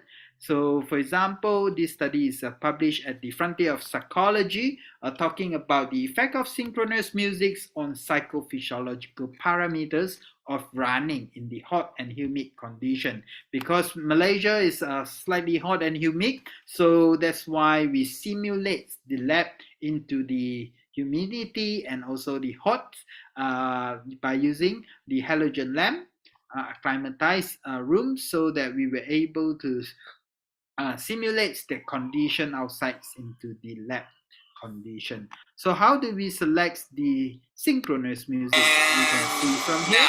So you can see that the beat is following the right leg of the running. Okay. Yeah. And what you we'll find that the rating of perceived exertion actually increase significantly, right? So basically, by using synchronized music, you were able to reduce the rating of perceived exertions of the athletes compared to no music condition, which is the higher one. Okay, so by using the synchronous music, it will able to reduce the rating of perceived exertion of the athletes. Okay, in terms of performance wise, you can see that they also can run further and also able to have running time to exhaustions, able to go further as well. Okay, so you can see that the athletes able to go further by using synchronous music. We also use the mindfulness acceptance commitment MAC approach for helping the Malaysian elite triathletes as well. And this study is published at the Journal of Sports Psychology in Actions. And what about after? Remember, pre-task, in-task, and post-task. So after conditions, we were also able to use music by reducing the tempo of the music. Okay, so you were able to see that by using sedative music, it will also help the athletes actually recover faster compared to the stimulative musics and control conditions. Okay, so I think I will just quickly go through what about music for physical. Dr. Gary, please do fast. Just 2 minutes only. Okay, so you can also use music in different conditions. Like for example, we use music for brain breaks, just to help in physical activity as well. Okay, so in short, you can actually use music, and if you want to know more about our study, very simple only, you can just go to Google and just type my name, Gary Kwan, and you will find that a lot of study we conducted in USM. We have over now 200 plus studies conducted using music and also in physical activity. Okay, so in summary, you can go to my chapter in the music in sports from conceptual underpinning to application. You can just click or take a photo on this title and just Google it, and you will able to download it for free. Okay, we wrote this book chapter for free for all the community. Anyone will able to download it for free. Okay, so do go and download and keep it, and also it will be a very good reference for you as well. Okay, so that's our work with the Malaysia Paralympics. And finally, vision without action is merely a dream. Action without vision is just passes the time. So let me submit to you that in this wonderful conference, we have visions, and let's do it together, and we were able to change the world. Okay, so I wish you all best of luck, and also continue with a wonderful conference. Thank you very much. Thank you.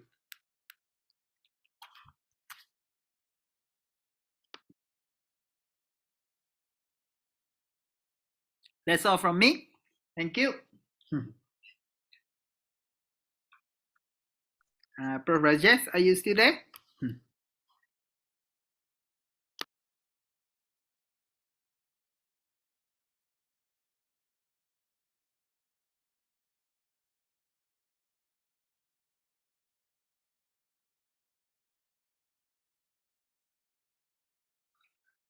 Hello.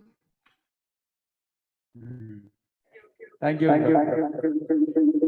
Anyone there? Thank you, Dr. Gary. Okay. Okay.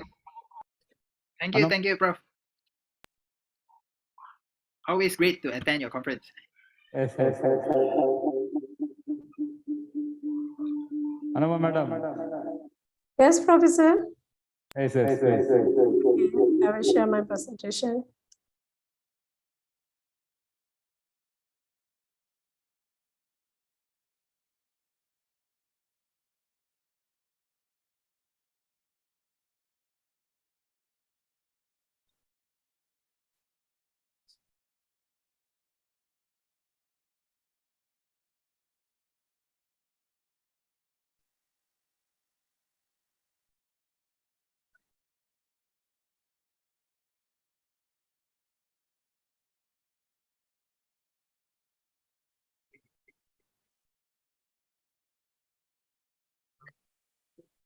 Mm,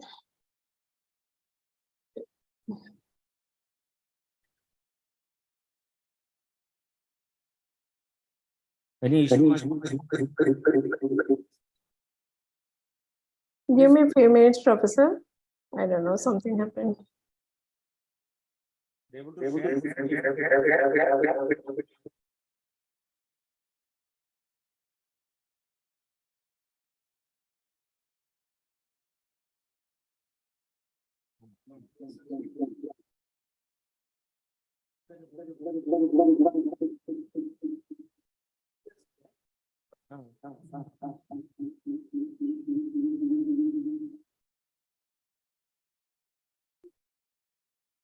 Are you able to hear me, Anuma?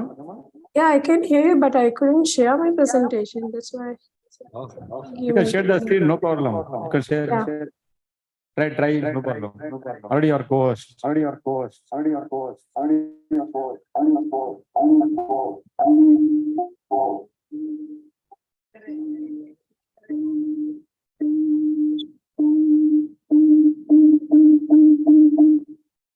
Sounds good. Oh, what happened?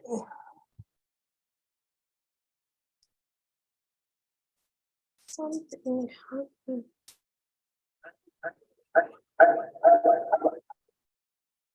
Anuma, if you cannot host Now it's okay. you can talk, no problem. Yes, coming. Very Okay, good. okay. Thank you.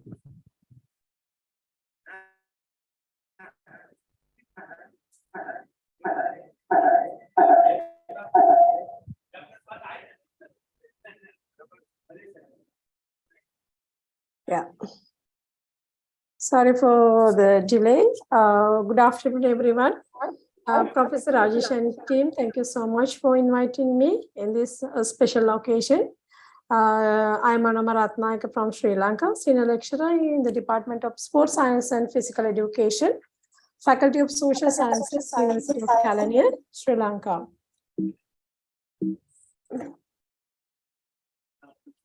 Yeah, today I'm going to talk about the importance of sport management. The managing sport organization at the start of the 21st century involves the application of techniques and strategies evident in the majority of modern business, government, and nonprofit organizations. Sport managers engage in strategic planning, manage large number of paid and voluntary human resources, deal with broadcasting contrast with billions of dollars, manage the welfare of the elite athletes who sometimes earn 100 times the average working wage, and work within the highly integrated global network of international sports federation, national sport organizations, government agencies, media corporations, sponsors, and community organizations. End of this discussion, you will be able to understand what is sports management, describe the unique features of sport management, recognize the management is different to other fields of management. The practice of sport management is not limited to large sport clubs only, but effective and efficient of sport management practices is equally important for civil sports organizations as well as in non-profit organizations such as government department, universities, schools, etc. Good sports management practices is applicable to every organization where one, two, or more people work together to achieve a set of goals. Smith and Stewart 2010 provide a list of 10 unique features of sports management which can assist us to understand why the management of sport organizations require the applications of more people work together and specific management techniques. A unique features of sport is the symbolic significance in relation to performance outcome, developing a rational fashion for sporting team, appealing to people decide to buy ticket for event.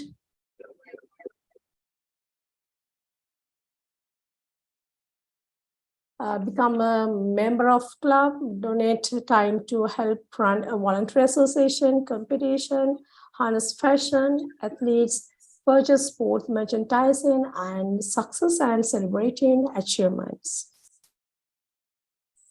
Yeah, let's move on to co-functions or area of management.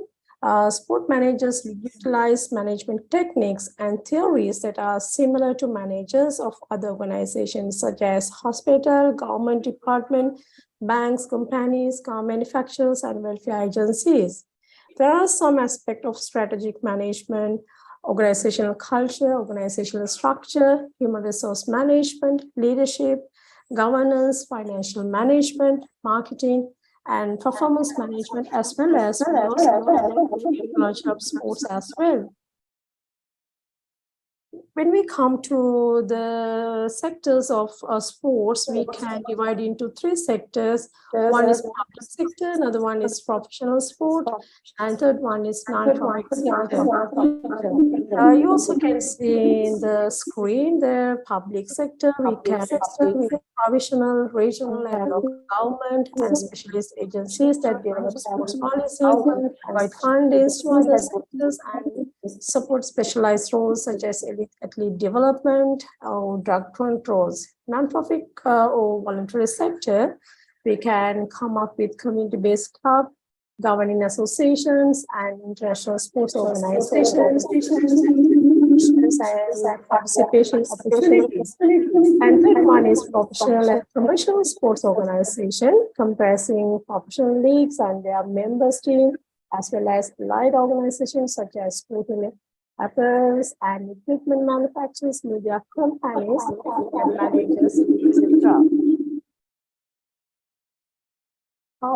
This is very important, though. Why we can understand the sports organization and what are the difference between sports organizations and other organizations. There are also marked difference between sports organization and business in how they evaluate performance. Private or publicly listed companies exist to make profit and increase the wealth of stakeholder owners. Activities such as winning championships, delivering services to stakeholders, and members of meeting community service obligation may take precedence over financial outcome. Competitive balance and balance in fact the nature of relationship between sports organizations that compete on the field but operate off the field of ensure the long-term validity of both clubs and their leagues. The sports products, when it takes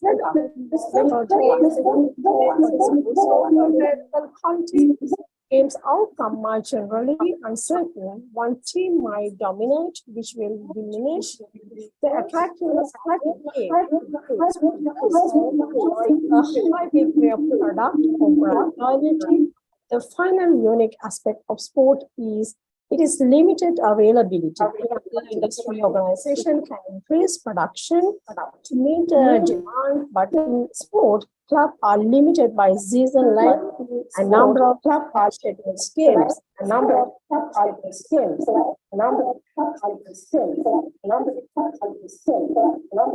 Summary has a number of unique features, development, relational passion, differences in judgment performance, the independent nature of relationship between sporting organizations, and competitive behavior of sport products is a variable quality.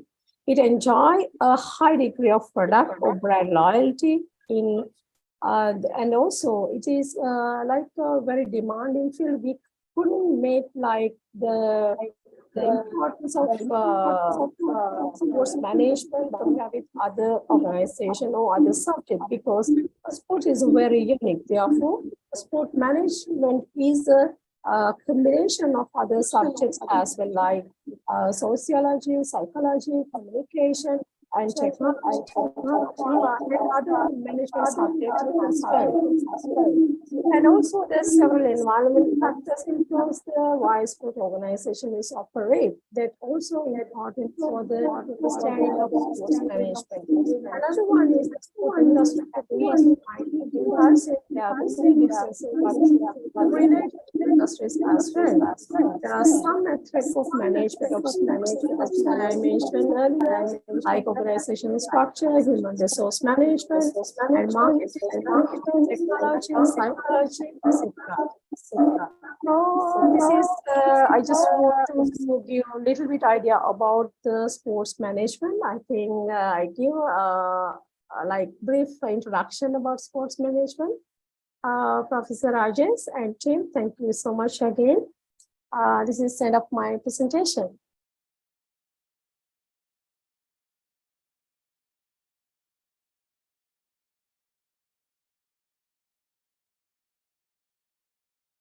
Thank you, Anama.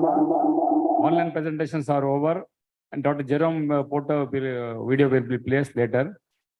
And we are having the physical presentations now. A request before going for the afternoon session, Professor Sundara Jars, former registrar, North Bengaluru University, and Secretary General NAPES, former, will speak few words. Then Dr. Kokopazim साहब ready हो जाओ आपका इसके बाद में Rajesh Singh sir बात करेंगे उसके बाद.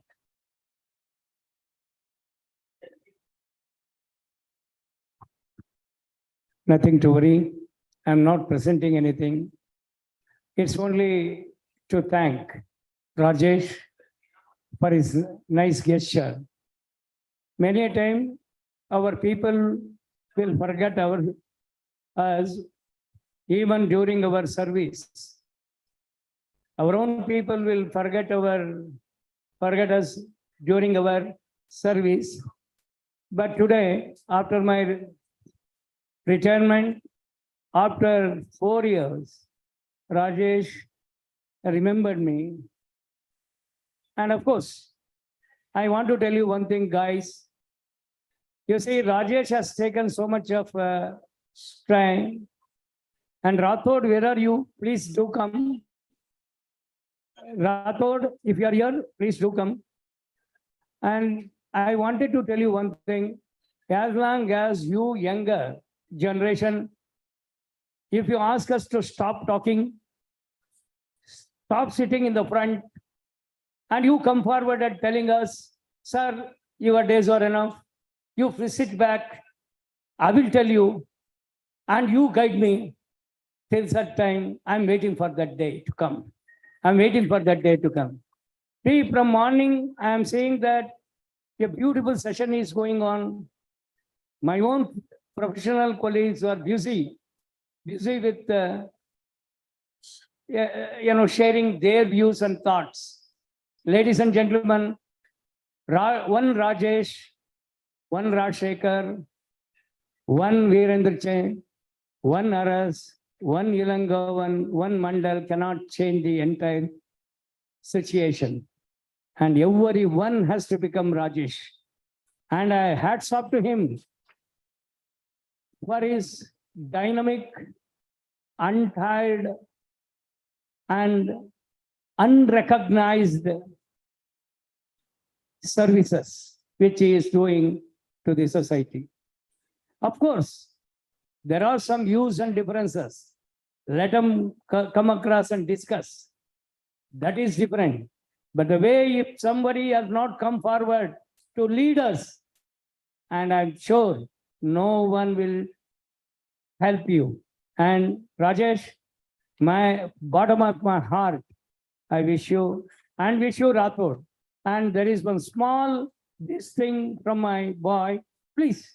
And he has brought one ring that he has got the symbol of the, lion. He has to see that in the future to carry this torch. And also my sincere request, I could see Rajkumar, Karve, and few people from Karnataka, and few people here, Sandhya, Rajshekhar, Srinivas, and you are the people, you have to take the torch from Rajesh and lead forward. Without this, I'm sure we are not going to do anything and we will not achieve the target. With these few words, I thank each and everyone for giving the love and affection. I owe to it. Thank you very much, Rathod. Thank you very much, Rajesh.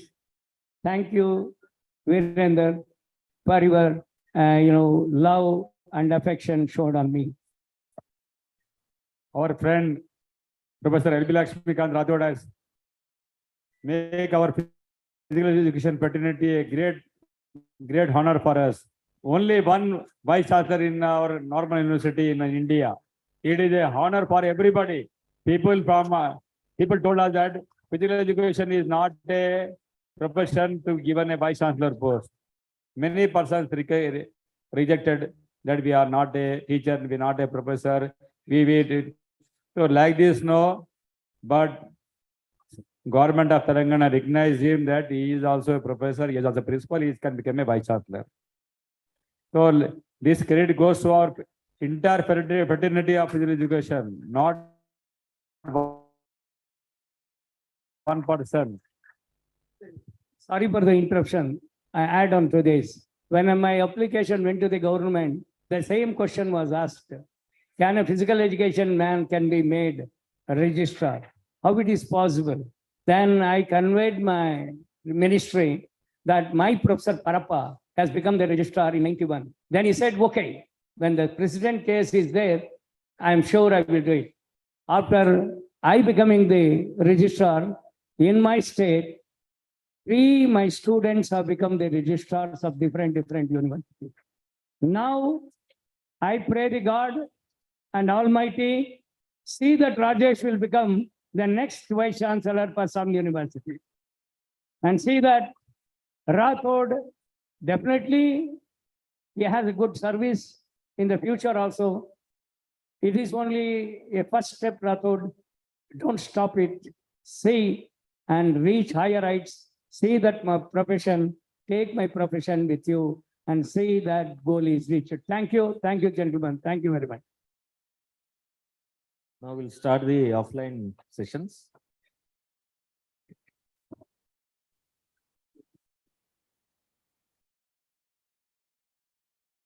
Now I request Dr. Kaugab Azim. Where is he? Yeah. I request Professor B. Sunil Kumar, Professor Rajana, Anant Jange. Yeah.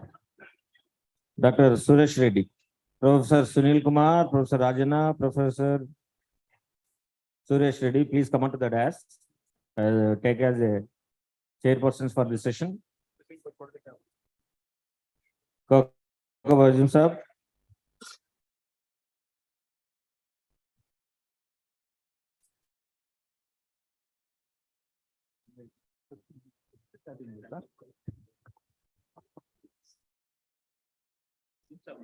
So after the lunch, all are energetic. Once again, the start for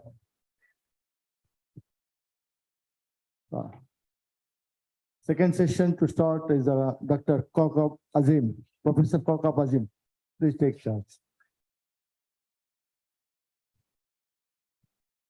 So here is sitting here is Professor Rajanna, is Raichur Agriculture University. Welcome. Please, I hope all of you once again to clap each and everyone who are sitting here. Dr. Suresh Reddy sir, మీ support కొట్టకపోతే మీరు ఇక్కడ లేరు అని అనుకుంటాను నేను. కొడుతున్నారంటే గ్రేడే. సో ప్రొఫెసర్ కాకాబాజీ, please take the session sir. Thank you. Good afternoon. Respected Professor Rajesh Kumar ji, Professor Rathod ji, other dignitaries, delegates, chairperson for these sessions, Dr. Sunil Kumar ji, and co-chairs, dear friends and students. I take an immense pleasure to be part of this national conference, and the topic itself you can see the importance of health and wellness in today's life. Before I start my presentation, I just like to ask all my friends, love you all, please come forward. जो पीछे बैठे हैं थोड़ा सामने आ जाइए. Please occupy the front chairs, please. आप थोड़ा सामने आइए और आप सब से मैं रिक्वेस्ट करता हूं कि आप सब उठ जाइए. Only for 30 seconds. Please stand up. My request. It's difficult for me to give a lecture after the lunch. थोड़ा सामने आ जाइए आप और ऐसे घूमिए मेरे जैसे एक बार ऐसे घूमिए सर. घूमना है.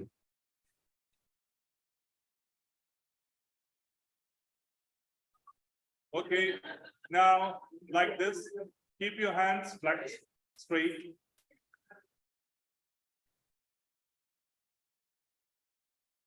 Okay, touch your cheeks.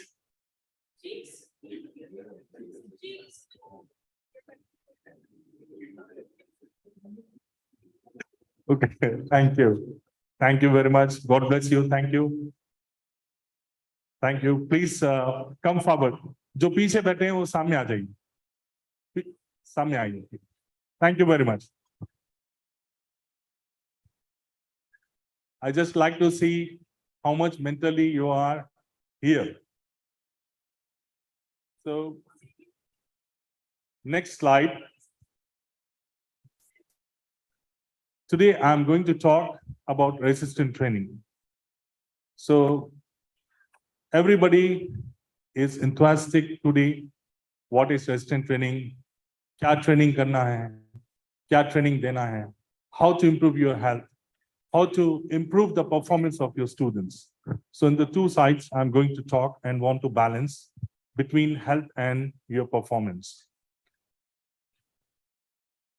Next slide, because I have only 30 minutes. Next slide, please. Resistance training, any form exercise that causes the muscle to contract against an external resistance with the expectation of increase in strength, power, hypertrophy of the muscle, and muscular endurance. Types of resistance training includes using free weights, weight machines, resistance bands, and with your own body weight. You can do your exercise with your own body weight. So if you don't have machines, for example, and you are very busy, so you can do your exercise at home for 15 minutes, 20 minutes with your own body. That's, you can say, old school training. Push-ups, sit-ups, leg raises, planks, many exercises, you can do it and you can improve your health. Next slide, please. So you can see the difference between the modalities of exercises: free weights, weight machines, medicine balls, resistance bands. Make your body your own machine. Some people travel like salesmen, sales managers. They usually call me and ask, how, sir, I'm going to miss my session. So I give them suggestion, keep bands in your bag, and whenever you travel anywhere for a week, don't miss your workouts. You can do your exercise with your own body weight, or you can do with your bands. So these resistance bands are very nice, very good for health. When I had attended the conference, international conference in USA at Atlanta, they have given a lot of suggestions and descriptions about the resistant bands. That was by ACSM, American College of Sportsmen. It is the top authority in the world. Next slide. And you can see very clear by picture I'm giving to you that the first one, you can see the front lunge, they are doing with own body weight. They are not using any weight or anything, any machine. They are doing front lunges with your own body weight, right? You can do this, and this is very good exercise if you're having a knee pain. For knee pain management, you can do this exercise. It's a great exercise. And also the people who are not doing exercise, They can do this quarter lap squat. This is very good exercise for your knees. Then we have, you can see, taking the modality of incline bench. This is a very good exercise, and only when you do in the proper angle, only that muscle develops. If you're doing in 30-degree angle, your upper pectoral muscle develops in that angle. If you're not doing in proper angle, your muscles never develop, and it will develop in a wrong shape and affect on your joint, not on your muscle. Then you can see the bands, she's doing squats, and that's what I was talking about. If you have a pair of bands in your bags, if you travel anywhere, you can do fascinating training in your session, maybe morning, evening, and you will not miss your workout in the gym. You will not miss it. In the gym, you will go and you will do on front lats pull down. And then we have free weights. And then you can see with fitness ball or medicine ball, you can do these exercises. And these exercises are very much vital, important for one and all, for health as well as for performances. And here you can see these are the exercises for chest. What I have seen in the gym, recently I went to my brother's gym and I have seen a lot of youngsters, they are doing exercise. And they are doing isolation exercises. I told them, why you do this? So they are doing bench press. Again, they are doing chest press. They are doing sitting chest press. I said, you are working the same muscle couple of times. That means you're just wasting your time. You're costing yourself. So designing of the training program is very important. When we give exercise for beginners, we give basic training program, not isolation programs. Isolation comes later on. What is isolation? Basic means you're doing with total joint movement. Isolation means one joint movement. So one joint movement is given to intermediate or advanced level training athletes or bodybuilders. So you can see this is for bench press, parallel bench press for the total pectoral muscle. And here you can see if you incline flies for back chest, it will give you more shape. And this entire outer pectoral, can you just click on this one? Just click on this one. The first, yeah. It's a very good exercise you can do by sitting flies. It's a great exercise for shaping your pectoral muscle for the back chest. It will work on your upper pectoral, inner pectoral, outer pectoral, lower pectoral muscle. It gives more shape to your entire pectoral muscle. So these exercises, you can target 3 exercises we give for the beginners to hit on different muscles of your chest. You can go to the next back exercises. We start giving back exercises with bent knee deadlifts. Bent knee deadlifts is a fascinating exercise which develops your lower back muscles, making it strong. Because as you know, we are having any bony system here, only muscles. We have only a spinal cord at the back. So first of all, see, many people, they complain about the back pain. Why they get the back pain? Because you have a pouch, you have a stomach, big stomach. That's why your spinal cord is not having strength. So when we give exercises before, we have to give a solid foundation for the students. So solid foundation when we give, we have to give bent knee deadlifts for the lower back muscles. When his back is strong, he can do everything. If his back is weak, it's difficult for him to maintain for his upper body and lower body. Then we have pull-ups. You can see his back muscles. And we give a lot of variations in the back. If he's training like a saint, his muscles and develop in the same, and he cannot have a good muscularity. So we have to give narrow grip, wide grip, and we have close grips.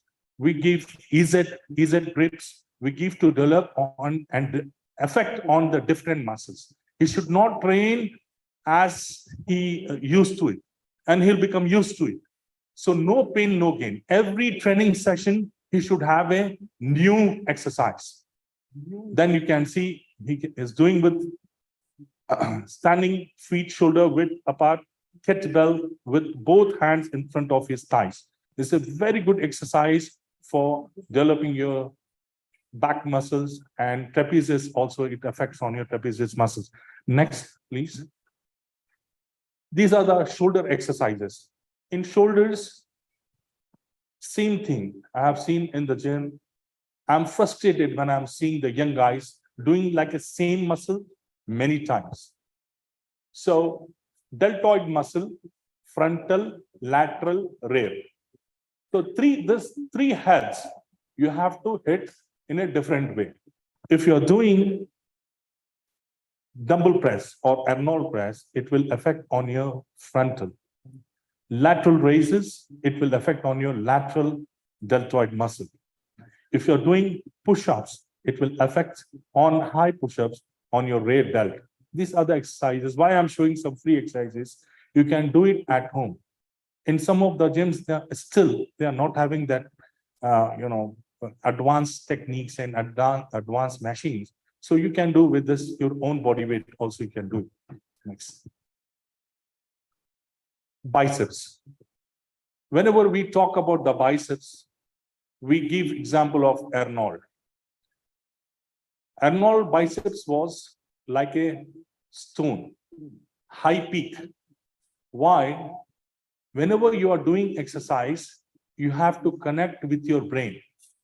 If you don't connect to your brain, it's waste of your time, waste of your money, waste of your diet, waste of your energy. So whenever you're doing exercise, the basic principle is you have to feel it. So biceps, many students, when they do curls, they drop the weight.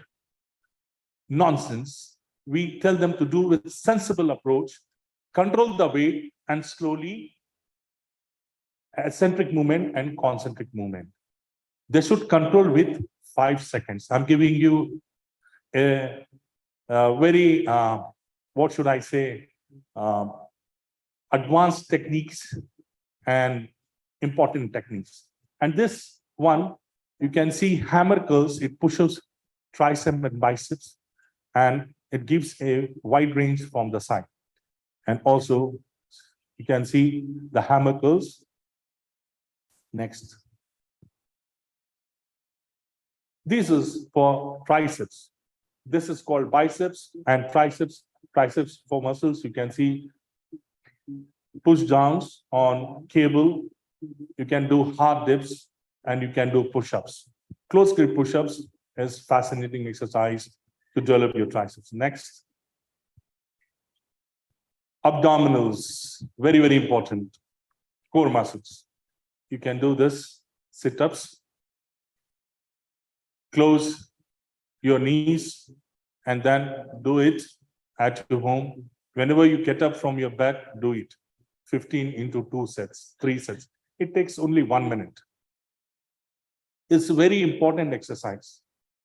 If your waistline is become bigger and bigger, that means you are prone for diabetes, prone for heart problems, cardiovascular problems. And I'm not threatening anybody, but I'm keeping facts in front of you. So abdominal, आपका जो है वो slim होना चाहिए. उसके लिए walk करिए, sit-ups, leg raises. This exercises you can do easily at home.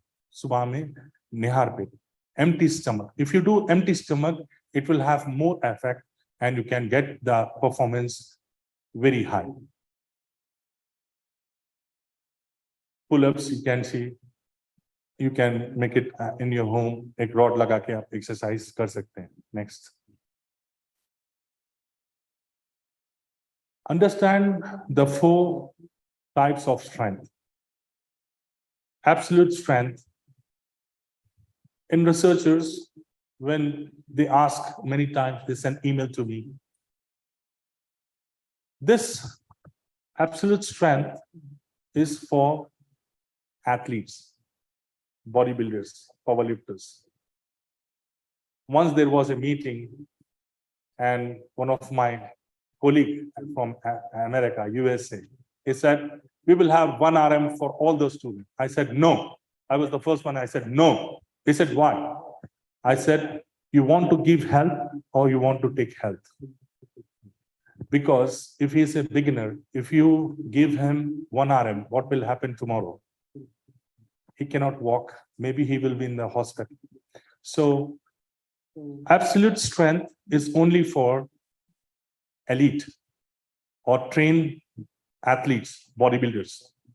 And for test, minimum muscular strength test, 1 RM bench press for upper body and squats for lower body. If he is intermediate, you can give him leg press also. That leg press should be in 40 degrees angle. Relative strength. Okay, go back, please. Relative strength in relation to the size. Explosive strength, move fast.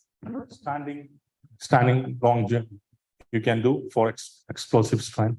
Strength endurance, do crappy things. You can do push-ups for 30 seconds. You can do sit-ups for 30 seconds. This is for more number of times. And as we know, muscular endurance transfer to muscular strength. And here you can see very clear about, we are talking today about health, right? Resistant training for health. This is by, article was published by ACSM, American College of Sports Medicine. And you can see clearly key physiological benefits of resistant training. Very clear. Muscle strength, endurance, and power increases. Bone muscle and connective tissue growth and durability, communication between brain and muscle, growth hormones, blood glucose regulation, aerobic fitness. So these are the fascinating things developed through resistant training exercises. And this is the exercise plan. It was published in American College of Sports Medicine. Next. Please give your concentration here. This is very, very important. Principles of resistant training. Whenever we are giving training program to athletes, bodybuilders, anybody, or we are giving for health, based on these principles, we have to give the program. What is the first one? Principle of overload, principle of specificity, principle of intensity, principle of duration, principle of frequency, variety, and recovery. So what is the overload principle? If he is doing with 50 kgs every day, his performance will be same. So he has to overload, he has to increase at least 5 kgs every week. That is sensible approach. Then specificity. For example, I am doing for upper pectoral muscle, I have to give incline bench. I'm doing for biceps.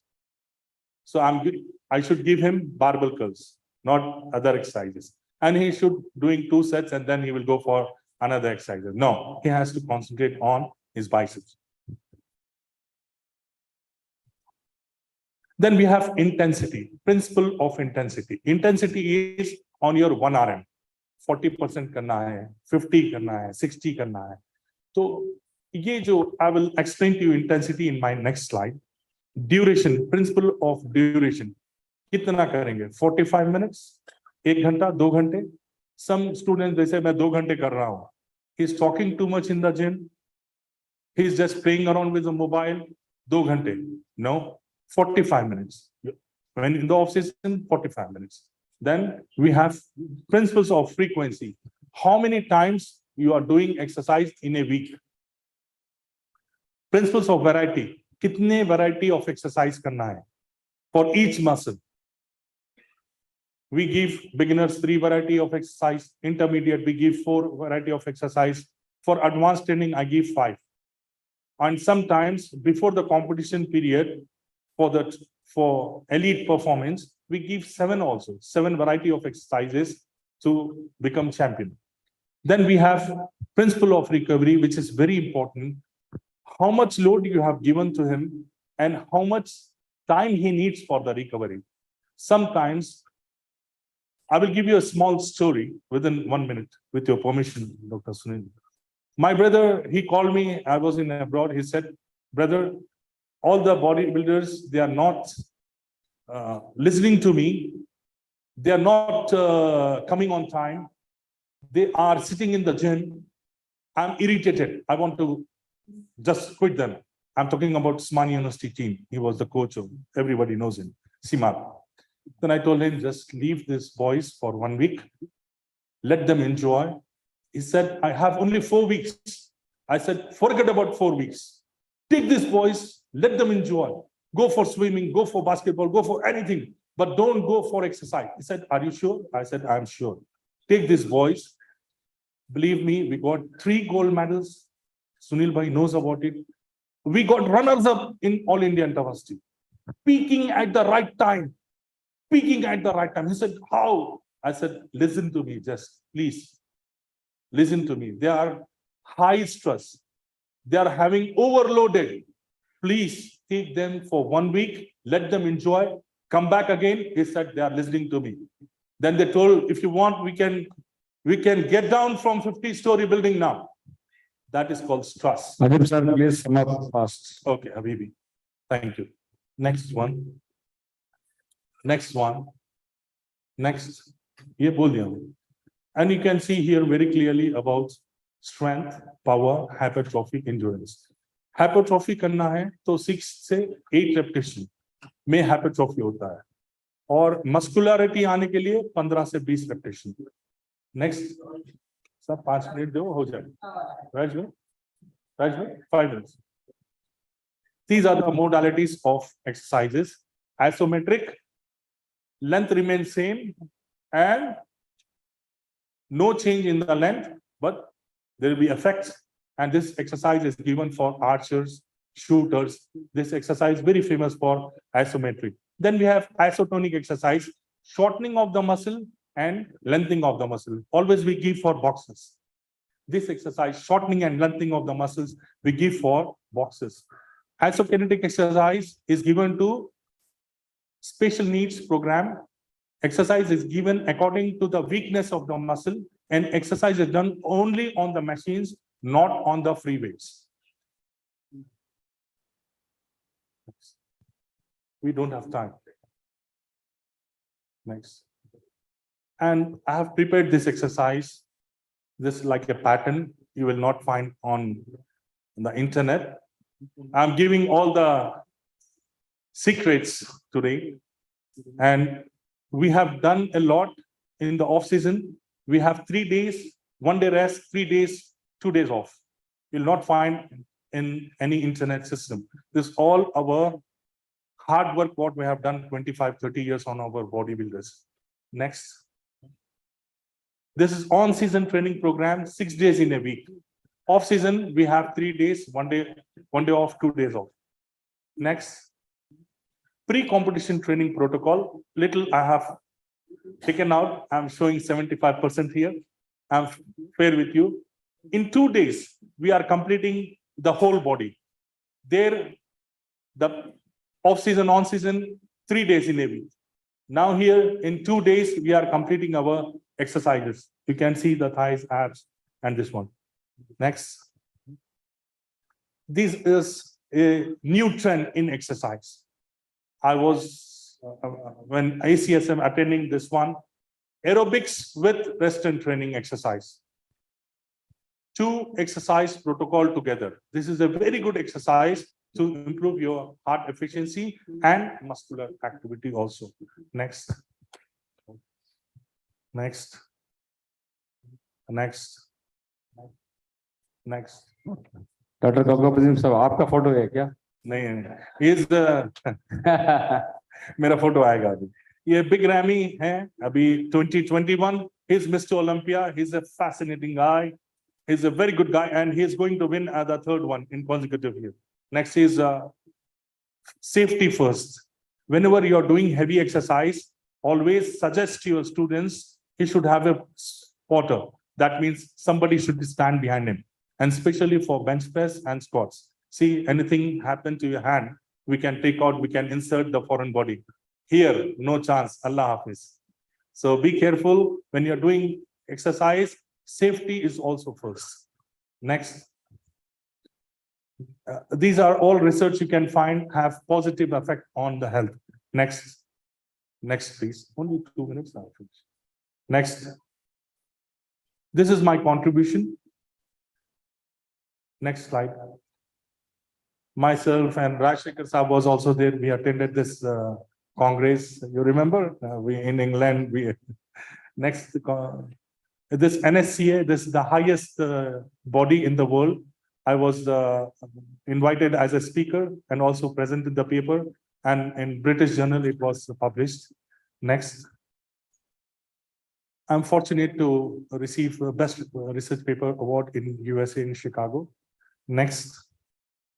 And also in France, I was presented paper, and it was in the 34th World Congress of Sports Medicine, published in Sports Medicine. Next. This is my recent publications. Next. Major projects. Next. Next.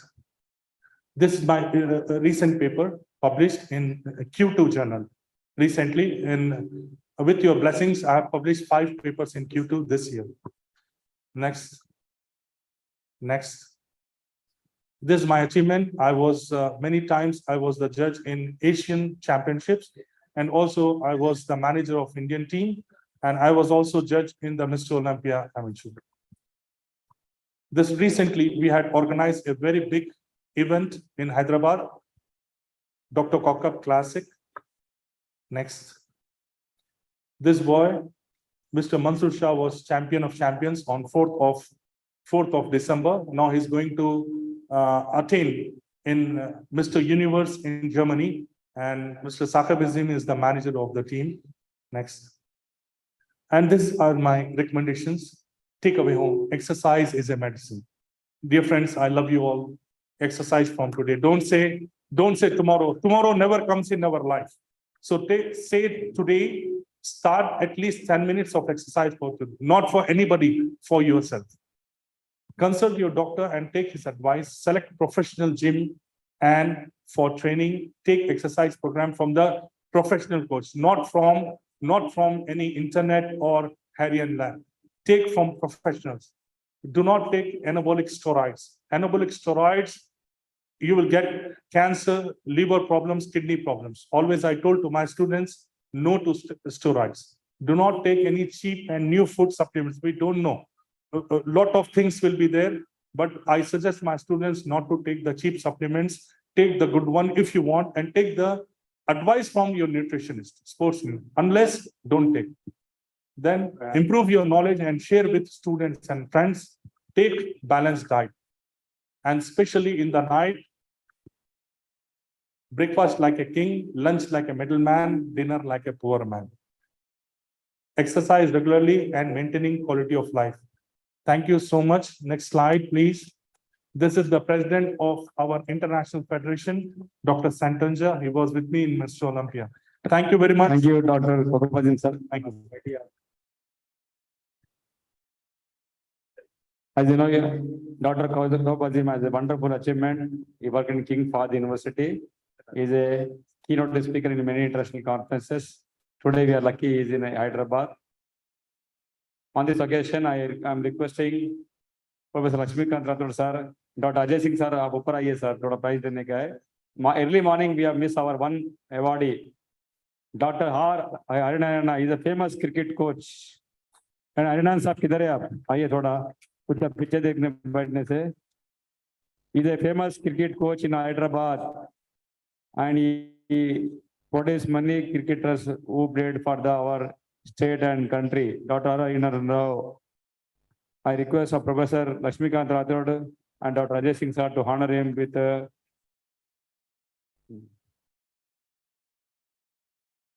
Clap hands, his achievements are very high. He is a simple man, but he's a great coach in cricket. Morning, we have forgotten if you called last is there, but you have not seen him. That is why.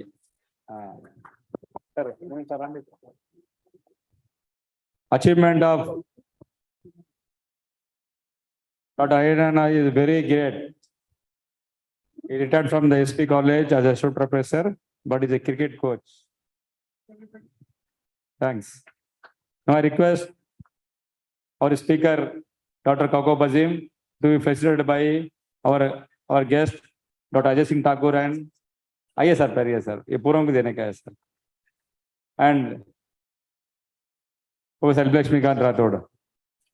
All of you give clap hands. Wonderful presentation.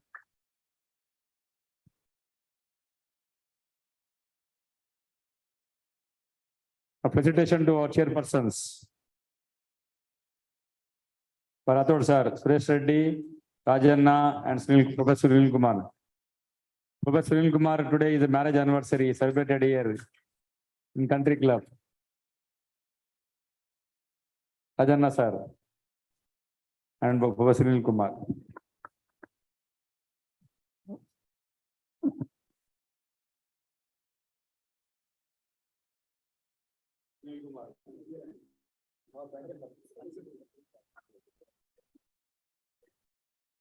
Now we are having very big good speakers. Nobody must go because we are having Dr. Ajay Singh Thakur, Dr. K.V. Rajshekhar, Dr. Jayaraman.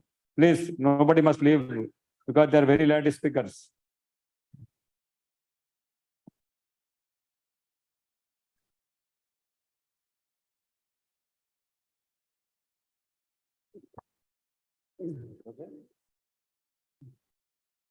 All our physical education delegates, it is my request, till the last you please present because it is very hard, but you have to be there to learn something. Thank you. Next session.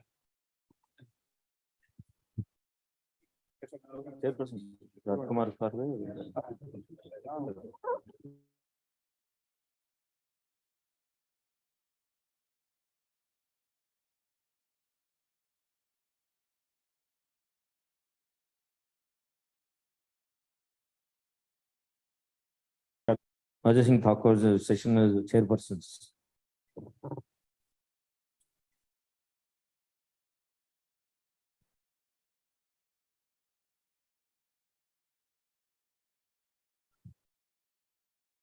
Dr. B. Venkana.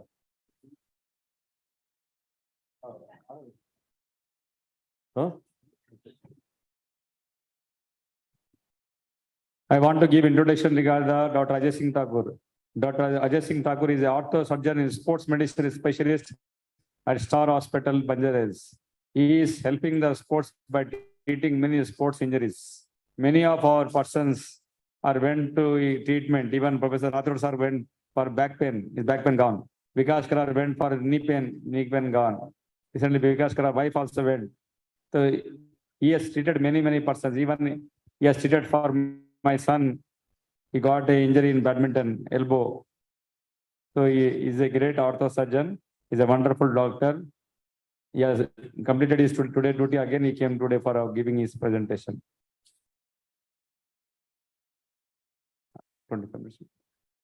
Ajay Singh sir also got the best paper award in the international conference held in Thailand. You know, that time our team got best paper award.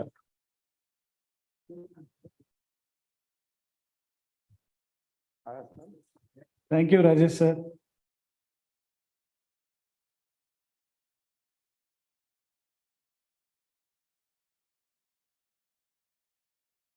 It is always a great pleasure coming and giving a talk amongst the physical educators and the people who teach and make the country more fit. It's always better. Every year I come and I learn something. So it's always nice to be among the professors and also students. We learn so much. And I come here to give the surgeon's perspective of sports injuries. So every sports person in their life, they will undergo or they'll have some injury. So we are here to take care of the facts any injury, we'll take care. So today, I'll talk about orthobiologics. You must have heard about PRP injections, stem cells injections, and other injections in orthopedics or injuries. So I'll try to give a small talk about that. Now, this is the sports people or athletes, they pose unique challenges to us. Now, one of the reasons you can see the motto CITES, RTS, 40S, which means faster, higher, and stronger.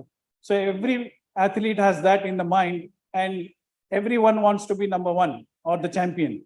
So which doesn't happen. They must know that there are limitations. So they end up taking dope or other sorts of anabolic steroids. Some end up in depression, some end up their career because of this mentality. So as surgeons, we feel it should be something called as safer, sooner, and surer, so that you don't end up injuring yourself. Now, another unique challenge what we see, as you can see, this is the normal population, which they will have osteoarthritis at the age of 75, 84, that decade, normal population. But if you see people who are having injuries, you can see in women, 35, 44 age, in men around fourth decade. So as there are injuries, the arthritis prevalence increases. And we are seeing a lot of people with osteoarthritis in the young because of these injuries only, sports injuries and other sorts of road traffic accidents causing injuries. Other challenges, see, we know we have a good, our body is a good machine, but there are certain things which we must know, as most of the injuries which happens are happening in areas or tissues where there is less blood supply. That means the healing will be slow or healing may not happen. So all these factors are there which will prevent healing or which will make an athlete more prone for injuries. So one athlete may be getting more injury than the other athlete. So there is genetic makeup also, and there are other factors also which hinder healing in an athlete. So unique challenges now. So since I've told, more and more people are getting arthritis, younger people getting arthritis. So with so much of advances in surgeries, in putting implants, and we have gone from leaps and bounds, we have improved, but still we lack results.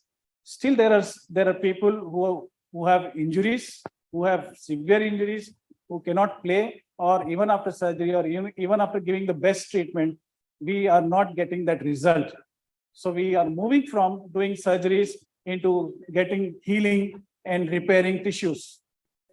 So we need a formula where, you know, the orthopedic surgeons and the sports medicine people started thinking, where are we lacking? So from performance, we are moving out, and we have started thinking into tissues, organs, cells, and also molecules. So we are going into molecular level in our thinking process. And then instead of just concentrating on mechanical aspect, we are now taking biology into consideration, not just biomechanical, but biochemistry also. So all these factors have made us a new branch, which will develop the attempts to change the course of chronic diseases, especially injuries in many instances, and regenerate tired and failing organ systems. So that branch is called as orthobiologics. So now that we have a new tool, how do we use it? How do we use it? Where do we use it?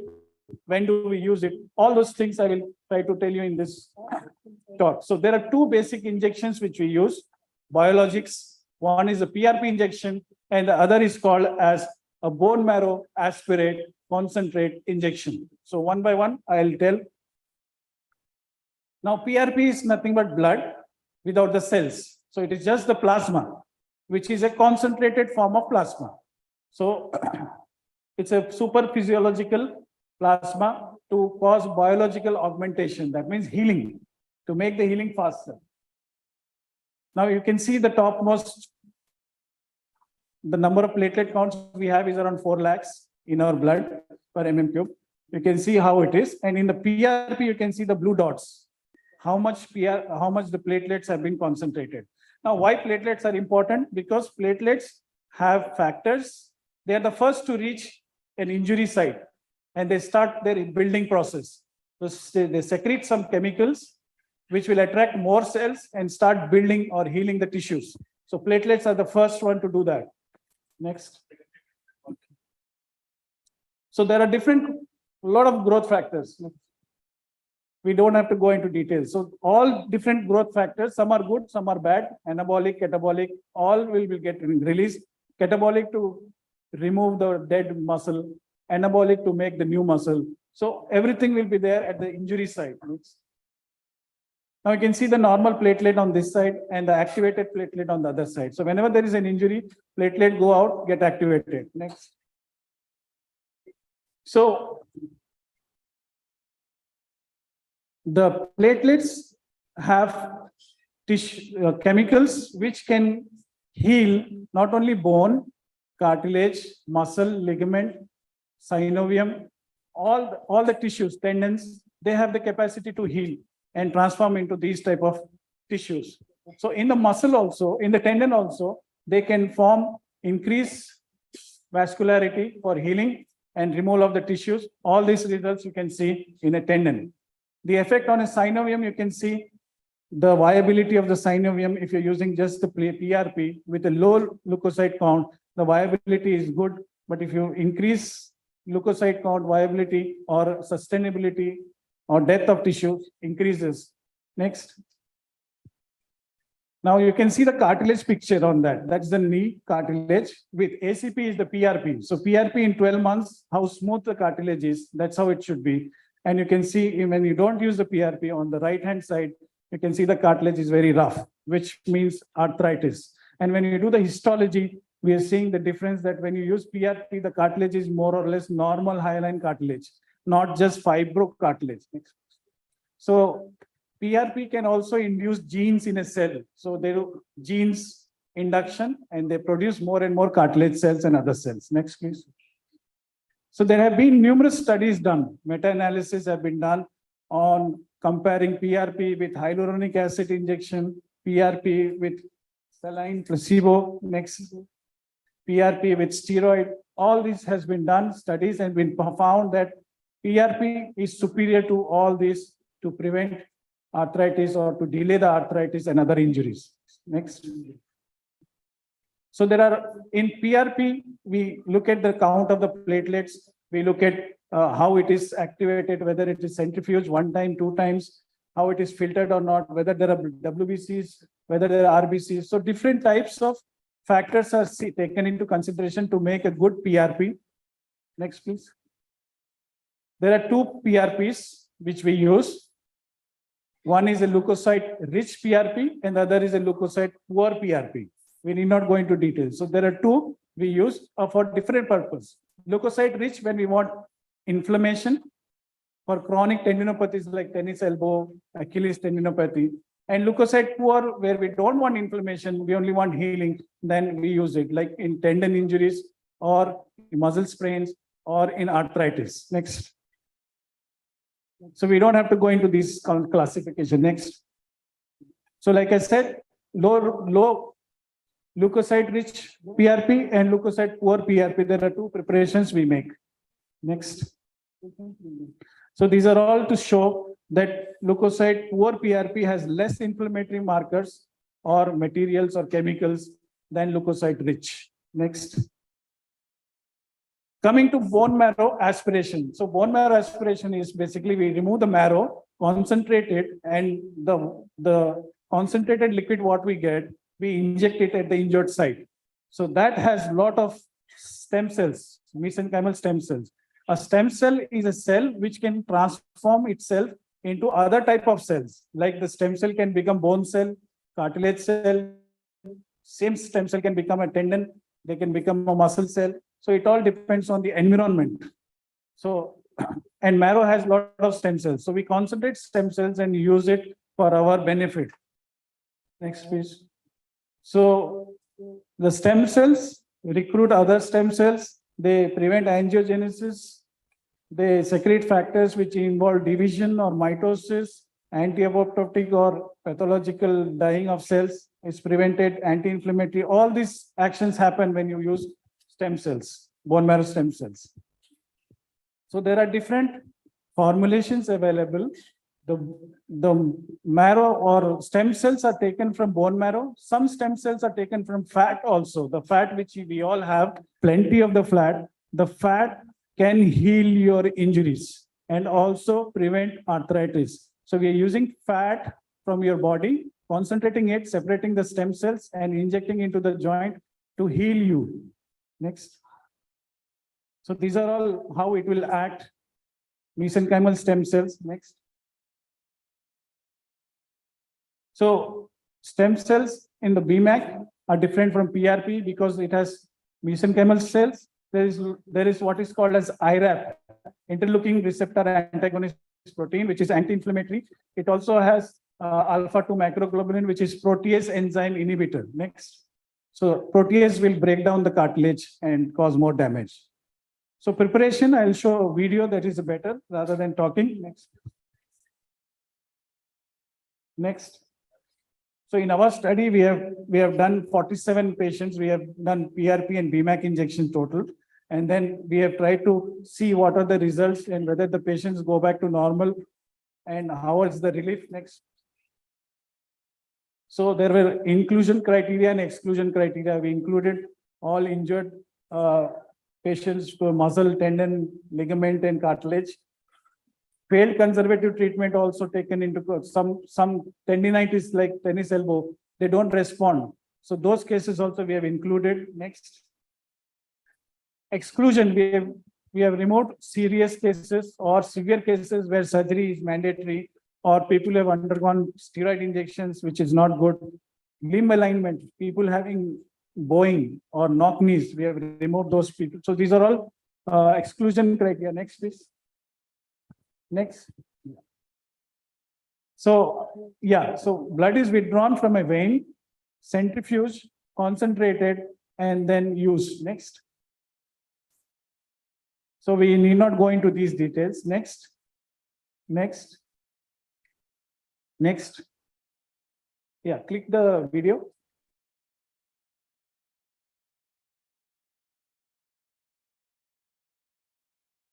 Click the video. Just enter. So this is how PRP is removed from the vein.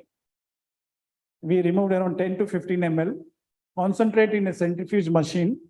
And when it is removed from the centrifuge machine, the red cells in the red lower down and the plasma separates into two layers. And then we remove the rich plasma and then we inject it in the joint or wherever you need, wherever you have the injury. So that is how we do a PRP preparation. Coming to BMAC, click again. Enter. So from the marrow, we put a needle and remove the marrow. That marrow, we transfer it to another centrifuge machine and then concentrate it. So you can see in the marrow, there are a lot of cells, different cells, mesenchymal stem cells, healing factors, healing cells, platelets, all those things. And you can see here how a syringe gets filled up slowly with the blood. So that marrow blood we take and we put it in a centrifugation machine which rotates at a set number of rotations per second. And then we harvest that and then we apply it. You can see there is a kneecap patella. There is a lesion, hole, damage to the cartilage, which we have filled with this BMAC. Next. So enter. So you can use in any sorts of injuries, anywhere in the joint, whether it's a shoulder joint, ankle joint, knee joint, hip joint, elbow joint, all sorts of sports injuries you can use PRP injections or BMAC injections for healing. So PRP increases the speed of healing and also it makes sure that whatever healing does not happen starts healing again. So it's like a booster. It will go and boost healing of your tissues. Next, please. Next. So methods I have explained you. Next. In our study, there are all these people we have treated. People who play water polo also, cricket, athletics, badminton, all the army people who have athletic center, AOC, EME center, they have this water polo, rowing, and volleyball, all these people, athletics, they come, and then we have treated most of them. And next, please. Lot of injuries, type of injuries, hamstring strains where there, ACL sprains, meniscus tears, MCL tears, cuff tendinitis for overhead athletes, javelin throwers, and shot put throwers. All these people we have treated, and I will not go into those details. Next. So most of them responded. Only one or two did not respond. In those cases, probably in one case we have to do surgery. In other case, we have to do a steroid injection. So only 2 people did not respond. Next, please. So pain scores improved in all 1.4, and then all patients were better, and they agreed. When they asked that they would recommend injection again, then they said yes. Next. Limitations of the study, because it's a case series, it's not a level 1, it's a level 4 study. It is not, it's a short-term study, and then we need more patients. It's not a randomized study. Next, please. Small sample size. So what is the future? Future is, like I said, take out the blood and separate what is needed for cartilage, what is needed for muscles, what is needed for tendons. So if we can separate those and use specific for each one. Second, in the future, we would like at different phases of healing. Suppose healing starts at inflammation first 2 weeks. After that, tissue regeneration start. After that, scar formation start. So based on how many days happened after the injury, if we can get a different formulation for each, that is where we are heading now. So we are trying to find out how to specifically attack at different stages. So that is what will be the future of orthobiologics. Next, please. So I really thank you for inviting me and listening to my talk patiently in a post-lunch session. Thank you, Rajesh sir, Rathod sir, Virendra sir, and the whole team. It's a great effort. Thanks all.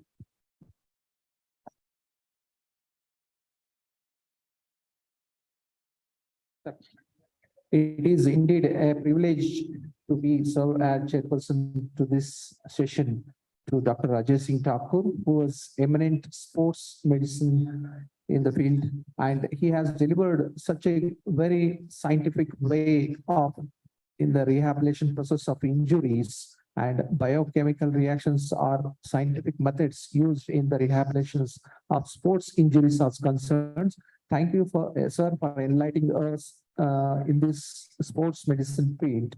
And I thank Dr. Rajesh Kumar, sir, for giving me an opportunity to serve as chairperson to this session. Thank you, sir. I request Dr. Virendra sir to honor Dr. Rajesh Singh sir. All of you, please give clap hands.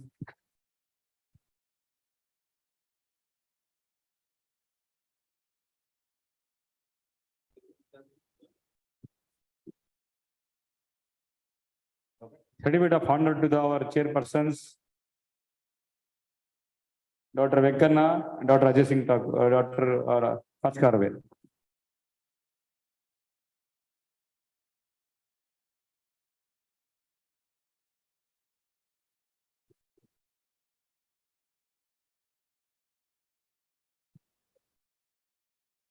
Thank you very much. Please be patient.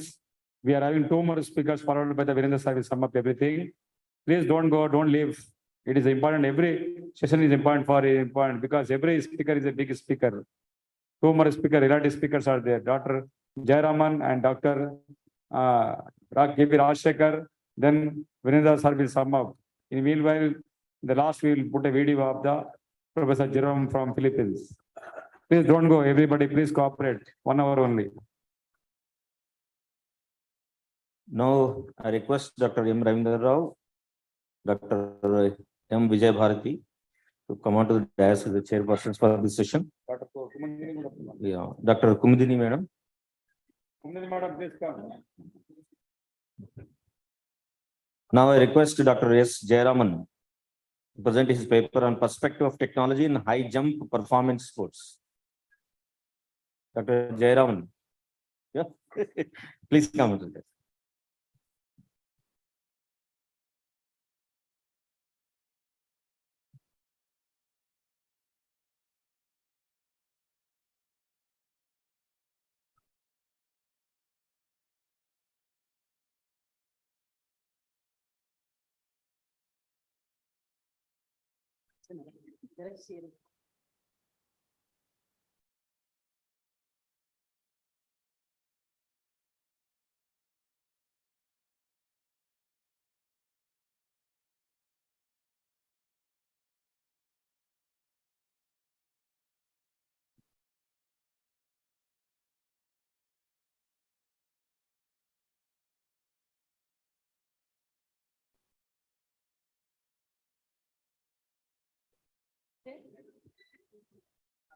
Fine.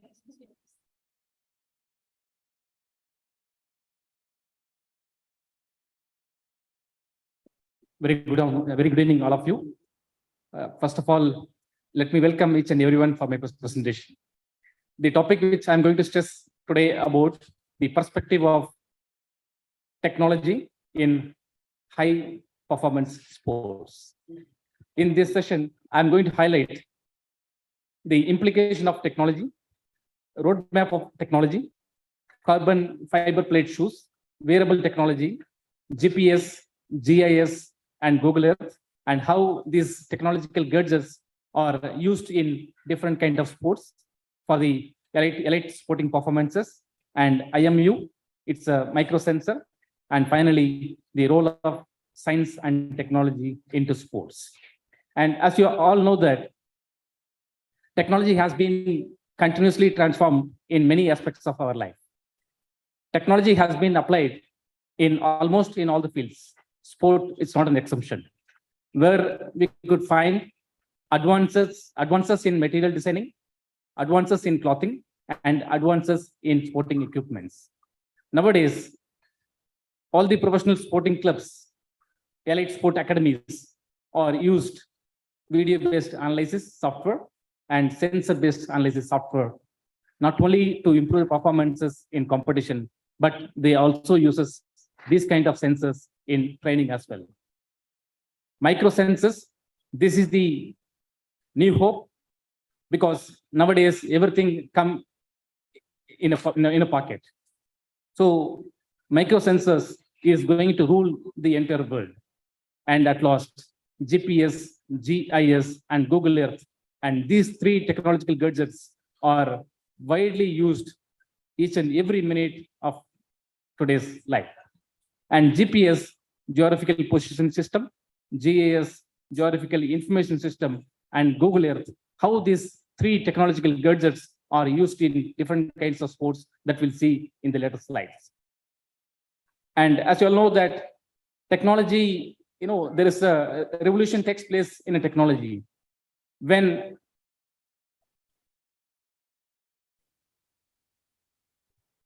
Justin Gay, Laure Burrell, and these two athletes ran 9.79 in 100 meters around 2000 K.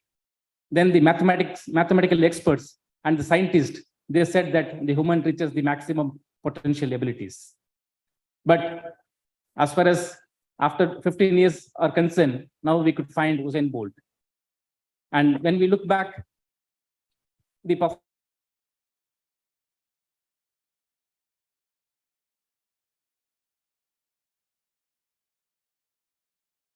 only 20 records have been broken. From 2005 till 2015, within 10 years, almost 26 records have been created. And within 5 years, the record have been increased up to 28 records. So you see the differences. First 20 years, 20 records. Then another 10 years, 26 records. And within 5 years, 28 records have been created. And even after 2025, we are not sure that how many records is going to create by the athletes with the use of technology. And even since morning, all the speakers, they were highly stressing about the physical literacy, grassroots participation. And as you all know that Russia is the pioneer in elite sporting system. Why I say that Russia is the pioneer? Because Russia is the one, they have created the talent identification model. Russia is the one, they have created the high performance model. And Russia is the one, they have created the youth physical fitness model first in the world. That is the reason why Russian Federation have been continuously dominating more than 100 years. And when we look at the Russian performances in Olympics, why Russia has been tremendously doing in Olympics, because the reason is so simple that they have started utilizing this technology since 1960. And when you see the performances of Russians in Olympics, almost they have secured 546 medals with the 9th spot so far. And Canada, they have started the project in the year 2004. So they have done 55 projects just before 2010 Vancouver Winter Olympics. So whenever the Olympics takes place, even China, Canada, or London, so all these countries, they have started the project 8 years before or 10 years before. So that is the long-term target, just to succeed in that particular Olympics. So Canada is also not an exception. So they have started the project in the year 2004. So out of that, so they have focused about 4 important components. One is the clothing technology, another one is ice sports, another one is sky sports, and another one is material designing. So after completion of 55 projects, they have come up with very good performances in 2010 Vancouver Olympics. They have secured the #1 spot. So that was the ultimate secret of Canada in 2010. Why? The reason is so simple. That is because of the implication of technology they have used in 2004. And the next one, the most identified and the most top-rated country in the world, that is China. Within short term, within 20 years, China has come up tremendously well in the international arena. The reason is so simple. They also started, they have been following the models of Russian federations. They have started using the talent identification model of Russia. They started using the high performance model. Then after that, they have refined their own system based on their demand. So that is the success of China. China 2000 year, they have started the project called Action Project Olympic Technology. So in this project, 30 scientists, they have started working together.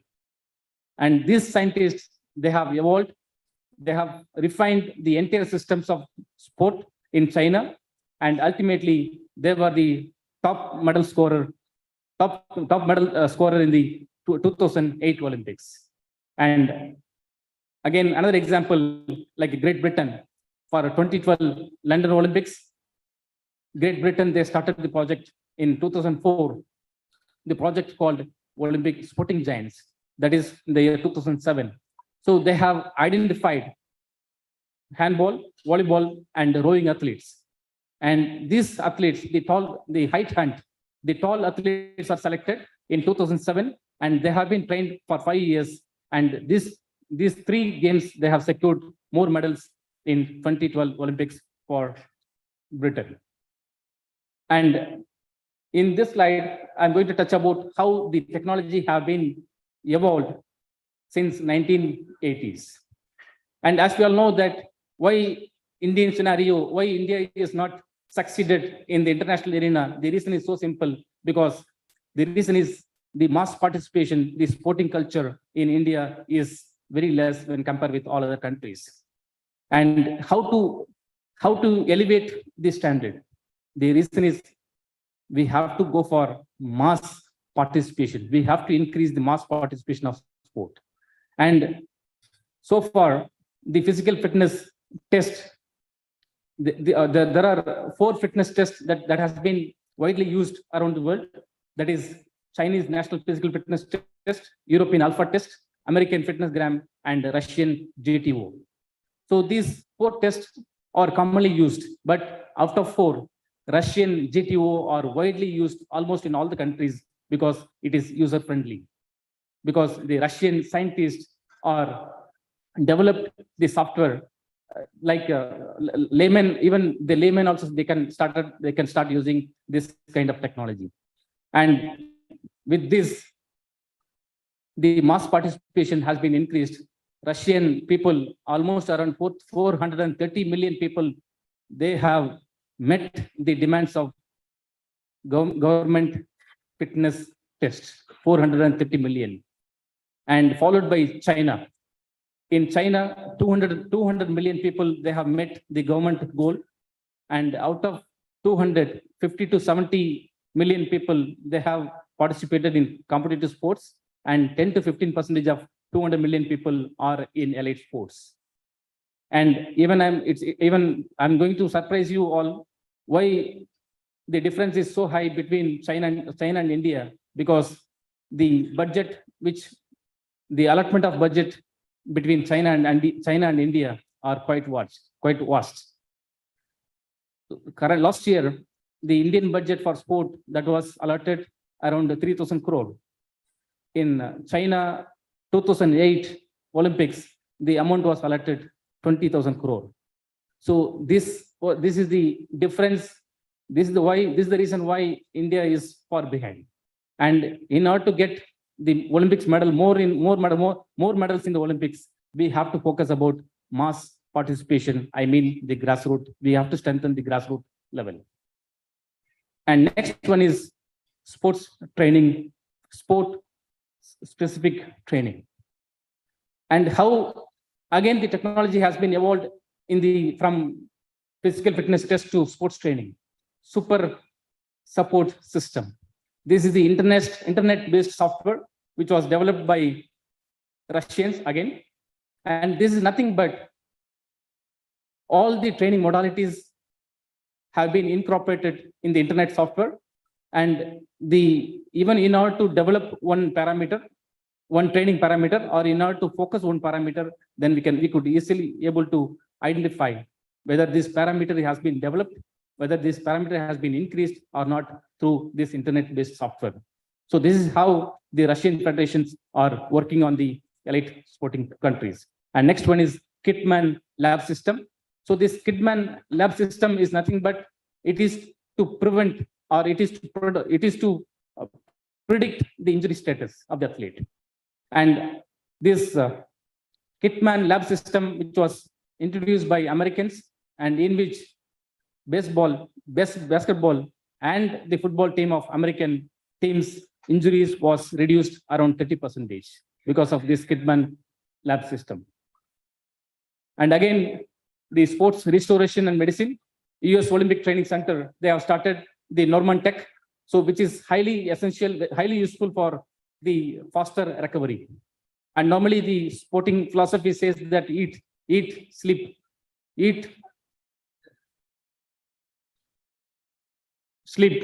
train. These three are the concepts. And when we talk about the recovery aspects, and ultimately why the Indians are not succeeded, because we are more focused about quantity rather than the quality. So ultimately, the Indians, we started giving more load at the early stages. At the age of 18 or at the age of 20, we have found the better performances when they go to college or when they go to higher education systems, and they are nowhere. So instead of quantity, we have to concentrate more on quality. And next one is nutritional aspect, food processing technology. And all the elite sporting countries, they have worked on the food micronutrients supplementation. So they are going for biochemical tests thrice in a year.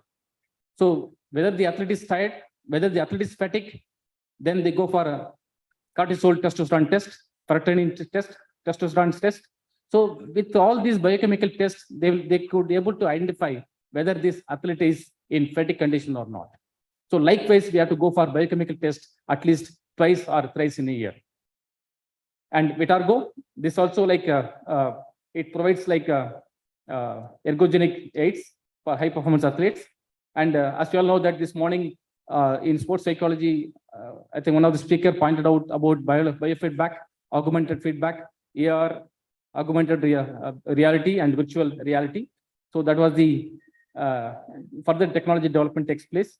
And high altitude stimulation technology, this has been developed. Even USA has tried this concept in one of the national camp in America, but this could not work out because they wanted to overtake the Africans in terms of 5,000 and 10,000. But due to genetic factors, due to some other factors, they could not succeed it. And the most important thing here is that role of science and technology into sports. And this is the slide which I have taken from the Chinese project in 2008. So we have Ministry of Youth Affairs and Sport. We have only one ministry, but in China, there are two ministries are working for the development of sports in the elite performances. One is Ministry of Science and Technology and Ministry of Sports. So Ministry of Science and Technology directly involves in elite sporting performances. They started using missile guidance system. Even BMW engineers are working for the manufacturing of race cycling. And NASA scientists are used for preparation of water sport, rowing, canoeing, kayaking. And one more thing is that the dolphin system, I mean, it is a system which is used for swimmers, Chinese and Americans and England, Britons. These three teams were used dolphin technology they have used. How the dolphin moves in the same way the athletes were trained, the chips were used the same way, the same angle, and the same stimulator, artificial stimulator was created in which they succeeded. Yeah. And these are the three important verticals of Chinese success in 2008 Olympics. And this Ministry of Science and Technology. So science and technology for structure for elite sport. So here one side, the ministry, they have strongly worked on the talent identification. One side, they have given full sports scientific support. And another side, they have concentrated only about the establishment, infrastructure. And almost all the universities in China, sports universities, for example, Beijing Sports University, Shanghai Sports University, and even Wuhan Sports University, they have well-established, sophisticated equipments, and in which all the national sporting camps are running on. And whereas, even sorry to say that we do have a lot of sports universities in India, but see the comparison. And this should be changed for change in the future.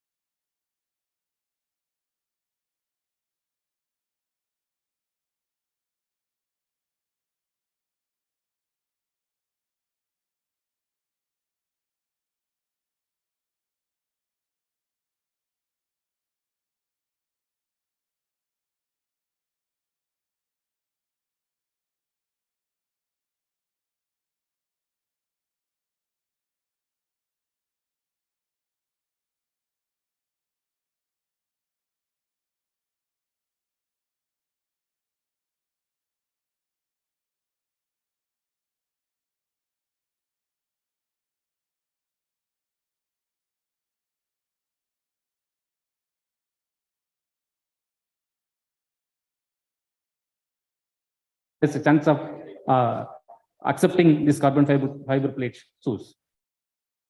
And wave light pacing technology. And here you could find on the track the lighting laser light. And when the athlete moves, this light also moves along with the athletes. So it means it's like pacing the athlete. It's like a pace setter for the athlete. And this technology has been started already using almost it was existed 3 years back. And even the same technology has been used in swimming as well. And technological advances used by Chinese.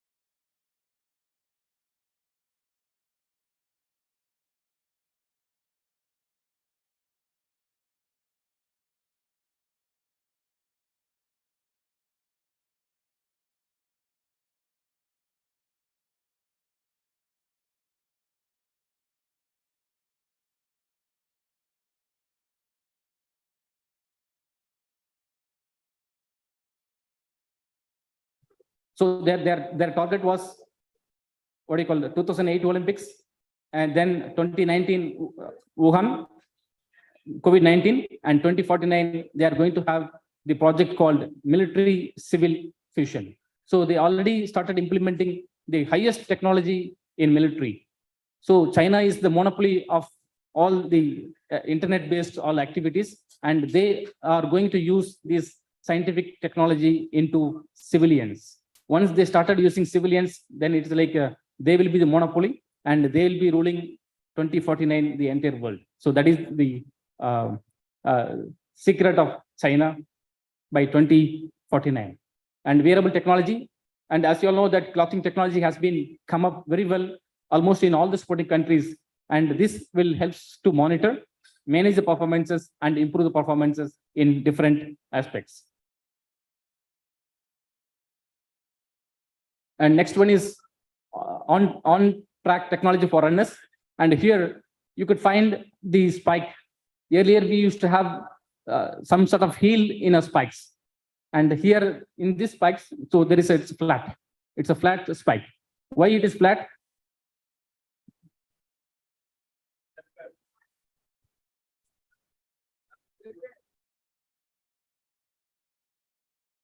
Where they go?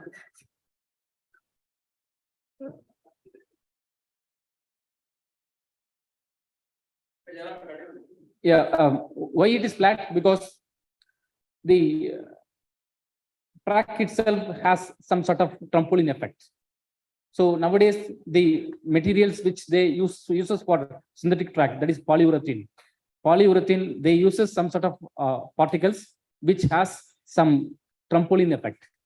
So the athlete do not feel any sort of discomfortness.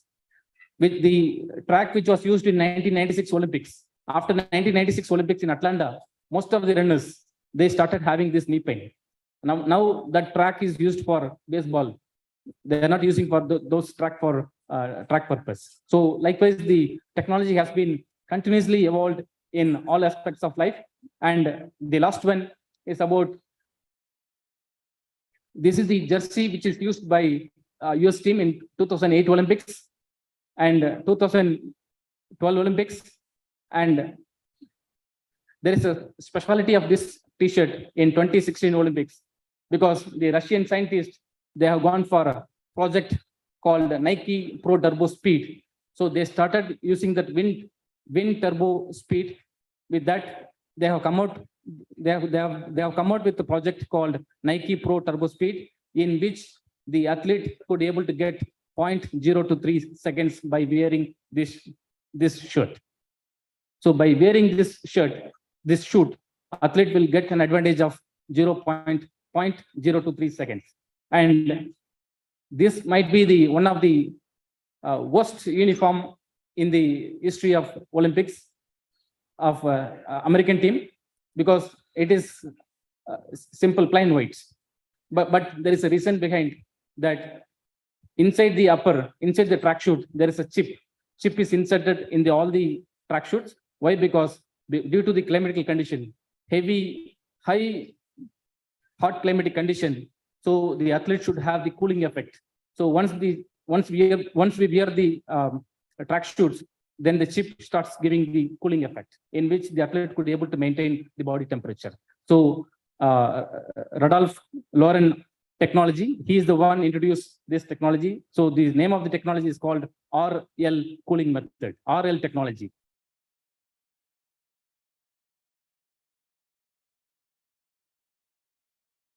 Yes, here you could find the last one. The chip is used in the US Olympic team, and Ralph Lauren has introduced this technique. So this technique is called RL cooling technology.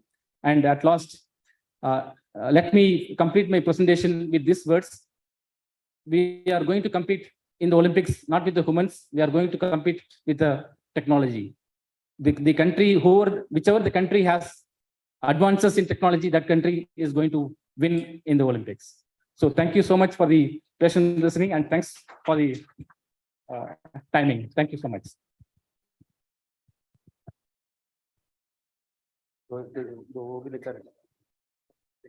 No, sir. Well, Jaram, very wonderful presentation. Thank you, Jaram sir. Prior, I was not aware such kind of technology was aware for the shoes kind of thing. Thank you for enlightening us. Thank you so much for knowing the people present over about the technology, sir. Thank you so much, sir. Congratulations, Jairam Garu, for the wonderful presentation. You have enlightened our knowledge through your presentation. Give a big round of applause to Jairam sir. Dr. Jayaraman, working in Sports Authority of India, Ashimaba National College of Physics, Trivandrum, has given a wonderful lecture on technology. I request Professor Lakshmikant Rathod and Sumitra Mandal, please honor him. And Vikas Karar, please come. All of you give the appreciation by clap hands. Another two speakers are there, Dr. K.V. Rajshekhar and Dr. Virendra sir. Nobody must leave, please cooperate. Sir, moment ayandi, sir. Jaram sir kadedu.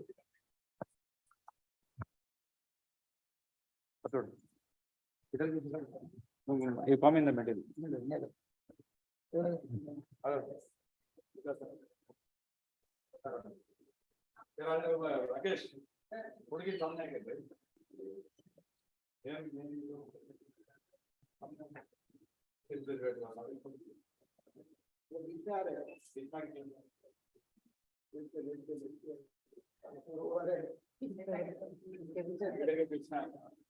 Then honor to the chairpersons, Dr. Kumudini, Dr. Bharti Madam. Bharti Madam and Dr. Kumudini.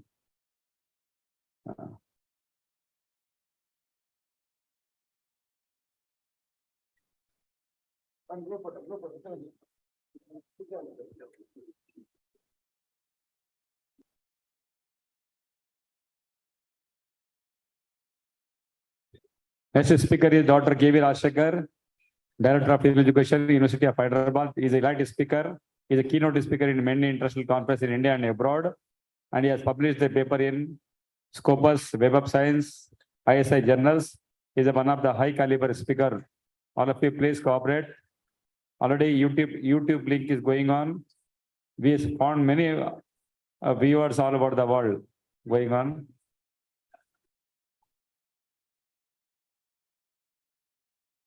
Laptop, I want laptop here.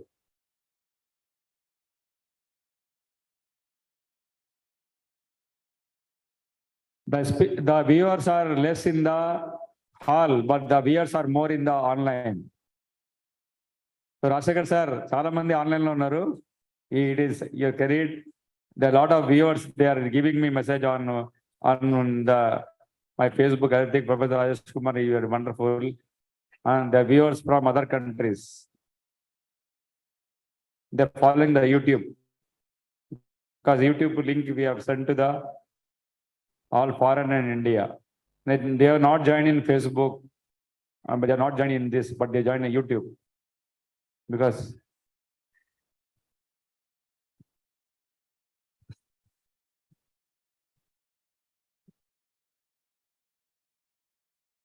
Persons, Srinivas Nandala, Dr. Srikant, anybody is missing? Dr. Hari, come. All chairpersons came, no? Anybody is missing?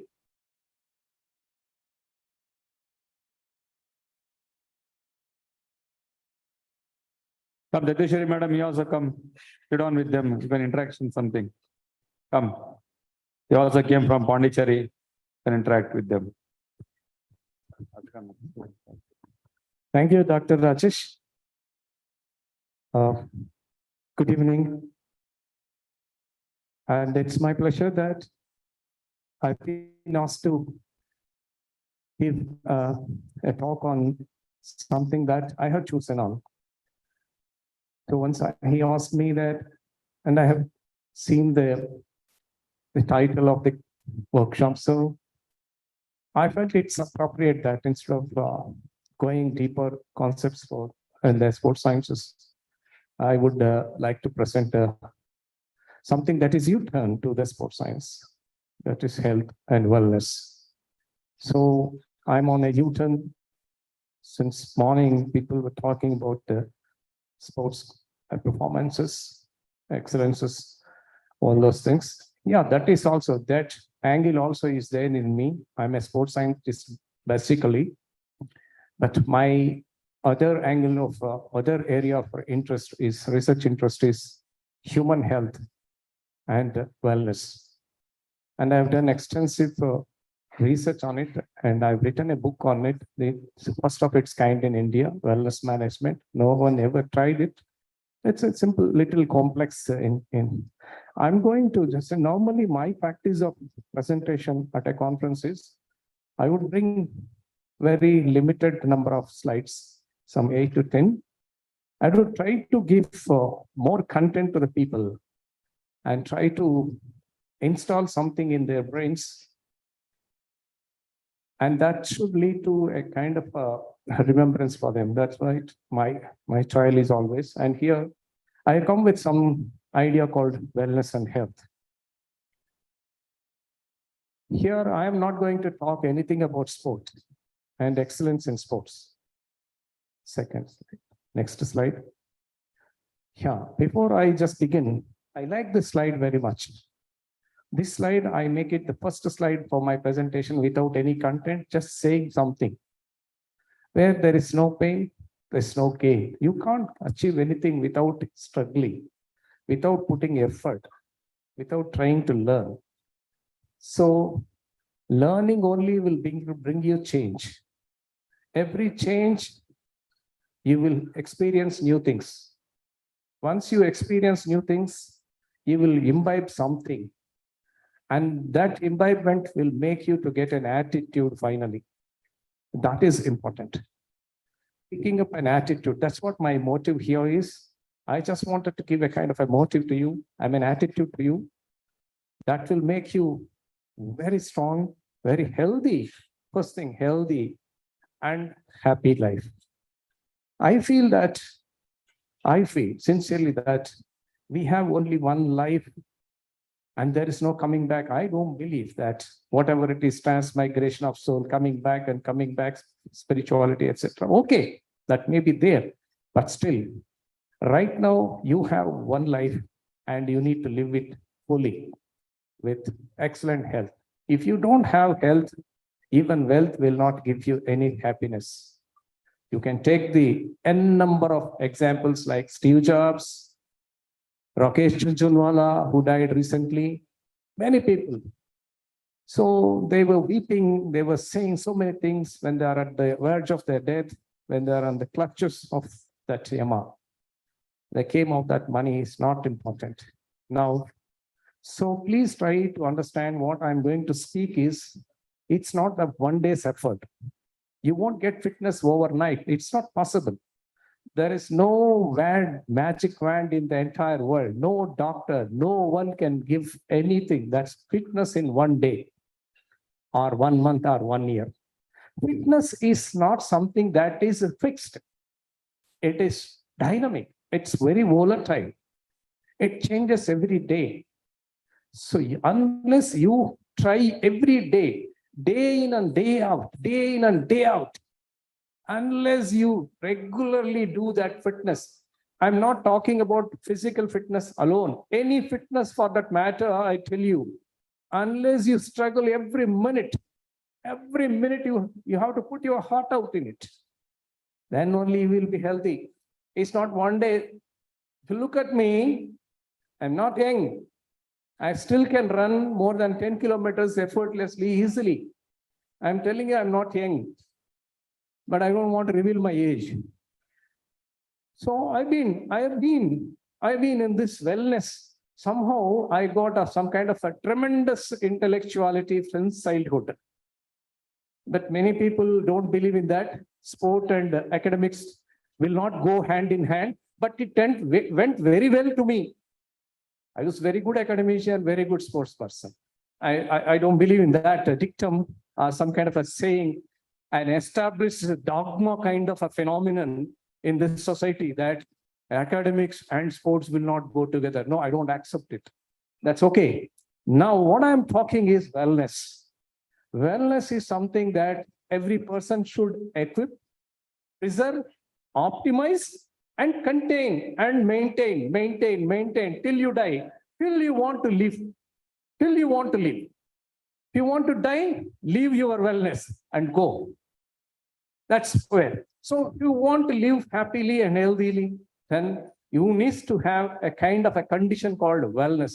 See, one more thing I want to tell you. Wellness is the most indulged word nowadays. Very misused word.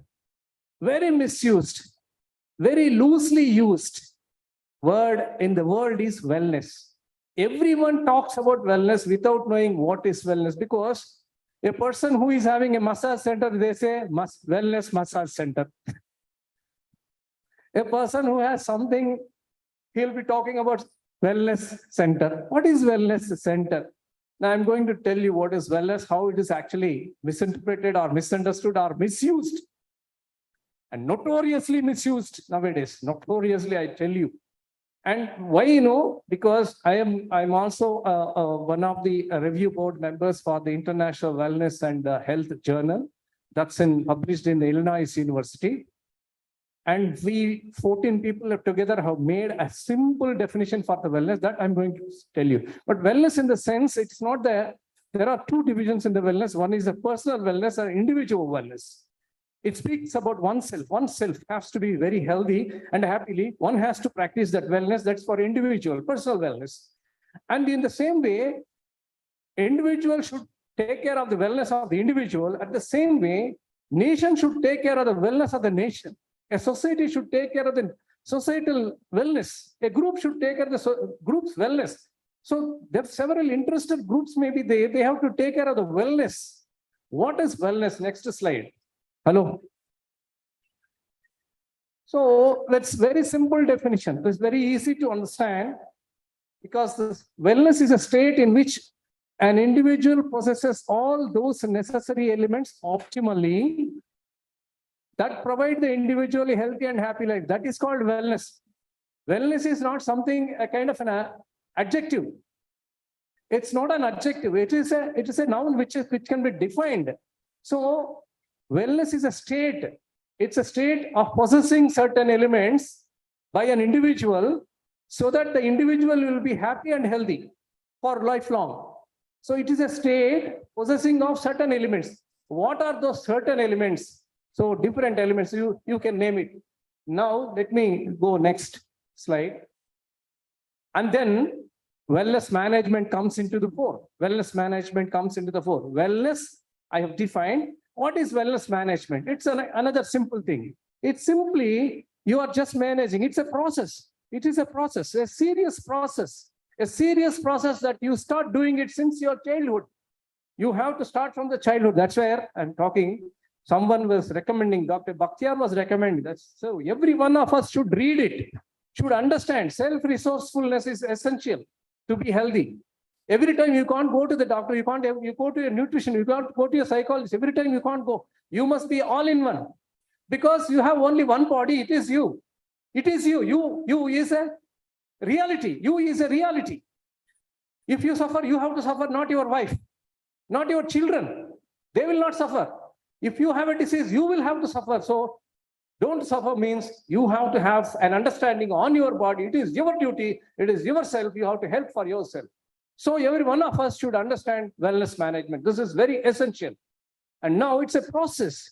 It's a process through which an individual or group attains, optimizes,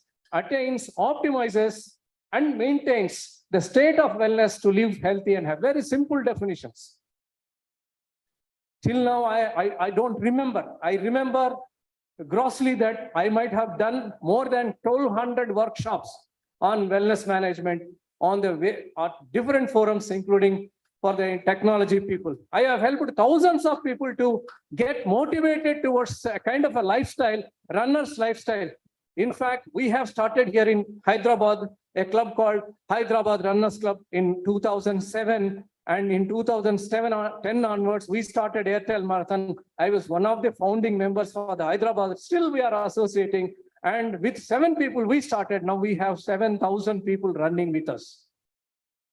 So there are certain things we are promoting that is called wellness. Next. So I'm going to bring in certain important topics, but since the time is very less, half an hour is just nothing to talk about wellness. It is very simple, very difficult. So I'm going to give you some tidbits. I'm going to give you some information that you will start believing. So first thing is, I told you in the beginning, you have to believe to do something first. First, you should get a belief. Why should I do this? Why should I do wellness management? Why should I practice wellness management? Why should I run? Why should I exercise? That's very important. Many people have talked, many doctors have come. They have spoken something. I'm going to reveal why should you exercise. So wellness management is a simultaneous process in which you maintain your physical fitness, nutritional fitness, emotional fitness, spiritual fitness, economic fitness, social fitness, environmental fitness, economic, everything, whatever fitness you come across as a human being in your life, in your domain, as a human being in you, all those things you have to take care. It's not that simply you are exercising, you will be very healthy. Never. Exercise alone will never give you anything. Sometimes it spoils your health, I will tell you. But if there is no time to finish this wellness management simple talk, actually, I take 3 hours. Now it is half an hour. I will do my maximum try to give you important things. So now I just would like to give you, that is called, when you have the physical, emotional, nutritional, spiritual, social, environmental, everything, economic, everything, everywhere you should be very happy. You should have all the beautiful strength with you. Then it is called wellness management. It is called wellness management.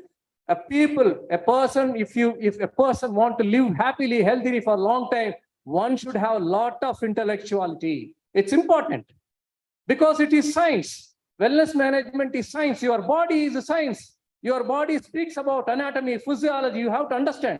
After all, it is your body. So you have to protect your body, understanding your body. That's your basic duty.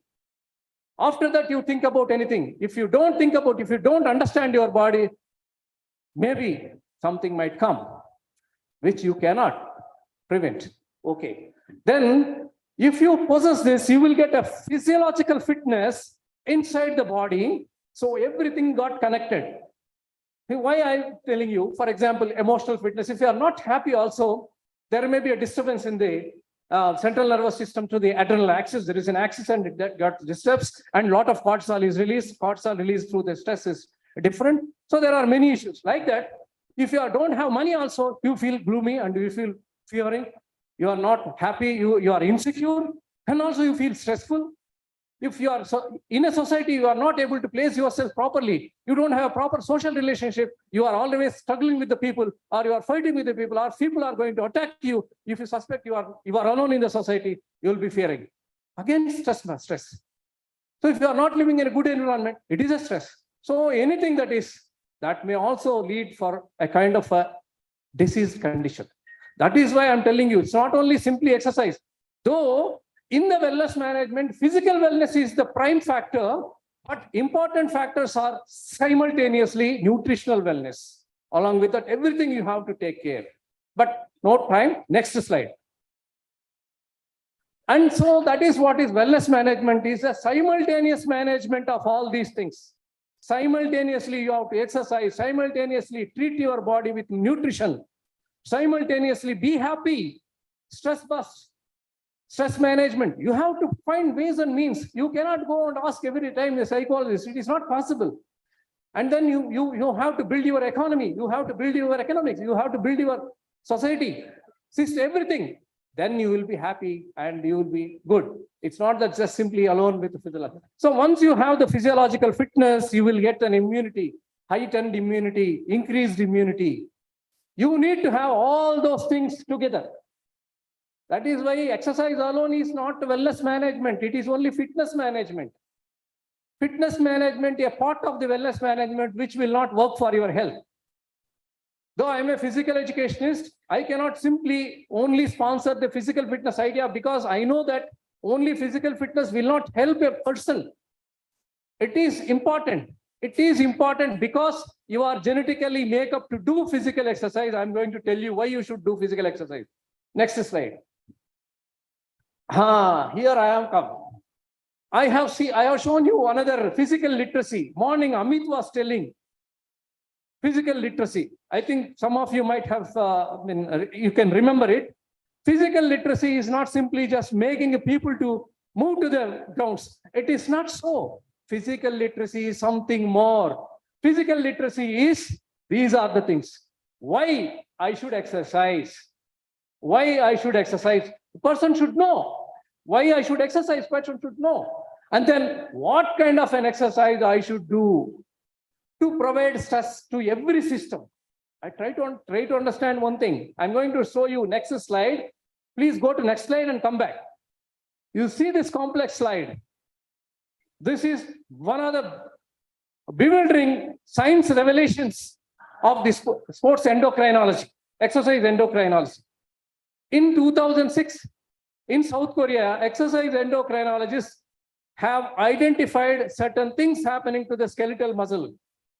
Skeletal muscles, you know very much, striated muscles. Skeletal muscles, when they are under stress, they are producing more hormone-like substances, chemical substances. I'm not going to bring the physiology jugglery. I don't want to get these several nomenclatures. I don't want to do that. But simply you just see, don't forget, but you need not remember this one, because it's a metabolic jugglery of the muscles. I will explain, go back. I will come back again, go back. So physical literacy is the answers for these things. Intensity and load of exercise, both short-term and long-term, what to do. And then not only knowing what to do, you should also know how perfectly you have to do and what are the negative issues associated with exercise. Even if you don't exercise, it is not a problem. But if you do exercise wrongly, and if you don't take a proper precautions after the exercise, sure that you will get a disease. That is why there are certain diseases, I will name it. There are some kind of things called exercise-induced asthma, exercise-induced cancer, exercise-induced diabetes, exercise-induced arthritis, exercise-induced blood pressure, hypertension. What nonsense he is saying, exercise should get away all these things, should drive away all these things. Instead, he is saying that exercise might also induce all these. Yes. Because if you do wrongly, if you overexert, if your system is exposed to such a level of stress, there is a possibility that you will get all those things. I will explain in slow. So negative issues are very important. Then what should be the accompaniments? Accompaniments means what are the things I should follow along with doing exercise? What kind of a nutrition I should take? How much rest I should take? What kind of a rest I should take? What kind of an environment in which I should live? Which kind of an environment I should select during my exercise? Even while during exercise also, while doing exercise also, if you are not doing in a proper ambience, there is a possibility a person gets an asthma. For example, air-conditioned environment is very bad for some individuals. They are not supposed to do exercise. All fitness centers now boast that we have the air conditioned fitness centers, please join. It's not really good for more than 40% of the people. Around 40% of the people should not do under the air conditioned environment any stressful exercises, especially sustained oxidative exercises or sustained aerobic exercises. This environment is air conditioned environment is cool and dry environment where without your knowledge, you will be sweating out too much and you do not know how much water you are losing. You do not know how much water you are losing, dehydration, and the respiratory tracts also gets dehydrated. And once the respiratory tract gets dehydrated, the mucus will not be, it gets a lot of stress and there will be a lot of other entanglements or the follow-up actions that makes the URTI symptoms will appear or there may be a temporary infectious state, it improves. So along with that, what are the exercises we should do? The last one, body posture maintenance. So physical literacy means how to use your body also is an essential aspect of the physical literacy. It means how to step down while getting down from the train. You should use some physics, how to get down from the train or how to get up. So when you are stepping up also, how you have to step up is a technique. You should not use the knee, but you should use your calf muscle like this. This is, people don't know. So how to use your body, while doing your life activities is an essential physical literacy. How to sleep, how to sit, how to walk, how to lift weights. If you lift a weight incorrectly, the heavy weight, you may snap your ligament at the back. And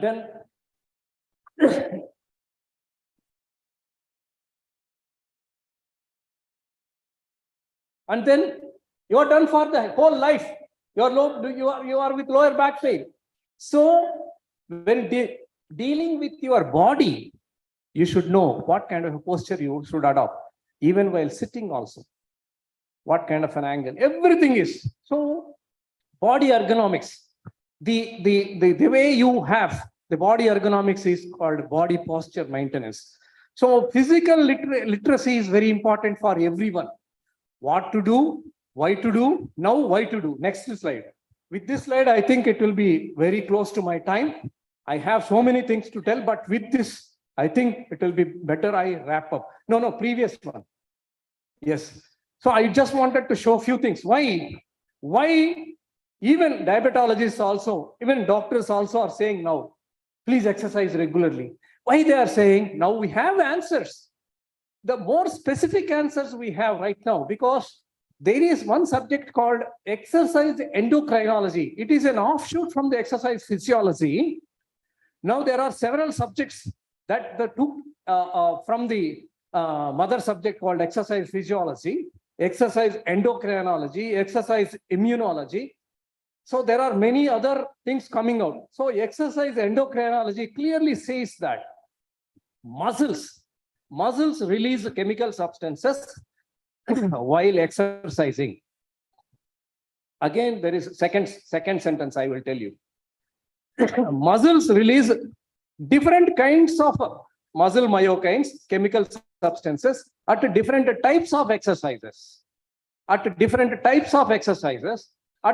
intensities of exercise. Please mind. So this is very important. So muscles will release very intelligently some chemical substances which act like hormones at a different types of exercises differently, at different intensities differently. And these chemical substances go and work on different tissues. You can see this picture. I will tell you one thing, how diabetes is linked to inactivity. See, if you don't exercise, for example, this interleukin-6 will not be released, and the pancreas insulin, it is secreted, and the insulin, since insulin is not secreted, or even if it is secreted, it is not sensitive. Okay, leave it. So interleukin 6 is very important thing here. And then actually this one, it is a glucose-like factor. Wait. Okay, 1, 2, yes. Which act? Yeah, GLP. If you see this one, GLP-1, please see this one, GLP-1, glucose-like protein. This is what we are using in the metformin. You know, metformin, diabetes. Most of the diabetics, first they will give metformin, then they might change. So this interleukin 6 actually acts on the intestines, actually, and these intestines will cause to release GLP.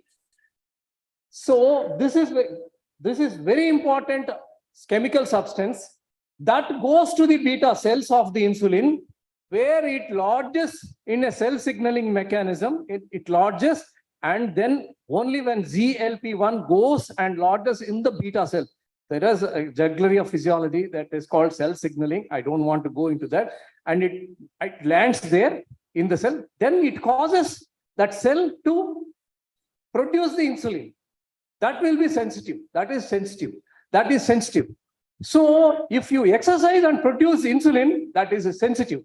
If you don't exercise and produce insulin, it is not sensitive, then you are diabetic. Please try to understand. It's very simple. You produce insulin, even you are diabetic, but you are producing some insulin. It is not effective because it's not sensitive. Science do not know why. But science know why. The difference is, if you exercise and produce the same GLP, and if it produces the insulin is sensitive.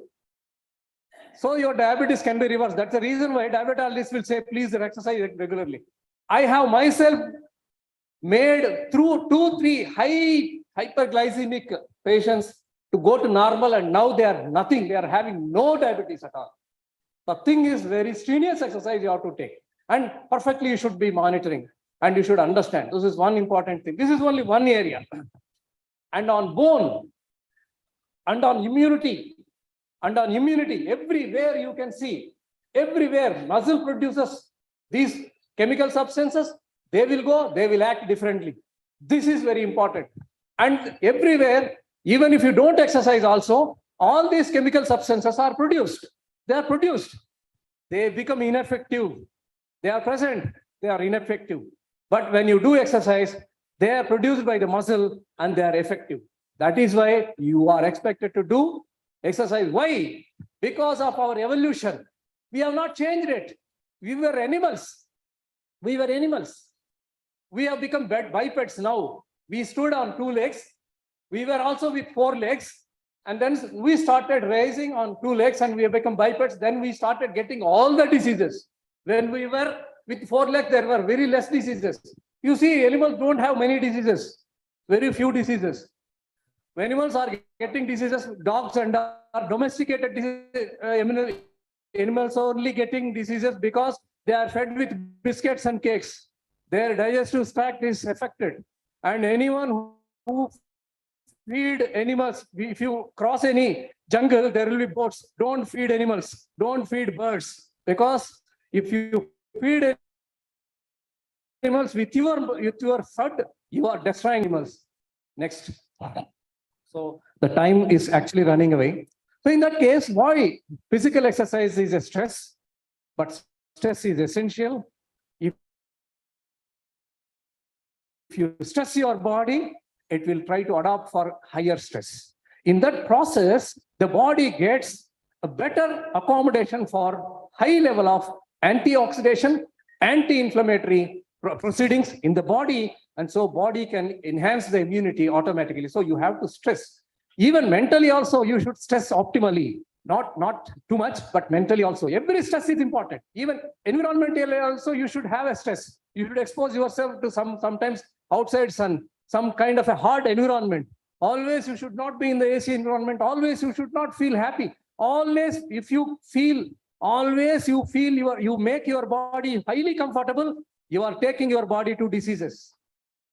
expose the body to some hardships, then definitely your body will be adopted and your body will respond positively. Next slide. There are many things. So, physiological stress, don't take too much of stress. Too much of stress leads to suppression of immunity and hormonal deregulation and ill health. Next. So one last thing I just want to tell you, if you see this, if you think that you are already a winner or you are comfortably walking or you are very good, happy, don't believe in yourself also. You may be defeated, you may get any disease at any time. So at the edge of the tape also, you may get defeated. So life also so important that take care, read this one. Knowledge and self-resourcefulness. You have to take care of your body. That is reality. Reality is your body. Please take care. You be resourceful. You read extensively. You try to be like that. No one will help you. Wellness management, everyone should learn. That's it. Every kid should learn. Every person should learn. Not only doctors, every professional should learn. Consistency in effort. It is not one-day effort. Wellness management will not be in one day.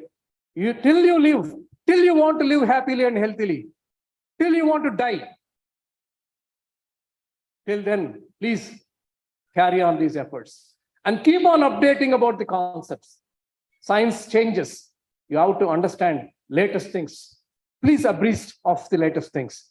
From childhood onwards until you die. Refrain and reduce negative lifestyles. That's very important. Refrain and reduce negative lifestyles. At least reduce. Many things, I don't need to tell you what is a negative lifestyle. Lack of sleep, smoking, alcohol, whatnot, everything. Increased spirituality is the important thing. If you are spiritually elevated individual, you will try to help yourself, you will try to help other people. When you understand that you and others are not different, and you will be happy individual. And that's one of the important things for the wellness management. Emotionally, you will be very fine. Thank you very much for giving me this opportunity. Thank you very much, Dr. Rajesh, Dr. Virendra. Thank you, sir.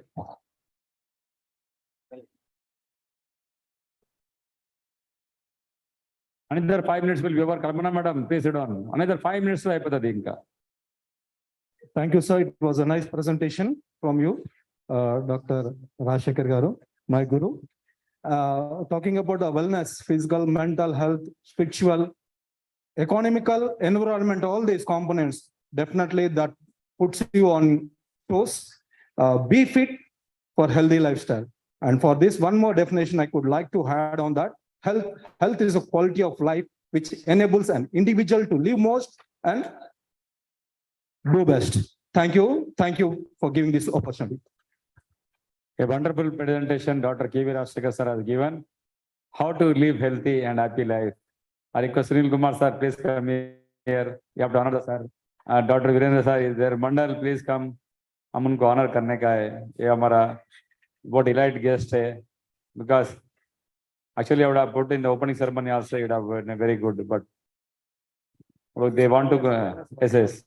They want to go early. This is all morning speakers. Sunil साहब, जरा honour करिए राजशेखर साहब को. आप भी हाथ लगाओ मंडल साहब थोड़ा. बहुत सारे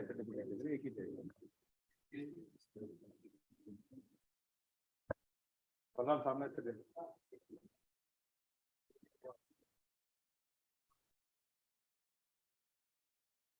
one important point he told, wellness means until the death. Yeah.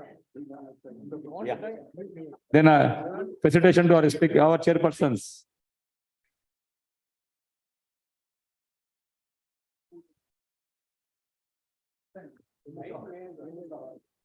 Sunil Kumar साहब chairpersons को दे दो. Chairperson certificate है राकेश और देखो. हाँ.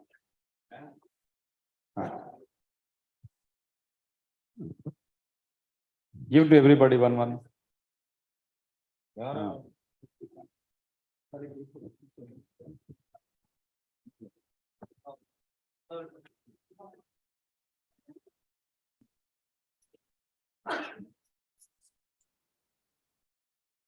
I request Virendra sir to give the vote of thanks.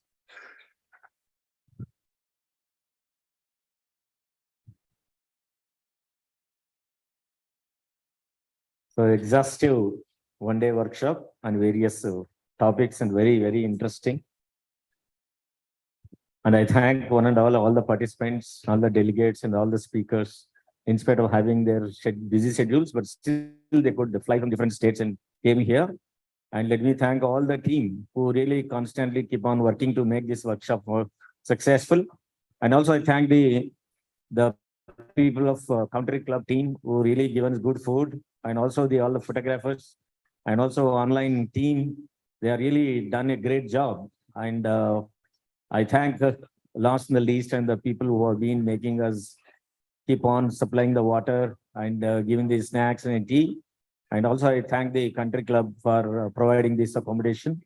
And also I thank all the people who are supported silently behind the scenes in printing the certificates and giving out preparing the mementos and purchasing things.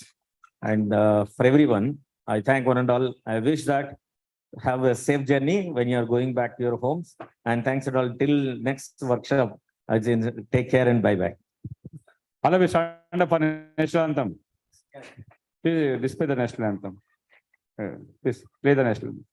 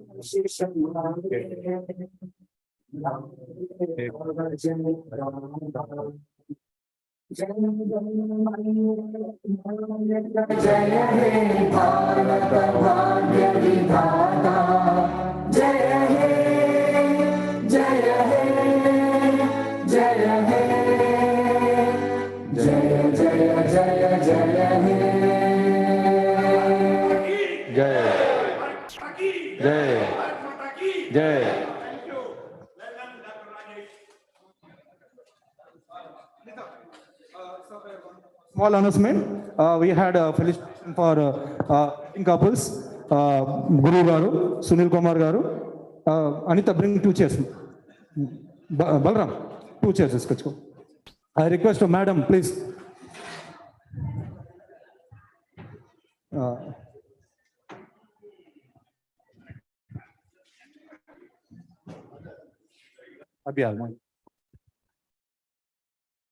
Today is a wedding anniversary.